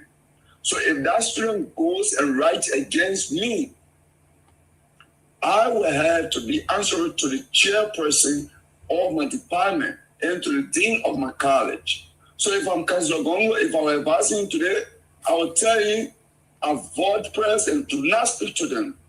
Do not even speak to Martin Corley about that. Speak only to the university established system, because you don't want to politicize academic matter. No, you don't want to do that, Victor. It's a slippery slope. If you do that, everybody start claiming, I got B, the other got C. How can this happen? Then once you respond to one, you will then come to respond to all the other ones. If you don't respond, say, that's why it's true that what Victor is not speaking. I hope you get my point, Victor. So you only avail yourself to the university, not the university to establish. I totally get your point, and I don't disagree with you, except that this is not an everyday case. This is really a case of, I would say, significant proportions. And I know Councillor Gongloe has always never shied away, even in the recent Prophet Key case. He took a position. I thought he would make his clarification on this matter. I mean, he is a man who prides himself on integrity. Right now, I think he's been made a part of this case. I think he should come and clarify to the public. I understand the student-teacher, relationship and the need for privacy, but this is a national matter that I think he needs to help us clarify on. Is all I was asking, but I can also understand what you're saying. Yeah, but Jerome, can I add a follow-up point to this? Yeah, go ahead. Okay, look, Victor, let me say this. The Prophet Key case, he made a point based on the law, right? I listened to him when he appeared to, I think Sanvee or whatever, and he spoke. He went out in the street to address it based on the law. Now, this is also a different terrain, right? So look, these two students in question, Victor, let me say this. The fact a single grade can make a difference. If only the grades in human rights law is going to make a difference, what it suggests is that this girl, even if she's not a dude, she's a very smart girl. To even come on top, and the difference is just whether the person got A or got B. If it is only that difference, both of them are very smart kids, right? So it would just be that. So why are they challenging grades for all classes or only the grade for human rights law? So we don't know all of the issues here. It cannot just be only the grade for human rights law. If it is only that course, then I think that's an interesting case. And one last tip, my last tip on this is, I think the University Board of Trustees is being political here. It's inserting herself into this case unnecessarily. The University Board of Trustees is not there for academic. It's really there for administrative process and fundraising. It's not really there for academic. For the University Board of Trustees to insert themselves in this case, I see it. So you guys are talking about the Dopoh case. why the University Board of Trustees did not even come in to say, with all the investigation in the university, they did it on their own into action without the Board of Trustees coming. Because this is more administrative operational issue. It got nothing to do with the board. If the board is inserting itself, either some of the students are related to some board members. I can tell you that for free. And that is a sad thing in Liberia. How many times the Board of Trustees meet? Look at the university charter. How many times? They don't meet every month. They don't meet every... If this is going to be a case, I don't know. You can Google the university charter. I read that way by. But I think the University Board of Trustees is acting political, and that's very unfortunate. It may even make the university, to become a laughing stock more than it is already. Okay. Thank you. Well, Tomalin, hopefully you can get in touch with Martin. He can come in because our audience got some great questions. Someone want to know how did the grade sheet get from the University of Martin College? How did the petition form signed by the other student, instead of going to the dean or the president of the college, it went to Martin College? How? Why is he doing this on their behalf? I mean, like Gongloe is saying, it is an administrative matter. It goes to the dean, from the dean to the vice, to the president. President goes to the... I tend to agree with Kehleboe about the help and that Councillor Gongloe not speaking to the press. I think about this. I think it makes some sense that you submit your grades and just, you don't want to go into the, we are not professors, we are not teachers. I congratulate those who are in our profession. I congratulate them for that choosing profession. That's a profession that's in its own space, and I respect them a lot because they got patient. I ain't got patient. My own children. My own children be Jimmy. You will go back to the old school and start laying there 25. So I respect them. So I think you submit your grade, and I think anything internally you do it there because you don't want to create a point where then you gotta explain why I get Nagbe this grade, why I get a person this grade. You start opening up a complete different box, So I think that's the reality there. So, well, Chief, you're not wrong, but in matters of student-teacher relationship, especially in a matter of this nature, the teacher can be given dispensation to clarify. You can go to the board, and maybe the Council Gongloe has done that. But I'm saying, he is a man who prides himself. You read. I think Glenn asked him, and he responded. And I didn't read. I missed that. Okay, all right. Yeah, I read it. He responded, and he said that. Look, I think he went. He said, "Well, this is where I can stop," and then he left with. Got you. Okay, I missed that. Robert Garguah, we got 7 minutes here. What the man is saying, Robert, is listen. What Kehleboe is saying here is this is highly administrative.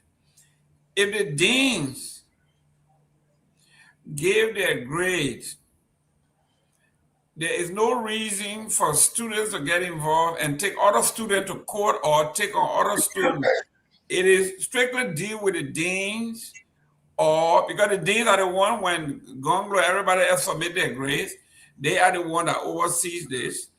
Why go to the party? Why not go directly to the dean? Have they gone to the dean and they, they try to sweep this thing under the rug and they went public? But to me, it should not leave the domain of the administration into protest and petition, all that. I don't think that's the procedure. But again, Liberia is a whole different animal. Yeah, and I think it's important that we respect the expertise of educators. My dad was a teacher as well in this country. He taught in Liberia as well, even though his background comes from policing, but he was educated. I remember he when I was in high school, he was substitute teacher in high school when he wasn't doing real estate. He was substituting and teaching back and forth. But and so I will respect the opinions of Kehleboe. But I do believe that, again, like I stated earlier, that the University of Liberia and some, not all, some of our higher learning institutions in Liberia has become politically toxic. And I think that there's some politicking at play here, right? With regard to one of the competitors being a lieutenant or member, as opposed to this young lady who isn't. And so there's some politicking, and so I would hope that part of the transformation that happens at the University of Liberia really speaks to how do we refocused on academic as opposed to politics. Again, you can do that without without completely eradicating student politics, right? But I think it needs to be curtailed a bit. I think you know I don't know, maybe we don't see it, right? But I would be, I think students, or as aspiring students at any university, will be more interested and intrigued when we are having academic discussions. I mean, I think this is good. With the exception of the politics at play, I think this is a great conversation if facts shows that this young lady truly deserved what she got. It's a lot of smart young women and young men in Liberia who are committed. My little niece, she just went to Morocco. uh, she with this, youth parliament, very smart young girl, 17 years old, already in college. Really smart people out there, and so I think we should acknowledge them. They should be given a pat on the back. But people who tend to cheat the system, I think they need to be held accountable for their actions. So I will wait until we really get the facts. There should be an investigation. There should be a press conference, and hopefully we can get to the bottom of this. But I respect the opinion of Kehleboe in that light. I'm not a teacher. I'm not an educator, but you don't need to be one to see glaring. It's glaring that politics have taken over our universities and our higher learning institutions as opposed to academics. Yes, I was just in Liberia, and they had, I think last year, the year before, they had something similar. A friend of mine is the dean of the graduate school at Cottington, and one of the jurists were graduating, and she filed a complaint too. I was there. She said, "Mr. Gayman," she says, "I bust my butt. Everyone all went to class." He says, "But then when it was time for graduation, we were 13 that completed this course, the graduate program at Cottington." He said, "Well, graduation day, when we looked, we were 21 that graduated." She said the 8 other folks that were there, they were all lawmakers, government officials, never went to class, maybe once or twice. But they are listed among us as graduating. So this thing is happening all over the place. Does maybe they took classes online? Does the University of Liberia have online? Yeah, the entire class, the entire graduate program on class, you didn't show, but you just show up for graduation. She said first day of graduation, of the class, everybody came, got a syllabus and left. And said, we didn't see these people again. We saw me 13 graduating, now we 21. And the rest of the guys were all either directors or ministers or lawmakers. So yes, these things are happening. People are buying grades, buying the degree. Because look at all the lawmakers now in Liberia, they're all graduated from Torgbean School of Law. Everybody is graduated from Torgbean School of Law. And it looks so easy too. I mean, again, yes. I'm trying to be very careful because, again, I think people who put the time in deserves to that, but it just looks so easy. I see a lot of low degrees and graduations, and I don't see a lot of these guys actually practicing in the court of law. I don't see a lot of No, these no, guys they don't practice. practicing. So what is the It's a essence? title, just a title. Councillor Victor Nagbe. Councillor Chief Tomalin George. Yeah, Councillor Chief. Doctor, Councillor, ladies and gentlemen, the Councillor, Doctor, Tomalin George is in house. Doctor Councillor Dakpana, they add all your degree there. Ladies and gentlemen, it's 8:30 here. Our time is time. It's gotta late for our folks in Liberia. We look forward to seeing you tomorrow. You cannot be. Anybody can tell you that we don't have things on our mind every day because there's something happening. Oh, Tommy George, you didn't wear your yellow, but today we declared the yellow day. Everybody in Liberia is supposed to wear yellow. You didn't wear your yellow. What's going on with you, man? Are you a patriot or what? I like your yellow, Jerome. Yeah, man. I'm wearing my black because I'm mourning the death of Constitution in Liberia. That's what I'm wearing. Mr. Gayman, look, I mean, it shows how far our country where are we today. To see, I mean, it's like I said, I'm one of those who support the machines being in the country. If you visit Liberia frequently and you travel the road, you know that you need the road network. You want to carry nice cars, Liberia. I mean, the way Robert is all this, Robert is this celebrity guy. He won't go Liberia and ride his Mercedes Benz and truck, but he will not dare ride on the roads out there because he's tired. You'll be buying tires. Yeah, I'll keep my old BMW right here, man. Get into that. I went to Lofa. I remember we went to Lofa in November. We kept on stopping because of the road. The guy we had stopped the car, then he beat the battery, stop pull again. We got the car, the road going on, everything will call off. Yeah. And so you want to have all these things, and road network, the good roads help. They also bring about development, But to see Thomas Faladens walking, going to the president, oh yeah, I mean, look, my people, if the kind of money you're putting in that country, if you're cut most of your benefits and salary, and you're put it to the road and electricity, we'll be taking it serious. But you enjoy. Look at the boys there. See the boys there? They kind of jewels on the guys. They kind of shoes they're wearing, the gold. The guys are blinking with. They are doing celebrating with. And don't say like people, they give them that. But look, some countries like Nigeria, like other countries, they won't allow you happy easily. To see the people living in sustained poverty. I mean, look, we see what. Robert, look at all your yellow boys. Oh, but I saw that. I yellow. But I saw that. They look like grown. They look like old fools. I mean, old fools. Just buffoonery. Can you imagine that? Come on, man.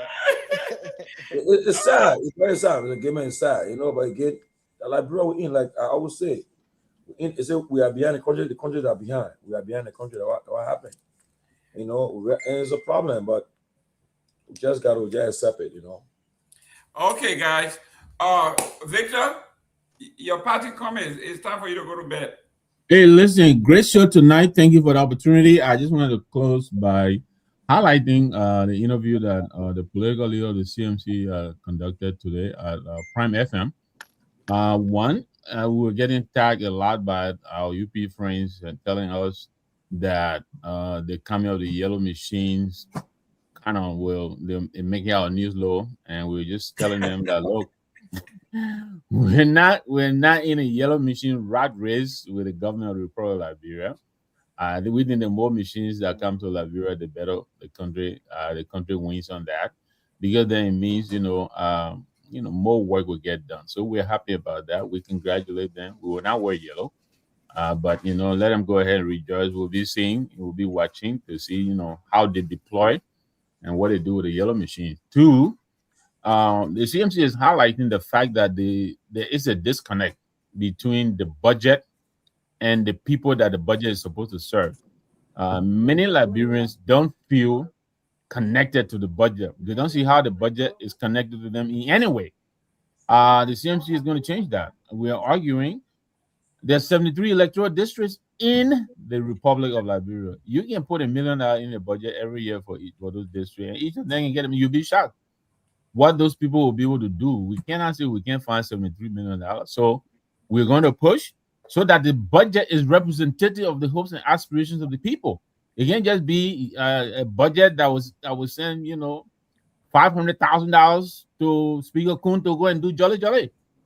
And then they leave Kovakun in Nukru Town. He can't even get Kala to eat, So we're going to make the best we can to push so that the budget actually represent the people feel themselves in the budget. They have to feel the impact of the budget. $1.2 billion is no small change, but it has been great tonight. I know you will address most of the issues.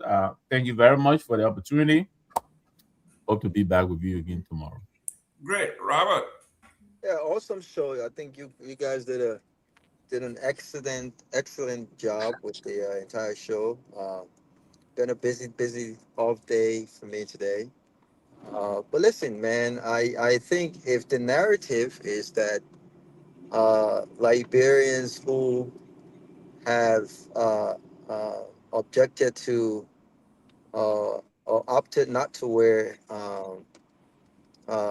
yellow, if the narrative is that we are unpatriotic, then I think Mr. Jerome, I am fully considered unpatriotic tonight, because I am not wearing yellow to look stupid and post on Facebook for no yellow machine. I'm not wearing yellow to do that. So kudos to the patriotic Liberians that wore yellow today, and those that will wear yellow tomorrow and the weekend and the subsequent weeks. Keep wearing yellow. But I will say this. I don't care how much yellow you wear. I don't care how much yellow you wear. From now until 2029. I don't care how much more yellow machine they parade in the country. I don't care how much more yellow machine comes to Liberia. If Liberia is not connected, if those yellow machines, if we don't have the political will, if we don't invest the resources in actually utilizing those machines, you can wear yellow from now to Judgment Day. It means nothing. It means nothing. And when Liberia is connected, come 2029, and you can take me up on this.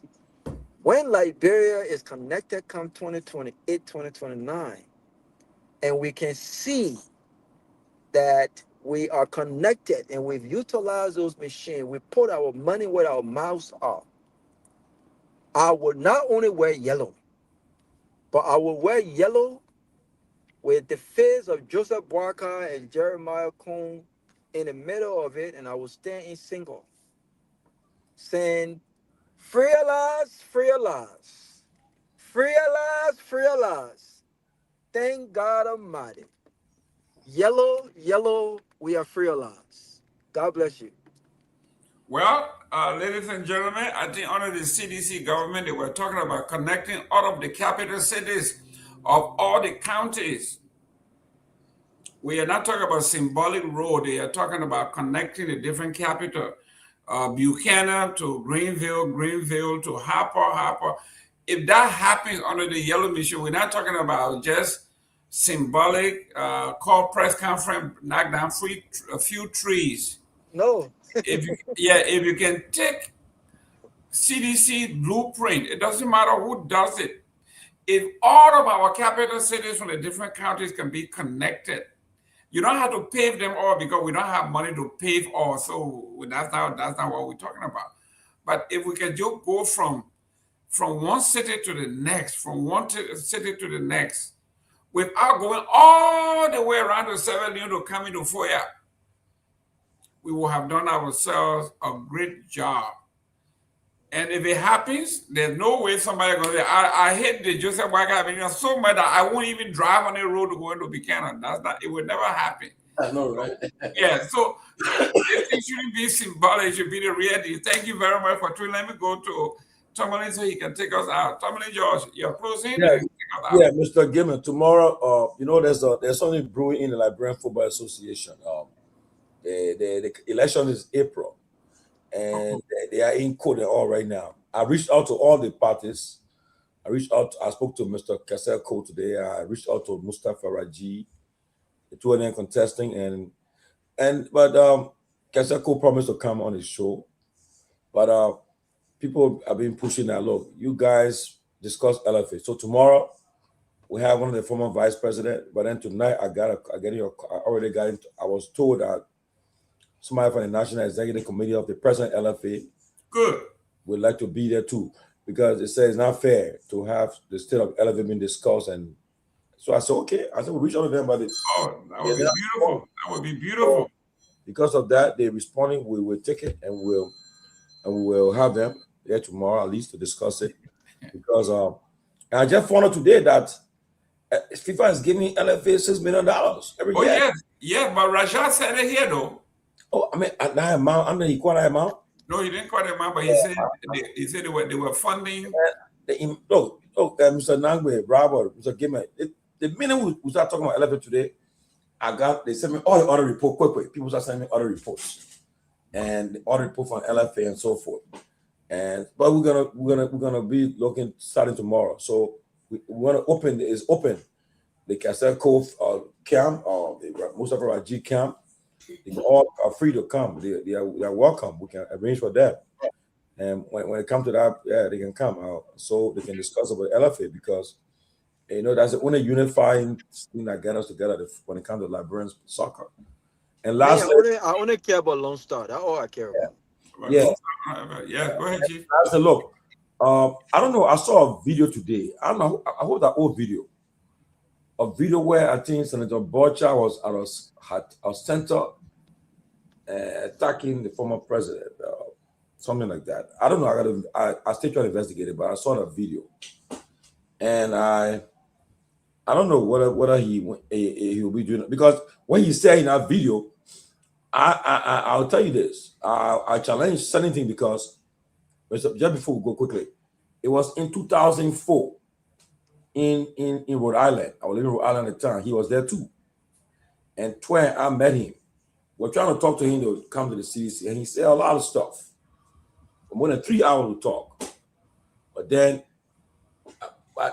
he tried to say something different in that video, but maybe he forgot to know that we were around and he spoke to us.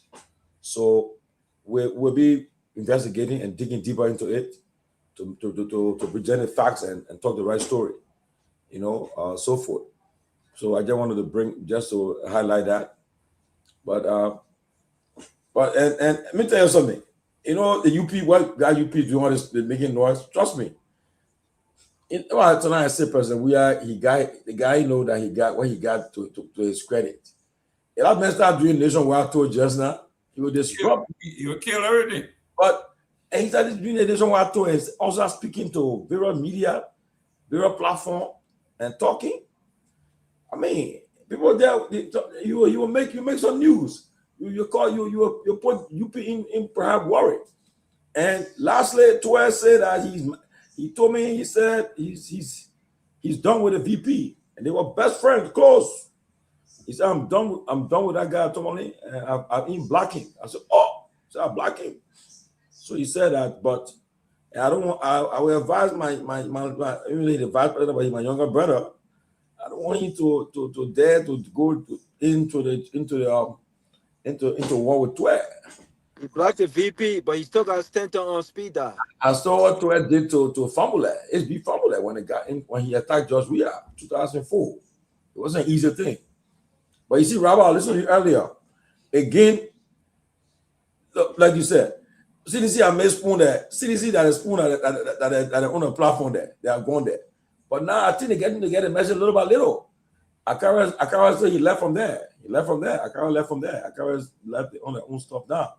But again, all the CDC type people, when I went there, he broke his whole interview to everyone there and so forth. only president we are among all the politicians like bro so far. The only man who has said he will not go there, he has not gone there. Yeah, he hasn't gone there. But his surrogates are there. There will come a time that they will take, when you're sitting somewhere, they take the check on you, what will happen? There will come a time when things get in, come to 2027, 28, let's be out one of them and focus back to a UP group, maybe perhaps, and so forth. And they will be like wanderer, going that nomads, looking for a place to go. But again, we're happy that we got closing argument and we will continue to be what we are. Happy that we got people from different, we got CMC here, CDC here, and ANC here. Tomalin, Gemma Boris says she's tired with the free CMC ad. She want you to send the invoice to, because every time Victor can hear, Victor try to sneak in free advertisement. All right, guys. You guys, good night, man. Good night. Okay, guys. See you tomorrow. Good show. Good night. Good show. Thank you. Yeah, thank you. Good night, guys. I ain't even gonna answer that. What you if you're on vacation, do you feel we're having a good time? How she come back? That shit I come back for you. Oh, let me forget, we're having a more birthday next weekend. So we'll be in Atlanta, ATL. CFR will be there. Okay, guys.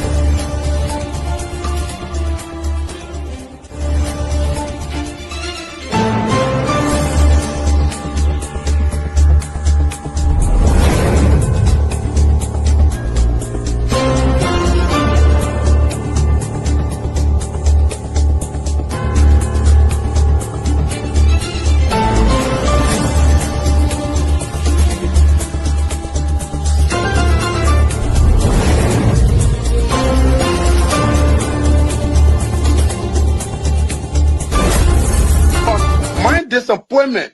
Now the vice president often tell me, since he got a seat as vice president, how many persons have I recommended in this government to serve in the government as presidential appointee? 0. Every appointment in Nima County was done by him. He and I would discuss something as a brother. To implement it, you will bypass me and do different things. I better keep it. I don't talk on it. Now you need to see us. The thing we saw, it frustrate us.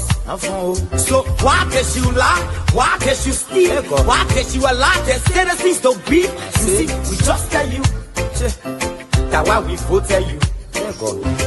But you fool us, you screw us, you use us and later on abuse us. So why? The government makes you lie. Why? But that's the question that we ask. The good person in our whole United Party, that President Bwaka. You want to say that again? The only person that appreciate good among all the United Party for that President Bwaka. The rest are ungrateful. The right, they use you and dumb you. But President Bwaka, if all of them were thinking the President Bwaka and behaving the President Bwaka, United Party will have another chance in 2029. Just for now, they do not regard people that help them.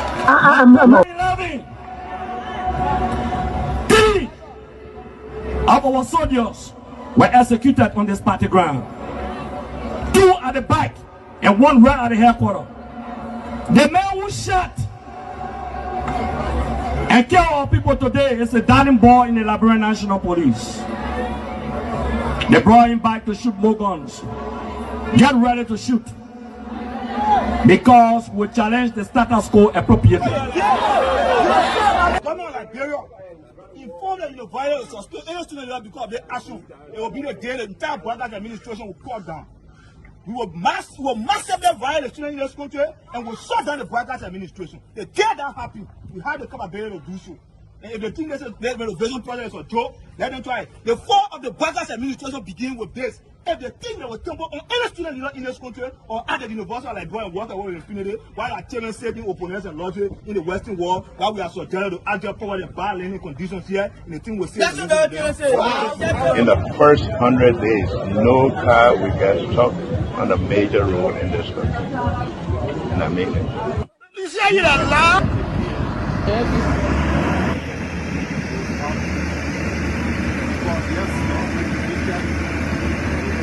It's going down. First floor. There you have it. That led to decades of war still run deep. But so too does the longing for reconciliation. A reconciliation defined not by political bargaining or by an artificial balance of power by tribe, region, religion, or ethnicity, but by the equality of opportunity and a better future for all Liberians. Bwaga can lie, the government, all the ministers in the government, they can lie. They don't put all hustler, they put hustler, they lie. Everything they say, they never say the truth. Today, the supporters of His Excellency Joseph Boakai presents him as a poor man from Nofa and asserts that he will understand the plight of the poor people. Fellow Liberians, do not be fooled. Vice President Boakai is not poor like you, not even as me. As Vice President, his office received more money from the government budget than any other Vice President has received in Liberia's history. He has enjoyed some of the best and most lucrative government jobs. First of all, there's this, what I call sort of vicious lie about the fact that Mr. Kobe is gay or bring gay lifestyle to Liberia. It's complete bullshit. When people can accuse you of stealing people's money, when they can accuse you of being involved in war, anything, people don't make up stuff. They don't make up shit. Excuse my language, right? So it's complete nonsense. I'm married, 8 Teresa, 2 children, 5 grandchildren. I believe in traditional family values, so it's complete bullshit, complete nonsense. Jamaican, young man, vice president, young man that are vice president, the major so 500,000. I mean, Jamaican, the major went to I forget that Jamaican, the major went to Ghana, the fit, and they may bring it all company in the country. I mean, Kun can reach yourself. Kun man, you know, Kun, but I want to sophisticated, quiet.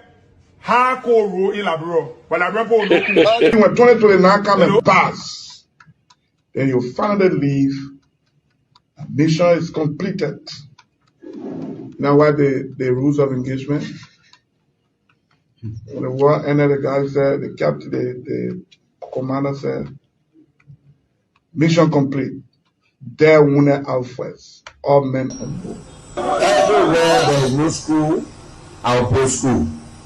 And everywhere there is school and school in bad condition, I will renovate it. I told them, towns and villages, everywhere, you will have lights in the town for children to play and people to see. I told them, every town will have safe drinking water.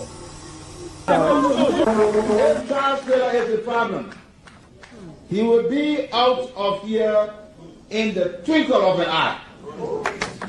And I say, let well-meaning Liberians come home. If we respect this constitution, a government formed in Accra is a violation of Article 1 of the Constitution. Let them come home. Let that government be formed in Monrovia. The government that capital road, small, that road, B road, all kinds of. I think the reason Joseph Boakai will not do much because the old man, the papa is suffering. The papa loves the country, but he can't make it. The criminal there around him, they sophisticated than him. They are sophisticated criminals, so they can't make it. Your league Costa, God know how to pay people. It's just simple. Costa that accused everybody but himself. Everybody, Joe, we join, we kill Joe, he killed Joseph Boakai. Boakai still living. Joe, no, you leave my brother. He made me senator. He almost made Joseph Boakai president until he screwed up. We gave God the glory. Yeah. Well, Boakai, when he screwed, he said, oh, we don't want to make sure we fought for him to be reconciled with the president. And then The poor who fall for you. Look, you're legal that you come. And because I want a podcast, he said, they don't been calling me. Okay. The time you were calling me for me to kind of Boga, did I put it on radio? That immaturity to do what he talks about. And I guarantee you, when we finish, there will not be a winner or the loser. Today we all wear the jersey of Liberia, and the victory belongs to the people, to the peace, and to our democracy. As we begin to build upon the foundation of this new Liberia, I, George Seleke Kromah, the new president, will first give thanks and praises to the Almighty God for the blessing He has bestowed upon our country. And I say, my people, thank you,